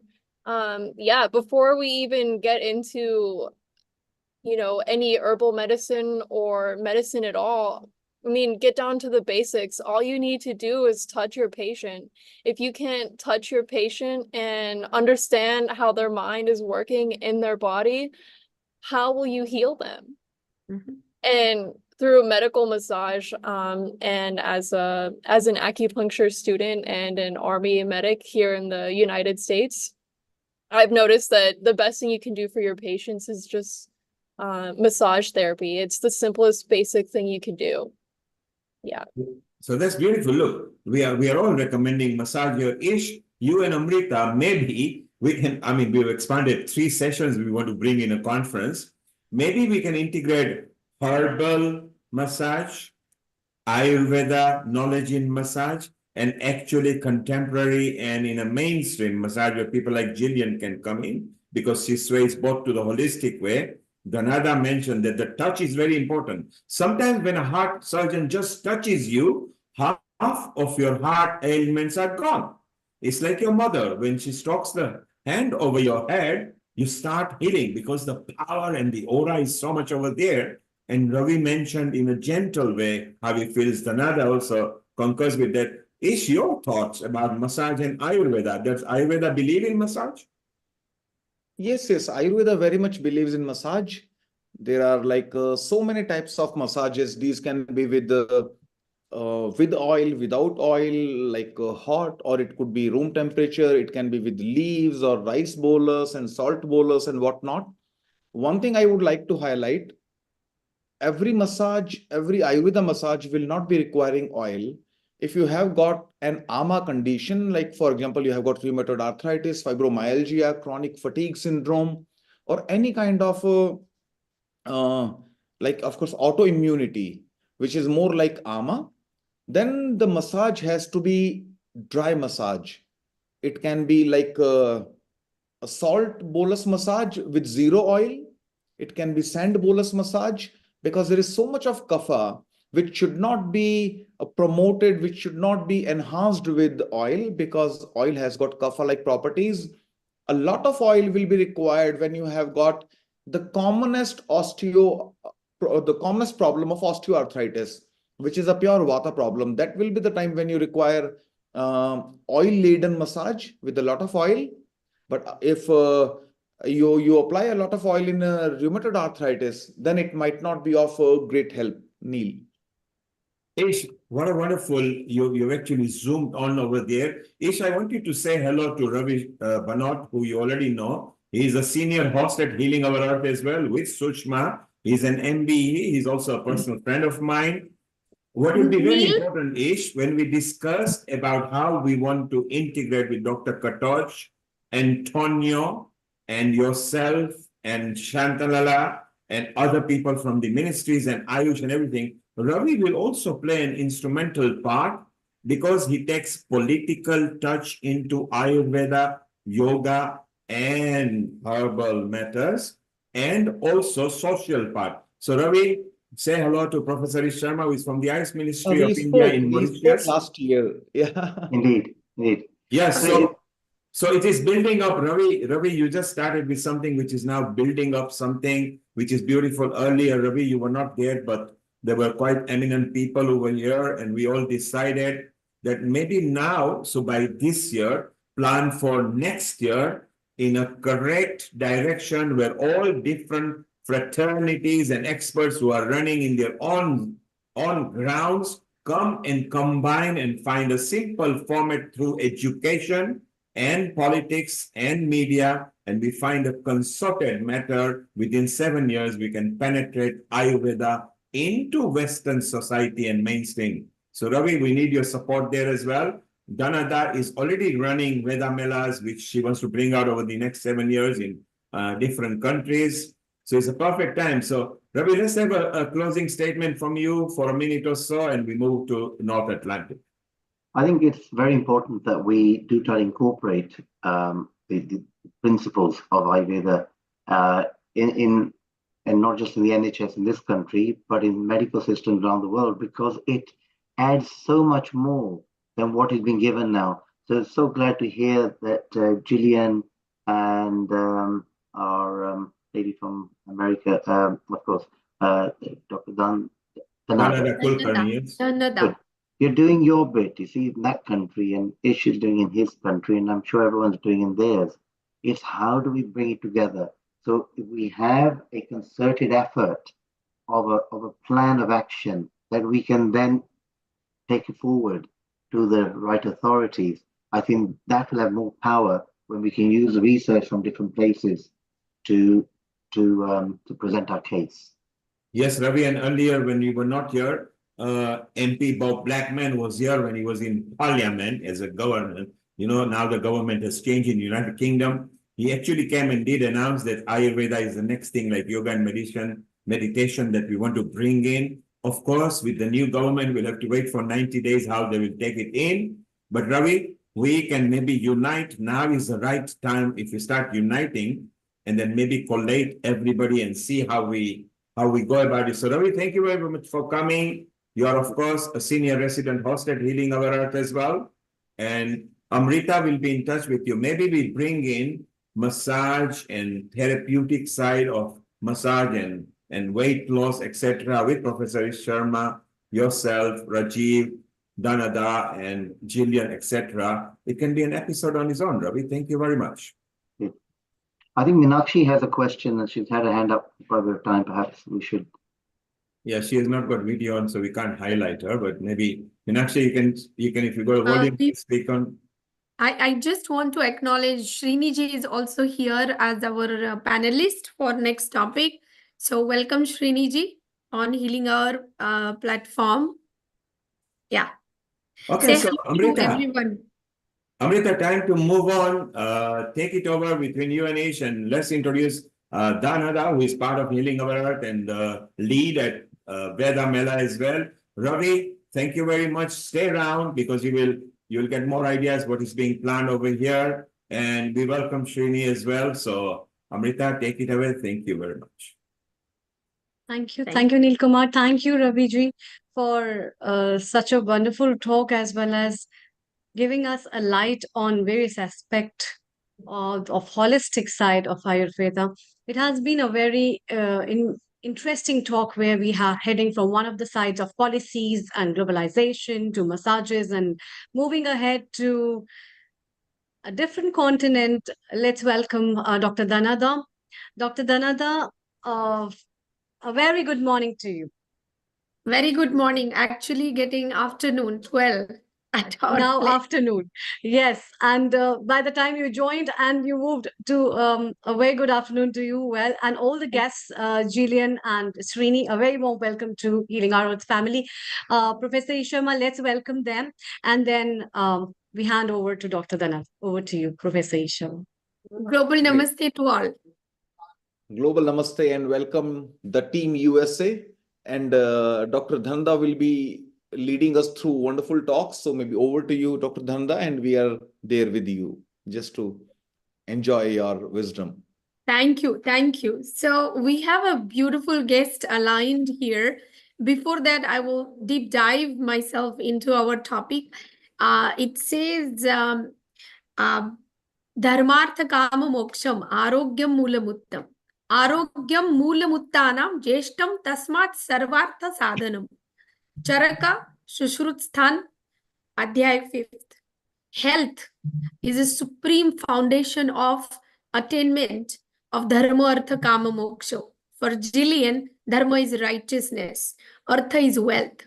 For kama is your desires, the moksha is your liberation. Whatever you are having the purpose in enlightening and maintaining that health would be your foremost duty to facilitate all the achievements of your life's objectives, why you are born on the earth, what's your dharma. And I have recently given a talk where Sriniji were also present there, that this shloka of Sharaka highlights a comprehensive, individualized, preventive nature of Ayurvedic medicine, which you will agree, Ishti, that it underscoring the relevance of the modern integrative healthcare approach. You know, in today's world, I have been listening Dr. Katoj and Dr. Kulkarni, other came, and Dr. Bhargav and Rajan Patankarji, and the great debate on how we want to format coursework, accreditation, the herbal things on a global perspective. And that's exactly the topic that we need to discuss today, which is a pain and pride together.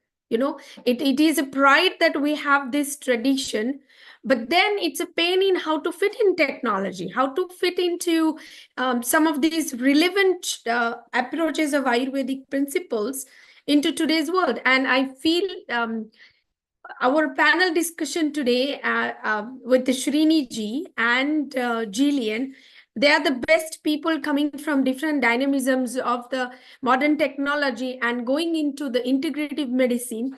So let me say that our topic is basically harmonizing traditions and technology, the role of integrative Ayurvedic type medicines in future. So all of our global healing our earth family, we always strive for that immense potential of the future global healthcare, harmonizing our traditions. And into the modern perspective, the wisdom of Ayurveda is very comprehensive, which, as I am also a doctorate candidate for acupuncture, realize that there are a lot of these traditions and these cultural and the medicine that we are bringing encompasses this balance of body, mind, and spirit, not only in Ayurveda, but the much more comprehensive indigenous and other related sciences. So the key points I would like to say, we practices in Western medicine, that is a functional medicine, which focuses on addressing root causes of disease. Like this is a new term. If you want to really say, I practice Ayurveda medicine in Western countries, you should be introducing them. It's emphasizing patient-centered care, which is a functional medicine. The second point is mind-body medicine, like meditation, yoga, mindfulness practices, which recommends to manage stress, anxiety, chronic pains. We just talk about the chronic diseases. Nutritional therapy is a very strong emphasis and practiced in United States as well as all other globally. The dietary guidelines of Ayurveda, I remember somebody was telling Ahar Vidhi Visheshayatan about, and it's really very comprehensive. Herbal medicine, it's not just India brings the herbal wealth. There is a lot of Western practitioners that bring the herbal remedies from their own cultural alongside with the conventional therapies, and which has very effective synthetic drug combination research. And that compound therapies has been practiced here globally as well. So we could say among the global fraction, Ayurveda could be the just 20% of the herbs practiced outside India. But the global herbal medicine is much more impactful in compound medicine, and you will find acknowledging different health stores that they acknowledge in outside countries as it's a compounding pharmacy. Sriniji must have known because he travels in Bay Area quite often, and there they have more compound prescription, drugs and synthetic drug combination. And lastly, of course, TCM, which is acupuncture, also called as a traditional Chinese medicine, frequently integrate the pain management for the chronic diseases, which many Western healthcares are now adapting. And we might, as Jillian know, we might win the patent of getting the Medicare, Medicaid on our side, which is the elderly people's pain management, global insurance on our side. And if we do that, we are looking into the bigger tapping industry of future medicine in harmonizing this traditional healthcare. So now it's time for me to introduce my first case, because I know Sriniji, thank you. And I know you also have to go. You really accepted the invitation within a small time frame. But Sriniji, please go ahead and also introduce yourself. I would like to little bit tell about the Sriniji is a CEO for Booma.dev, which is a low-code venture startup, and with the offices in US, Costa Rica, India, and more development must have happened since last Vedamela, Sriniji, because I have your bio from there. And and previously, he been a VP with the designs innovations in Apple, and 25 years building several successful startups. With that as an iconic, his introduction, he is a very passionate yoga teacher, and he runs across the global USA different yoga shows, and his yoga shows are incredible, and he could tell more. We have videos. Last hour Veda Mela, he had a crew come over and did a wonderful. He has won many yoga championships, and he's also the founder of the 10 Youth Excellence Center. He has a very good heart and future passion for the youth people, and I'm so glad to be connected with Sriniji. Welcome. Thank you, Dhanadaji, and thank you for this esteemed, wonderful group of people. It's super refreshing listening to you. And I always say, listening to Dhanadaji talk about me, that actually shows more like a vision, what I should aspire to, rather than who I am. It's more like a blessing, what I could potentially become. So thank you, Dhanadaji, and thank you, everybody. As Dhanadaji said, I'm the founder and CEO of a VC-based, VC-funded tech startup called Booma, where we allow people to build software without having to write code. So it's about how do we democratize the power of building software to even people that do not have any capability of computer science skills. So that's our mission. And we are funded by some of the top tier investors like AI Fund, Andrew Ng, and NeoTribe, and a couple of other folks. And previously, I was running products and design for one of the divisions in Apple. And before that, I've been very, very fortunate to be part of building several successful startups here in the United States. My yoga journey started roughly about 15 years ago. As always, every opportunity comes from a challenging situation. So I hurt my back, and there were times where I was running around the hospitals where I was supposed to get a back surgery, and then I've had severe health issues. And that's when I was running around the hospitals, and I figured out there had to be a better answer. There had to be a better answer. And then that led me to the exploration of yoga and spirituality. And the more that I dove deeper into it, the more this unbounded wealth of wisdom. And one aspect of this is, since 2009, probably there hasn't been any single day where I had not at least practiced for 60 to 90 minutes. That includes all my travel, even on the planes, I would do that. From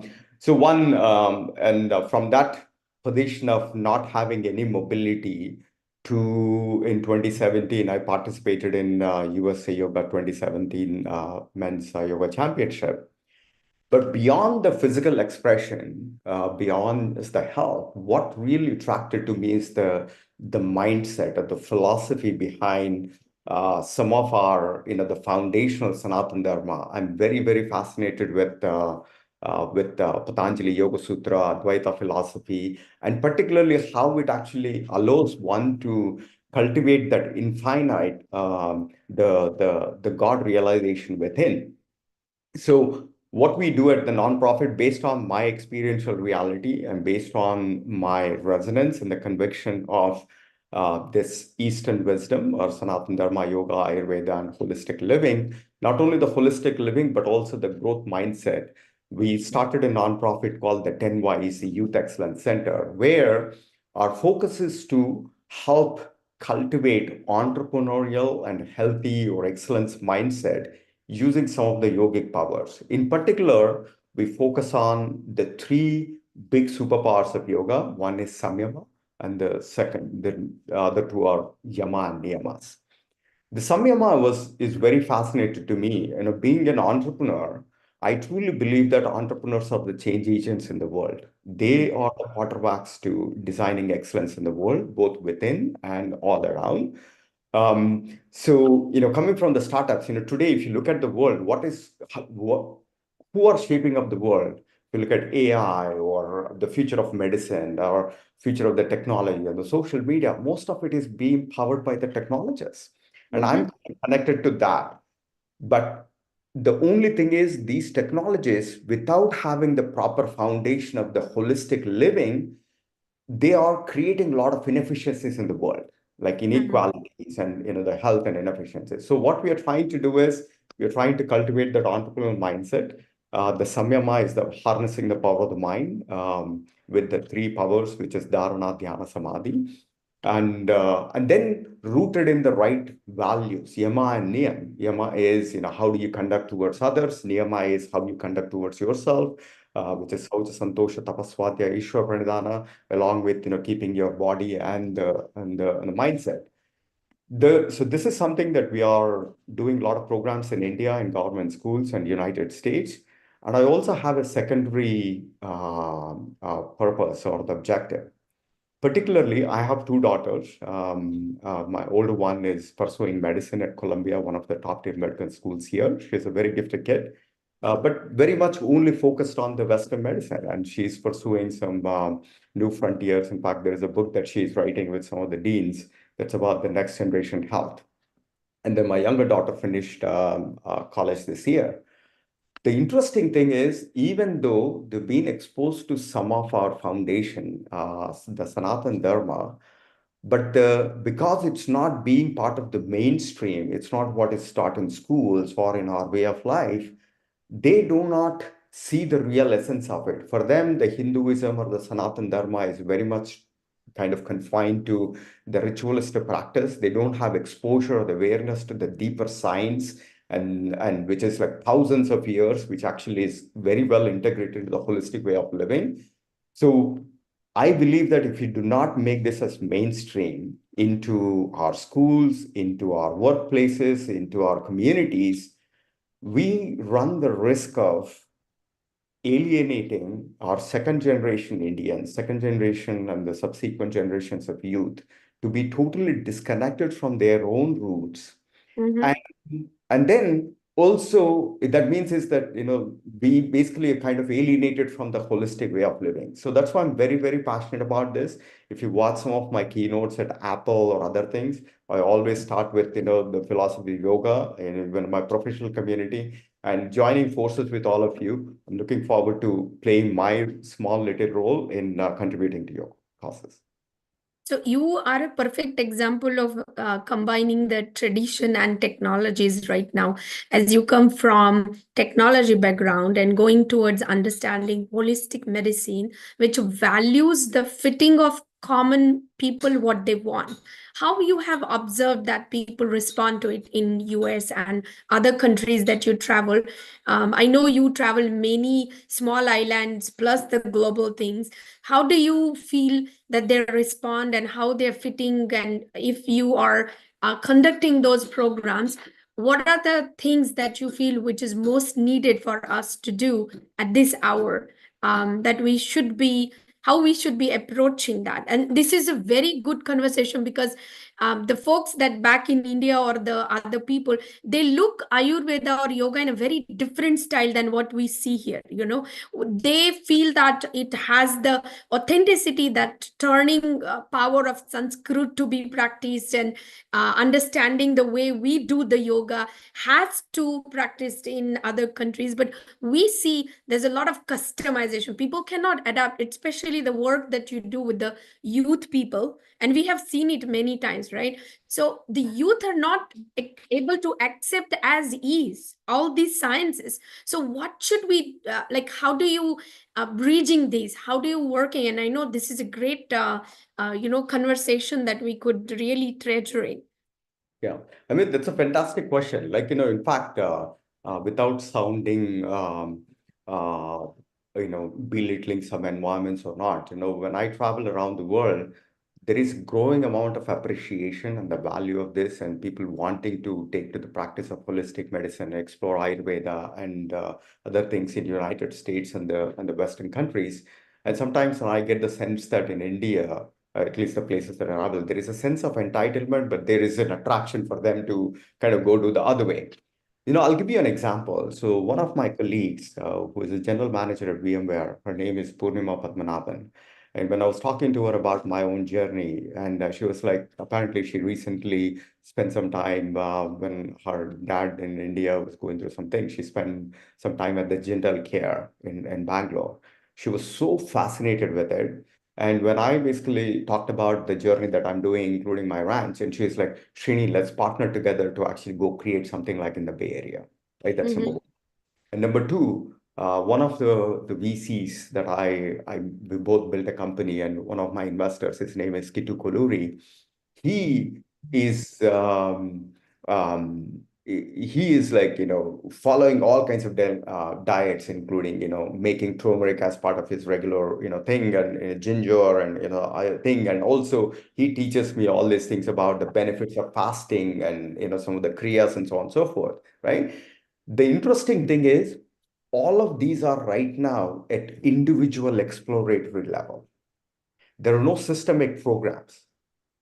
Like, just like in the Western medicine, everything there is a prescribed playbooks, that you can do. All of us are on that exploration mode, and particularly people that are being very, very successful, who are on the journey. People are at some point, like myself, at some point we hit the system breaking apart. Because the system, as much as resiliency that you have, but if you don't properly take care of it, the nature is going to give you signals. The system is going to fall apart. I right? agree. So when the system is falling apart, whether it is within your own self, within your surroundings, then being the seekers and the entrepreneurs, people are looking. And where you look is where you're going to follow, right? But some of the people, like people like the first generation, people who have gone there, because we had that awareness from our foundation, so on and so forth, we are looking in the places and we are doing experimentations and we are getting some positive results, but it's only being done in an ad hoc and viral way, ad hoc way. Yes, thank you, Sriniji. Yeah, Right? because But for the youth, because there is no awareness, they don't even look there. yeah, I agree with you. Thank you for sharing that common man perspective versus how you are dealing with. Stay with us for further discussion. And I would like to go ahead with Jillian. Thank you so much. As Sriniji had to go earlier, he's been doing other things. I thought I will, get him a little bit ahead of you. But thank you, Jillian, for staying back. And yeah, go ahead. Neil, you were saying something? Yeah, Dhanada, thank you very much for bringing Srini. Srini, you're going to play a very important part both at Healing Our Earth and Veda Mela and other aspects which Dhanada will be letting you know more about. So stay around. We just want to welcome in Hungary Dr. Rakesh Rope just for a moment. And Rakesh, be patient because we need to go to Jillian in USA. Let us know a bit more about it. So stay around, Rakesh. You will be involved over here. Amrita, Jillian, and Dhanada, take it away. And Sharon, Global Namaste, our regular producer at Healing Our Earth for the last hour. who has joined us here. I love the hat, Sharon. Bring on the spiritual vibes. Sharon, stay around because you will love what Jillian has to say. Yes, Sharon, you look beautiful as always. Okay. Jillian is a versatile health and wellness expert, very passionate about healing veterans. She comes from a military background. And when I first saw her, I did not believe, Jillian, you were from the military background. But last over 5 weeks, I have been with the Jillian. She has helped me to really clear my perspective how people go to the military. And more, I will tell about Jillian that she has a bachelor's degree in biology from University of Pittsburgh. She has presented many published papers on antibacterial properties of wildflower honey. She is also pursuing doctoral degree with me in the ACOM, which is Acupuncture University in Houston. She is a medic right now working in veterans in Houston, right, Jillian? And I will let you talk more about it, but mostly share your experiences in the veterans, because you have a passion of that, and we definitely want to know how we could fit these holistic and integrative sciences. Many projects we are doing together, and we will be doing together, as we will announce that later. But this is a platform that our family takes it to the global version. And that's why we want to introduce you to our HOE family. Go ahead, Jillian, please. Yes, I'm so happy to be here, and forgive me if my audio is terrible. We have a really big storm in Houston, so please bear with me. Yes, so I come from a really long line of veterans. My dad was in the military, his father was in the military, and so on, so on. So basically, I always wanted to be a doctor. And after enlisting in the military, I had, like most people who find alternative health, I learned that, Western medicine isn't always the best answer for everyone. And then I developed a major passion for holistic wellness. And it occurred to me that all medicine comes from the battlefield. If you are going through war, that is where we test our medicine. So what better way to infiltrate Western medicine than through the military? So my goal recently. Let me just mention to our audience, Jillian has accomplished all of this by only having years of 26 years. She's only 26-year-old. I probably have many lifetimes here. Yes, so I believe that the best way to bring our holistic alternative healthcare into the mainstream world is through the military. If the military is doing it, that's where all the cutting edge technology is coming from. If we can bring it in through the military, then everyone else will follow suit.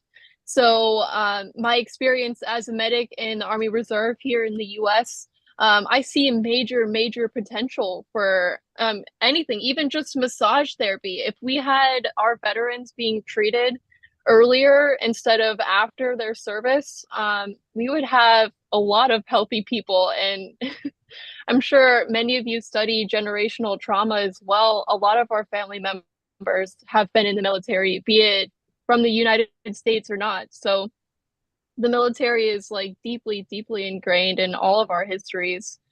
So yes, please give me more questions. There are a lot of questions for you. So tell that how this holistic medicine, that you have many plans, that I know you already started teaching massage component to military people. You already started doing, as a medic there, you are introducing them to the acupuncture and massage, and you are creating a new coursework with them. How do you integrate this as to them? How do they take that? Because I know many VA hospitals here are specialized in Western and conventional medicine. They have a lot of government has a lot of funding to do so. But what do you think we should plan to take Ayurveda or kind of sciences like TCM and medical massages? What could be more done? I mean, you are already doing some of the courses there. You're already teaching and practicing there. So how did that round went? The globally people would like to know how youth people also, the younger generation also should see this as a future medicine, right? Well, everything comes down to education. Where are people listening? And a lot of the people previously in this discussion were talking about good communication. I mean, the best doctors are the ones that actively listen. And if you can touch your patient, that's like the ultimate form of actively listening, right? But the young people nowadays are all on the internet. And so if you're not on the internet now, if you're not on social media, YouTube, that's where people are learning information now. So my goal is to educate people through YouTube. So if you're interested, it's all about networking. So if you're interested in spreading your message on my YouTube, please reach out to me. You can reach out to me through my website, wellnessbyright.com. And then the other part is if you're in the United States or if you have a good relationship with your Veterans Affairs, just reach out to them. They actually already have all of this stuff is already being implemented. You know, hats off to whoever started that. They have something called Whole Health in the United States, VA. So, and they're always looking for people to help educate. Just reach out, start teaching free classes to veterans. And then the more information we reach out to the people and we show how beneficial these treatments are, I think the Western world will start to wake up. Yes, definitely. In Ayurvedic medicine, the first father of medicine, whose name was Charak, like in TCM for you is Hondilegin. I always teach you on that.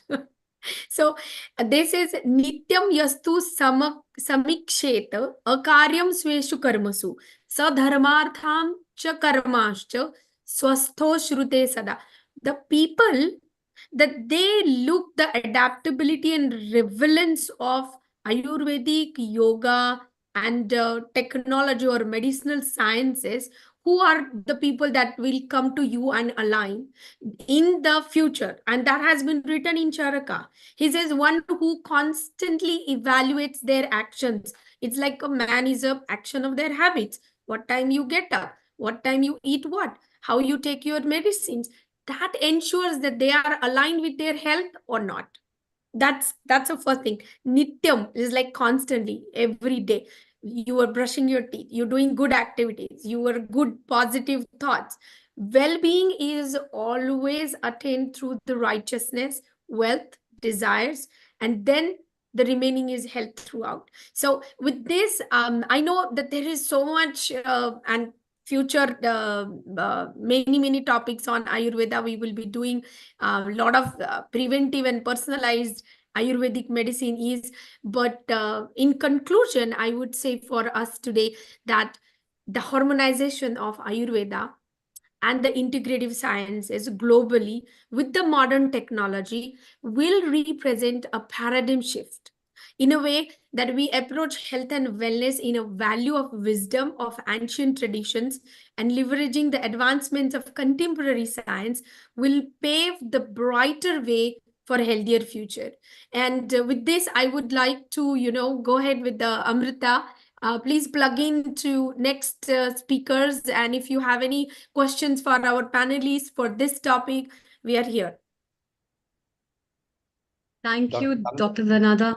This is so nice. In fact, a very different perspective from what has been in line, but then the principles that Ayurveda talks about and all the things in connection with the basics, and how from that time of previous times of what those people wrote is aligned in today's time, and how, and I think Jillian has been very right that the kind of systems that will be adapted by veterans will definitely be followed. And very recently India has come up with this initiative where the veterans are being provided with traditional medicines therapies, and Ayurveda clinic especially has been opened very recently to give them an alternative system of medicine and a complementary system of medicine that will enhance building up understanding about life, because it talks all about life. It talks about its own way of living, and that is beyond any profession. And therefore, any individual whosoever is just a human being needs all these things. And what you have been talking about, Dr. Dhanada, is very right. That talks about dharma, artha, kam, moksha, which talks that starts from righteousness, and the righteousness comes from your morals and ethics. And your morals and ethics comes from your family values, your human values that are inculcated from your lifestyle. And that lifestyle tips come from our traditional knowledge that we all have gained from our homes, from our grounds, from our homelands, where we have been born and brought up. And that makes up the whole sense of understanding. Even if we see the global scenario of talking about the burden of diseases in every country, it's pretty different and very different in diseases form as well. This is just based upon the kind of culture and the lifestyle people are spending and the kind of conditions which. Amrita ji, Srini ji wants to just add something that he thinks Definitely, that Shri. same point. Yes, Srini, yes, go yes, ahead. Srini. It's really wonderful to meet you. In fact, starting up from the tech side, coming up, and Ayurveda, and in fact, the systems of holistic health needs a lot more hands like you. So you're doing a marvelous job. A very, very big congratulations from my side, from our founder and director Neil Kumar, and from whole family of Healing Our Earth to put into that effort. And let us know where we can join our hands. Over to you. Wonderful. Thank you so much. One couple of insights that I would want to share. The thing is, there is a lot of investment going into these things. Like, and I'll give you one example. Noom, which is more of a healthy lifestyle. How do you manage to deal with obesity, as an example?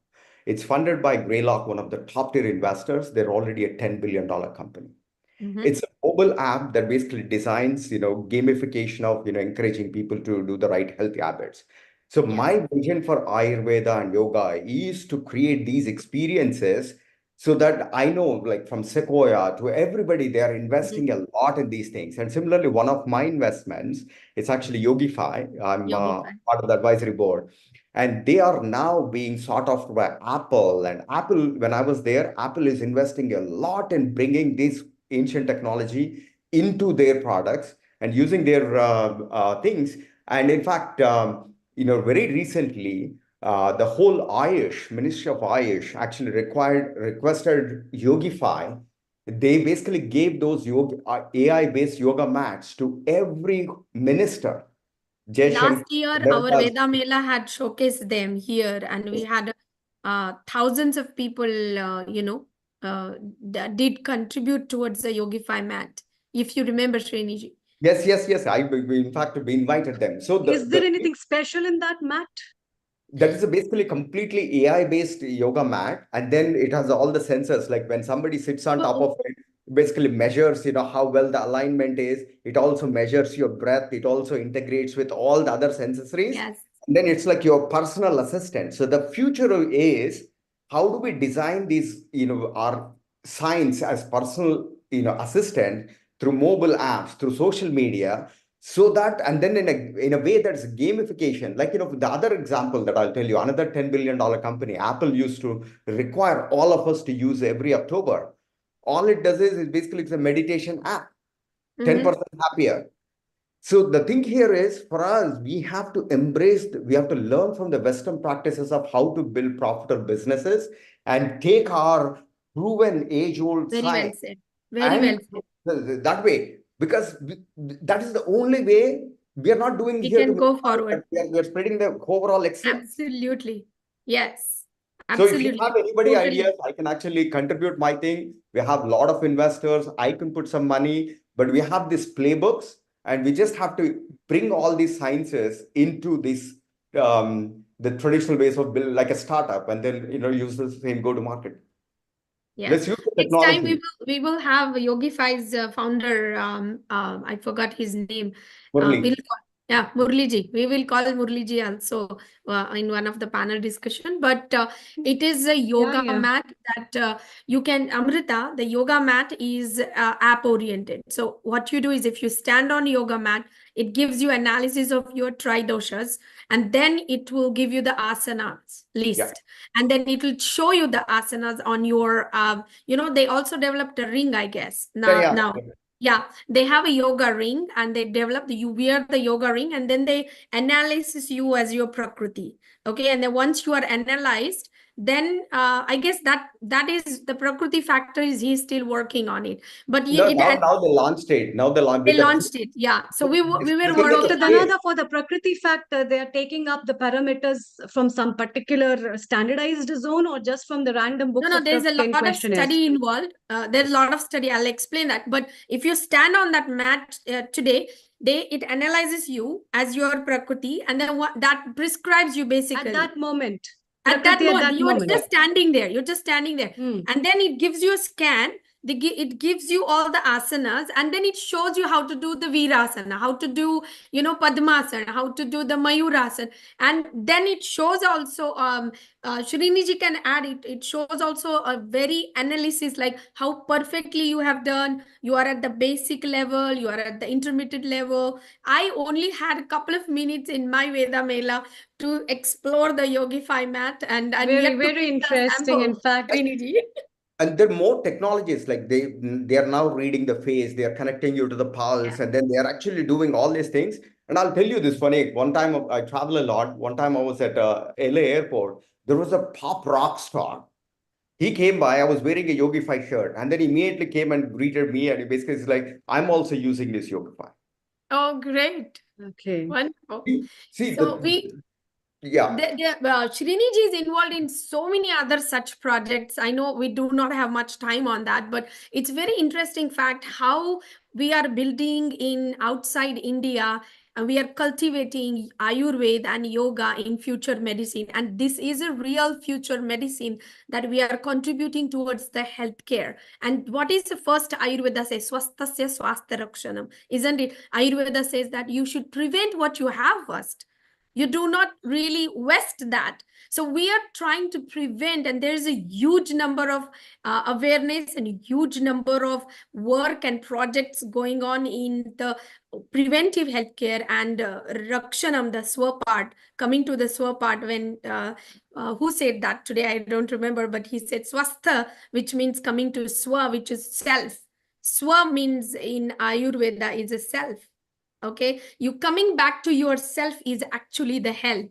And what beautiful thought that would be, that's what Yoga Sutra said. Tada drashtu swarupe. Swarupe is avasthanam. Your own. I will actually end with one thing. I was about 3 years ago. I was invited to be a keynote speaker at a medical convention in Frisco. Back then, I was the vice president at Apple. Some of the greatest words from Tim Cook, the Apple CEO. What they are basically saying is some of the Apple's greatest contribution to the society is going to come in healthcare. Apple is investing a lot. If you look at their watches to devices, they're actually bringing in every aspect of it.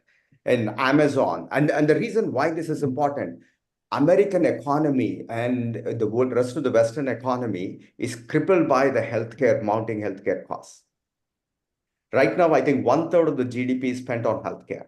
The current system of Western medicine and this stuff is not going to break it. This is going to bankrupt the whole thing. So that's the reason why this technology comes. It's a massive opportunity. This is the time for Ayurveda to get into the mainstream. So we have to embrace the technology. We have to form the right technological partnerships. We have to bring all the entrepreneurship and the community. We have to give them the data so that everybody can see how they could be. They're already being done. We just have to participate in this thing with all our Srini, thank you very much. You hit the knot on the nail. You mentioned the education side, you mentioned the social media, and then you also came into funding. So you were almost like a 360 degrees. Let us show people what you practice. While you guys were talking, maybe you missed out. I was actually showing your YouTube channel, which is over here. Quite exciting. So for those people who are watching, the 10YEC, so Youth Excellence Center, and Srini actually mentioned various other methods, and he has demonstrated by using the social media over here. Let's go and build it up with more subscribers, and we help him out. We also showed Jillian's website, which again showed, and they take insurance as well. So, you can visit Jillian's website. It's all recorded here on Healing Our Earth. This becomes a recorded link. So let's go and visit it. Srini, what we do, We will have a Zoom session. Earlier, when you were not here, we had the senior government ministers from India at a ministerial level. We had Ayush people from here.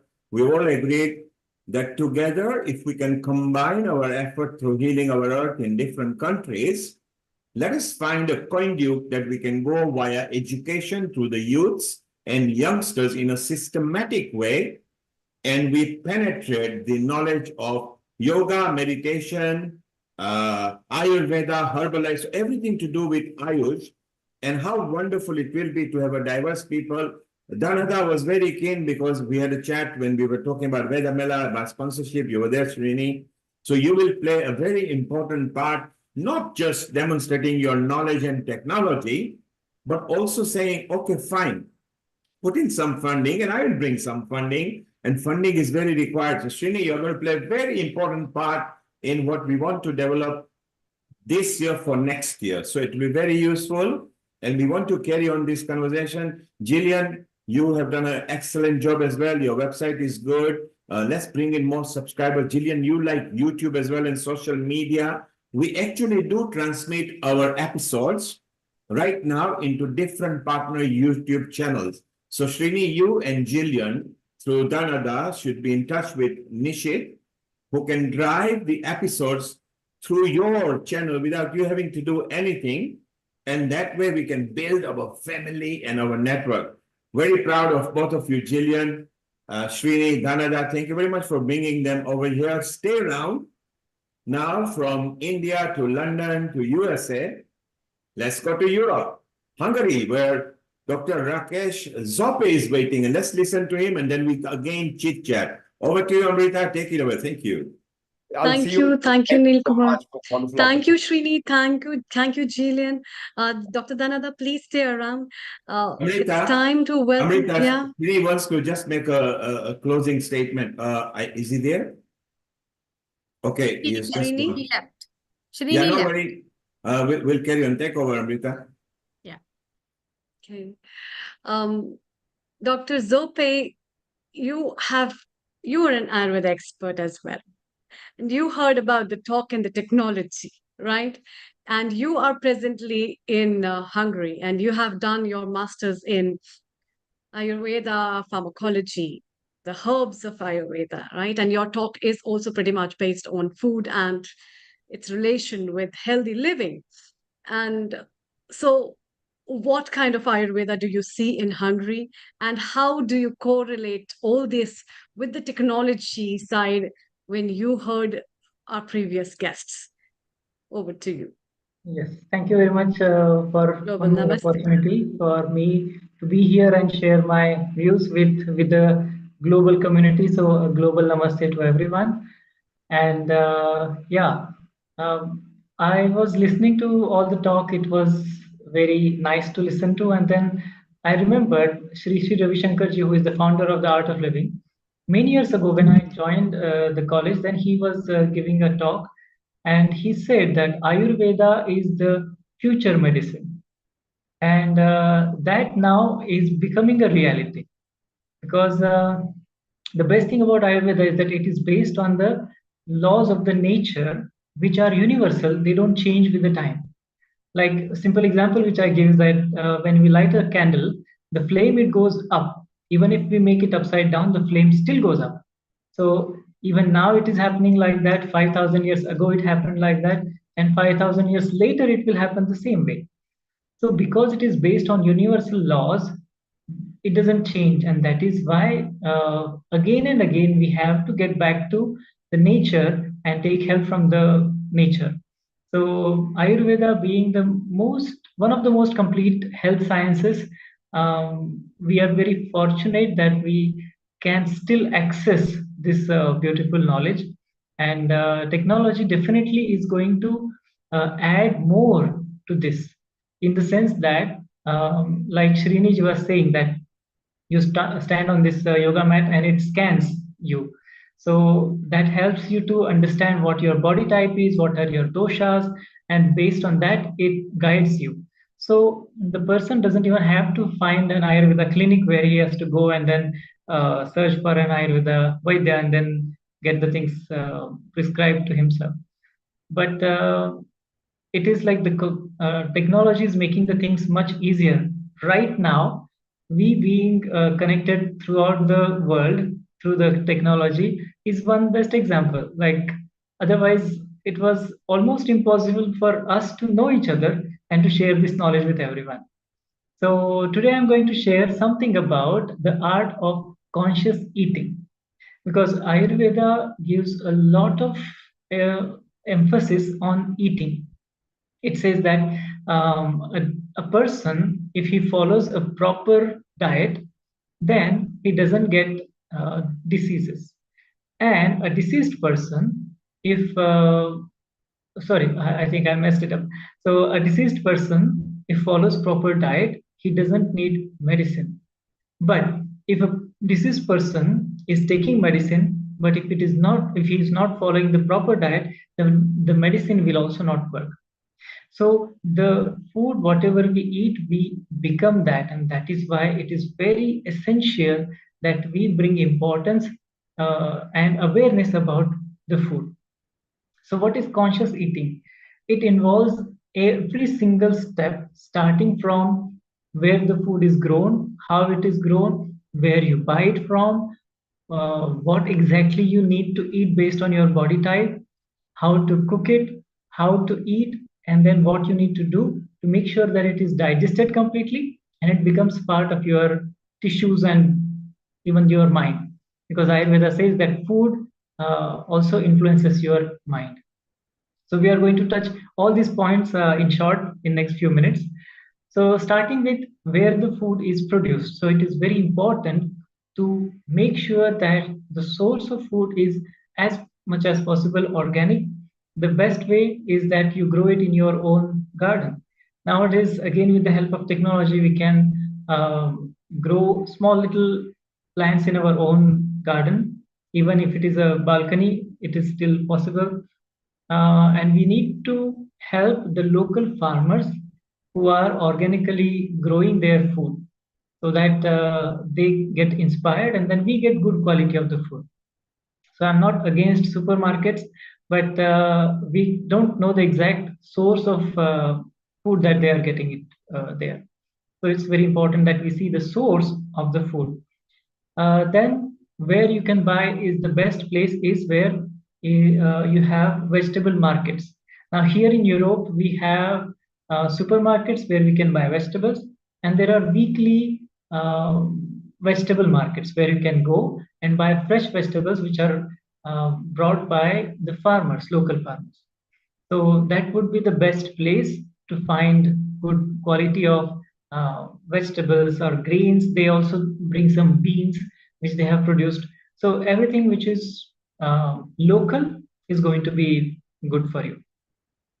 Then next important thing is how you are choosing what exactly food is necessary for you. Now that depends on your body type.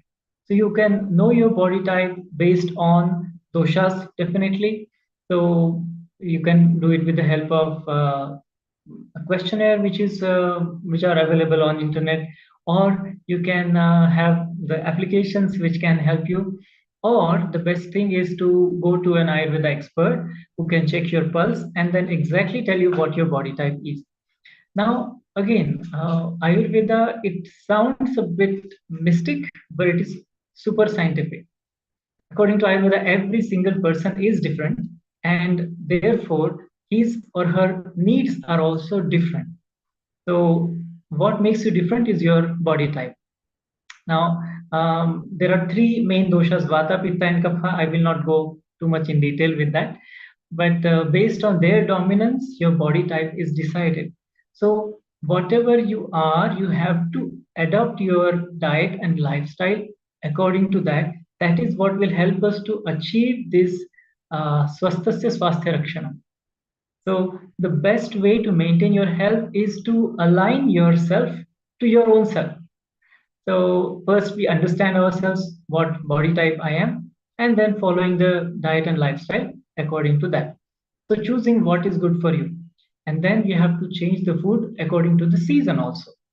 Like I know one of my patients, he used to eat the same breakfast every single day for 2 years. And when I told him that you can change it based on the season, he was surprised. He thought that that is the most healthy combination of the food for breakfast, and he was eating it every single day. I asked him, like, do you change your clothes when the seasons are changing? And he said, yes, of course. I said, why not change your food? So that was a big eye-opener moment for him. So like that, we have to be aware that with the change of the season, we have to change the food also. So best thing, again, to have seasonal vegetables and fruits. Then we know what exactly we are supposed to eat, then how to cook it. We have to cook consciously, because many times what happens, sometimes people, they don't have time to cook. They just grab something on the way to the office, and while they are walking, while they are commuting, they eat. That is not a very nice way to eat. And the one who is preparing the food doesn't know for whom he is preparing or she is preparing. So you can experience or you can remember the food which you ate in the fanciest restaurant, which is most famous, and the food which your mother or grandmother was cooking for you. Which was the tastiest one? Of course, the one which was prepared by your mother or grandmother is because they have put their whole love into that. So it's not just putting the ingredients together. It's not just making it tasty. It's about making it really healthy for you. And I heard one of the speakers was saying that your intention matters a lot. So with what intention you are cooking, that also has to be seen. You can try it for yourself. One day you be angry and then you cook food. After eating that food, you will also, the people will start feeling angry again. So like that, we have to make sure that we are calm and relaxed.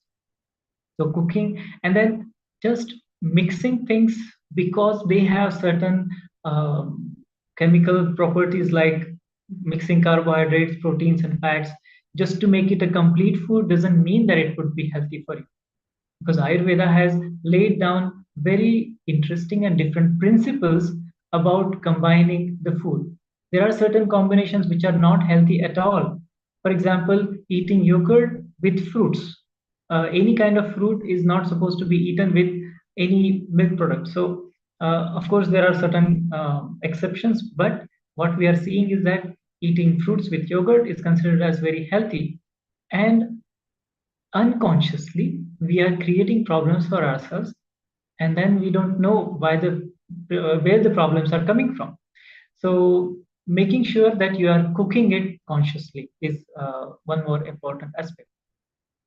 Now you have food in front of you. How to eat, that is also very important thing which you have to do consciously.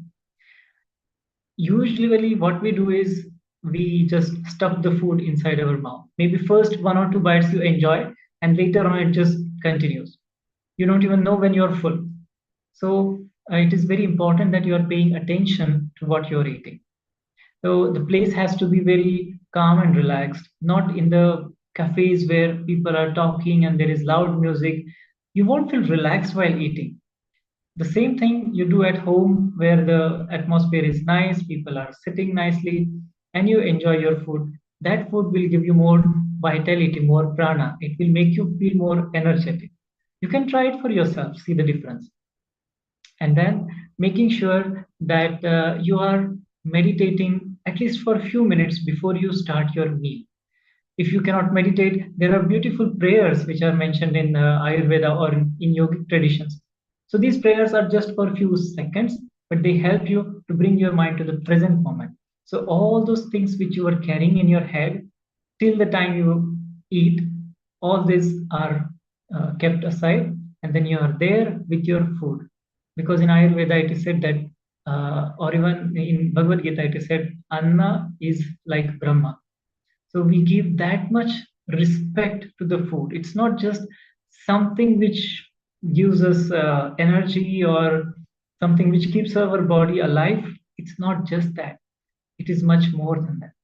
And one more fine aspect of food is that it affects your mind. So the way our body has 3 doshas, Vata, Pitta, and Kapha, the mind has 3 gunas or qualities, Sattva, Rajas, and Tamas.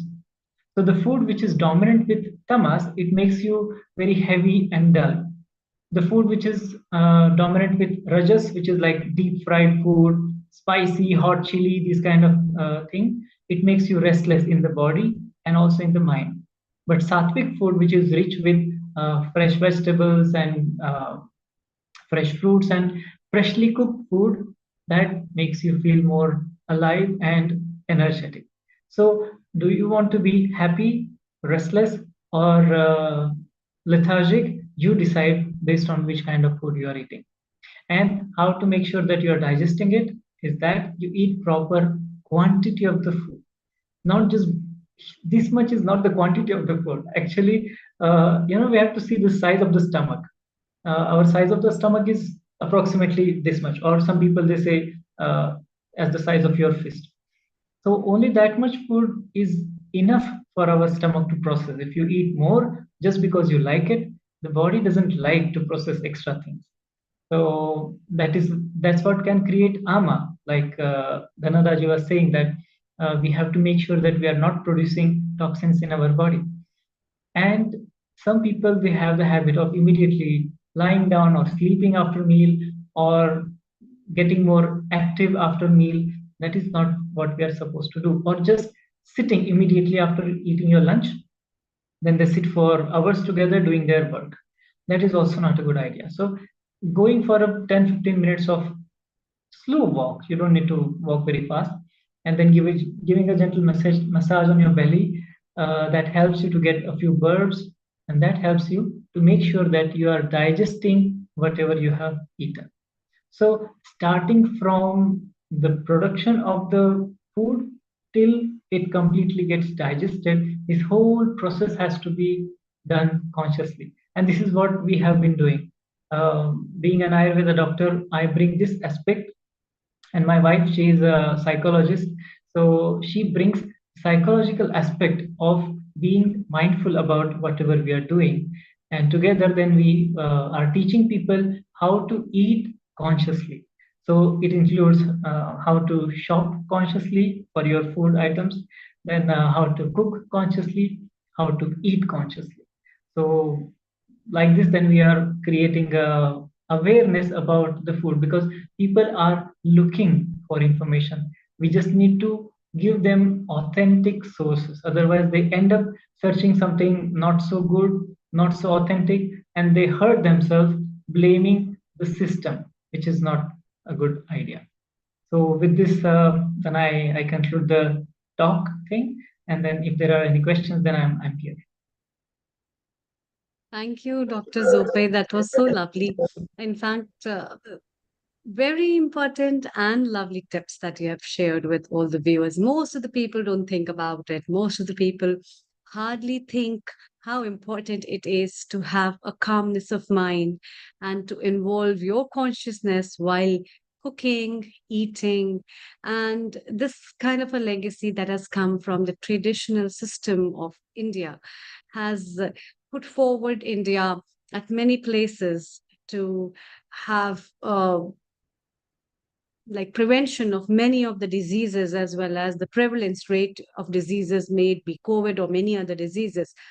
And on the part of that, the another aspect which is very beautiful about eating is about your mind and how you eat, how you chew the food, how much you eat. And before that, filling up, that reminds me when I added up a chapter during COVID about eating and shopping, because that time was the time when people were holding a lot of materialistic things, especially food items, which went out of stock.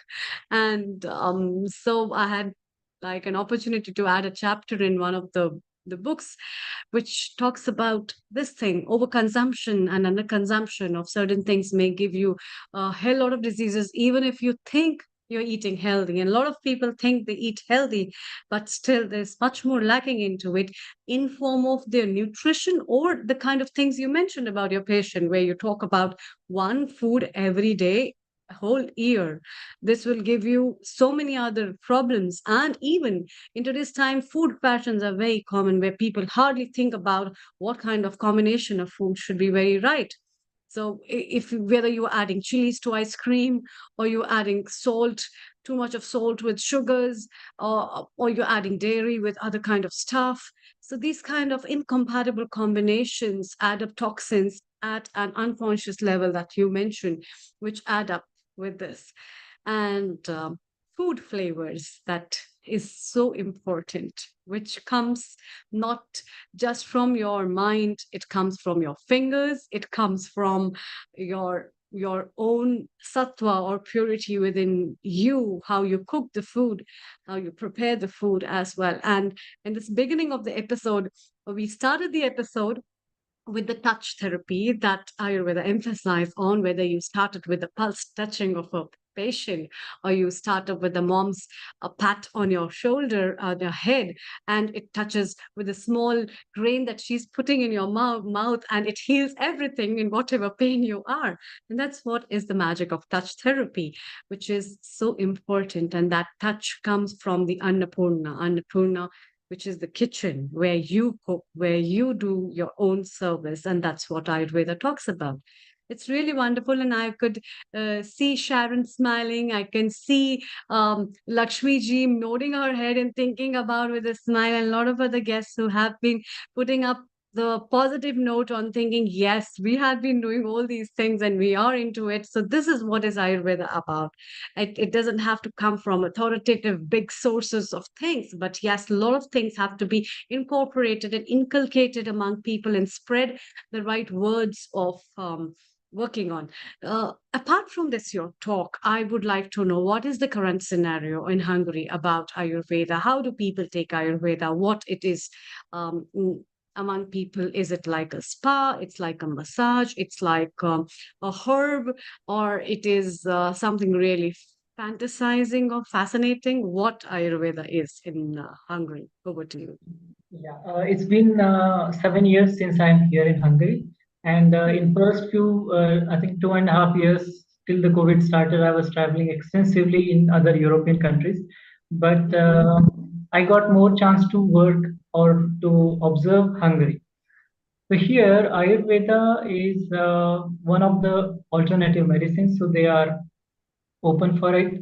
Whenever they want to look for alternative source of healing, then they go to either TCM or they go to Ayurveda also. And now, unfortunately, we don't have many Ayurveda doctors here, but we do have Ayurveda therapists. So people, they go to these therapists, they get themselves treated like different massages, Abhyanga, and who is the Ayurveda therapist? Who is called as Ayurveda therapist? These are the therapists who were trained. They are mainly Indians. They get trained in India for doing Ayurvedic treatments. And then they come here, they start their giving the treatments.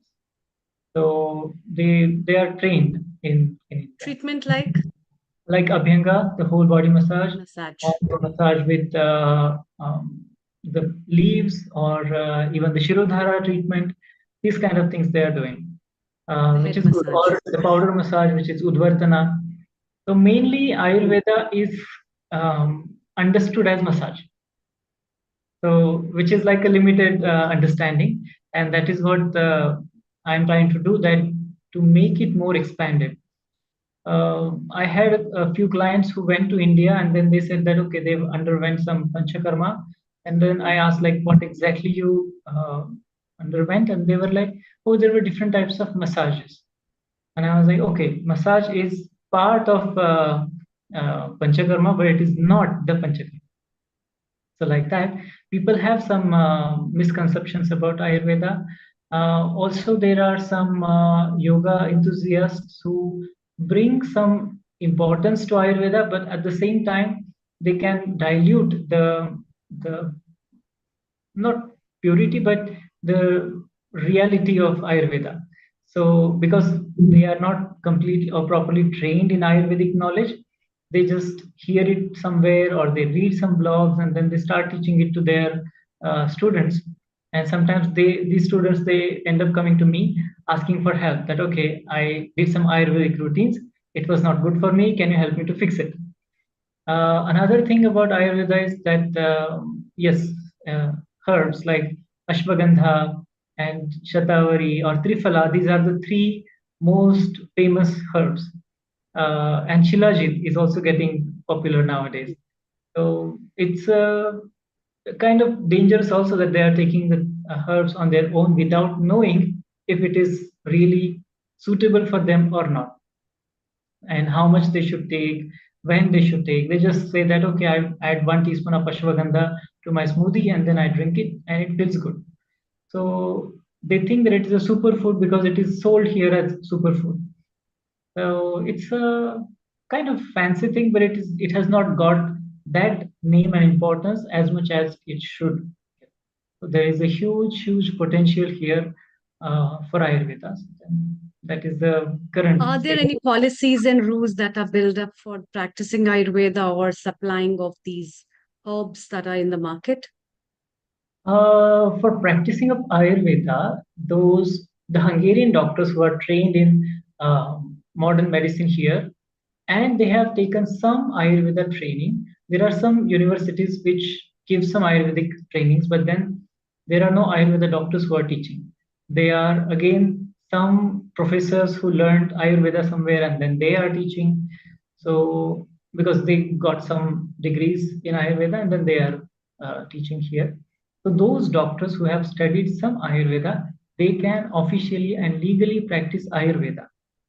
But being Ayurveda doctors who are trained in Ayurvedic medicine, we have the certification from, at that time it was CCIM, but still we are not considered as Ayurveda doctors or even practitioners. So we have to work under the umbrella of such Hungarian modern medicine doctors who are trained in Ayurvedic medicine. Right.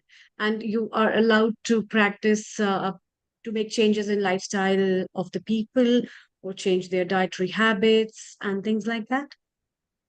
Yes, we can do that, but again, to be on the safe side, then I have another doctor who is like Hungarian doctor, and then I'm working under her or like with her, so that legally then it is correct what we are doing.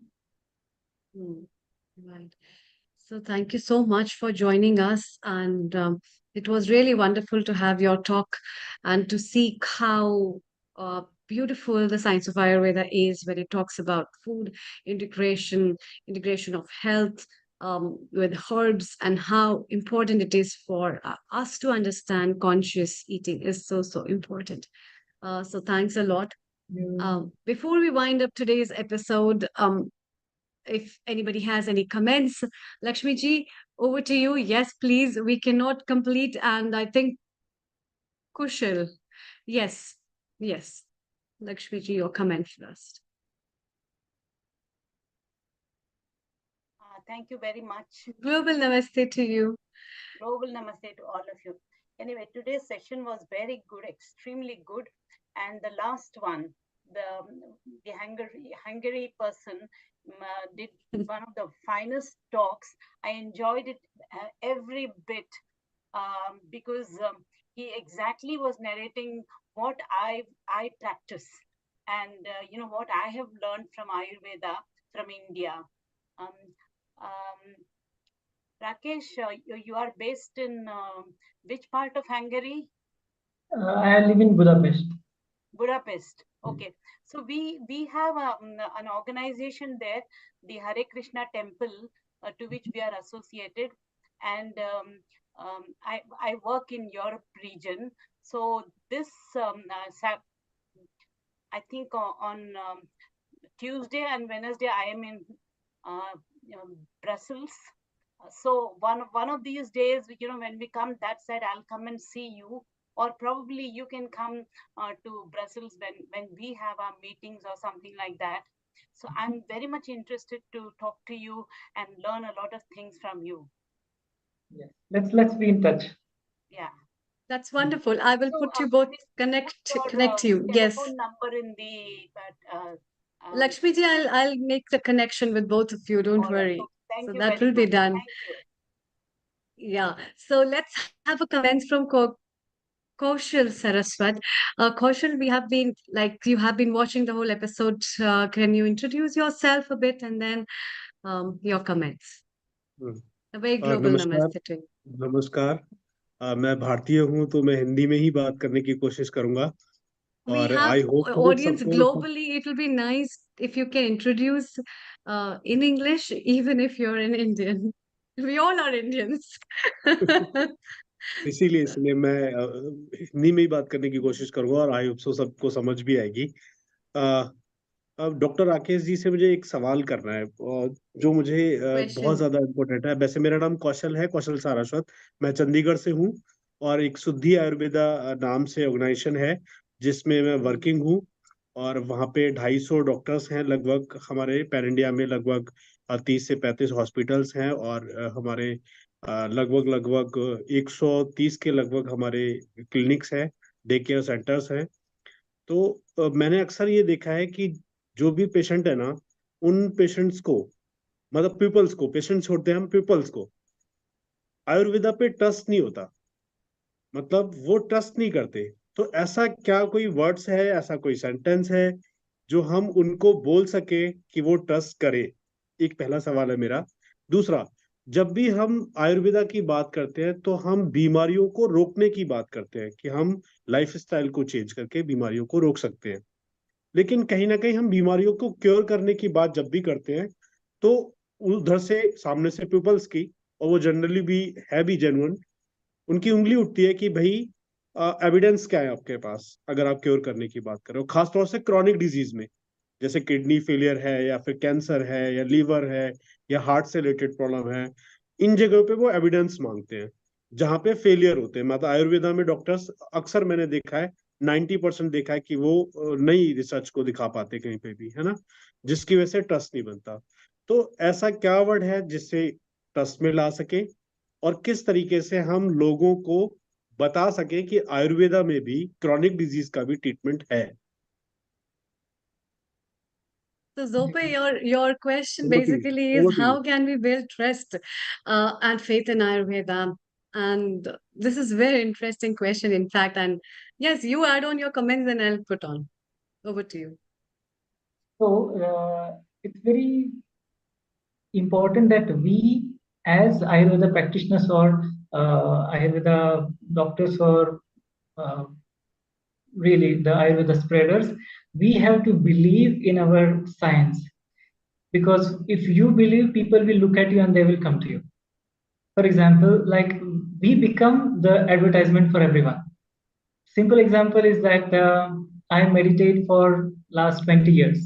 And earlier times, whenever I was telling people that, meditation is very important for you, you should do it, and it is very good for you, you will feel more relaxed and stress will go away. They were like, okay, but I don't know, maybe when I get old, I will try that. Now they see it on my face, that smile, I don't know what they see, and they're like, okay, I would like to be like you. How do you have this smile on your face? Then I just said that, okay, I meditate. So when you start believing in your system, then you start radiating that, because we convey more from our vibrations than what we say, and more than our words we convey through our vibrations. So it's very important that we start living and believing in it, and automatically it will happen. We don't even need to convince them; they will come to you. And this has been my experience also. The answer for the second question is that to be legally safe, again, we should not claim anything, because nowadays that has become a huge problem. That as soon as we claim something, they immediately, even though we have evidence for that, there are a lot many researches, but still we cannot claim, because then it comes in this uh, magical drugs act and things like that. So we have to save ourselves. So we tell them that yes, instead of saying that we can cure renal failures, we can say that we can help you to deal or manage your renal failure in a better way. When the person comes, he or she gets healed and cured, and that's it. The job is done. Because if we promise that we can cure it, and if we cannot cure it, then we are in a problem. Then they would immediately come and catch your neck that you said that you will cure me, but nothing happens. So just to be on the safe side, and we tell them that you need help with this, we are here to help you. What happens? And really, there is a very beautiful article. Maybe you can go and check that. It is called as "Predicting the Unpredictable." So it's an article about how the medical diagnosis can be done, or we literally cannot predict anything, literally nothing, because every single event is influenced by every single thing in this universe. Like we know this butterfly theory, so or butterfly effect. Therefore, we cannot promise anything, but we can definitely say that yes, your quality of life will be better. You will be feeling some improvement in your own condition, and that's it. So, how much it happens, it depends on the client's body also, how they are responding, how much they are following. Otherwise, many times I suggest the best prescription. If they don't follow it, they don't get any benefit. Thank So, you. Thank you, Dr. Zope. I think there's a lot more to be done for standardization of Ayurveda, for making up strict rules and policies that can be practiced in Ayurveda, because faith will only come when you have a firm faith and a procedure which is very well streamlined and crystal clear to all the people before they practice all these things. And secondly, uh, think before you say. That's very important for every practitioner, rather than just saying this can be done. And so magics do happen, but then there are a lot of ifs and buts to it. We'll be sharing all this with everyone and bringing with you another beautiful episode on Ayurveda to talk about different aspects on how Ayurveda can heal various things. And I would like to thank all the guests, all the experts and panelists who have made this episode again a wonderful success. And we had a huge discussion. Special thanks to Dr. Naveen Gupta, Dr. Rajiv Gupta, Professor E. Sharma, Dr. Antonio Rotarian Lalgoel, Dr. Casey Katoj, Dr. Zope, and all the guests who have contributed from Professor E. Sharma's side for making this, Ravi Banot, in fact, as well, for making this episode, again, a good success. It has been very informative. I think a lot of people must have taken up a lot of key points from this today's episode. We'll be bringing you another beautiful episodes every Sunday again. And don't forget to join us next Sunday for children's special, kids and teens. So let's have children rolling up to share their talent, wisdom, and we'll be talking a lot more about it. So have a beautiful day, a wonderful night, and a pleasant evening to all of you. From our founder and director, Neil Kumar, I would like to thank you all for being a part of it. And let's wind up with Gayatri Mantra. Om Bhurbhuva Swaha Tatsaviturvarenyam Bhargo Devasya Dhimahi Dhiyo Yona Prachodayam. Om Bhurbhuva Swaha Tatsaviturvarenyam Bhargo Devasya Dhimahi Dhiyo Yona Prachodayam. Om Bhurbhuva Swaha Tatsaviturvarenyam Bhargo Devasya Dhimahi Dhiyo Yona Prachodayam.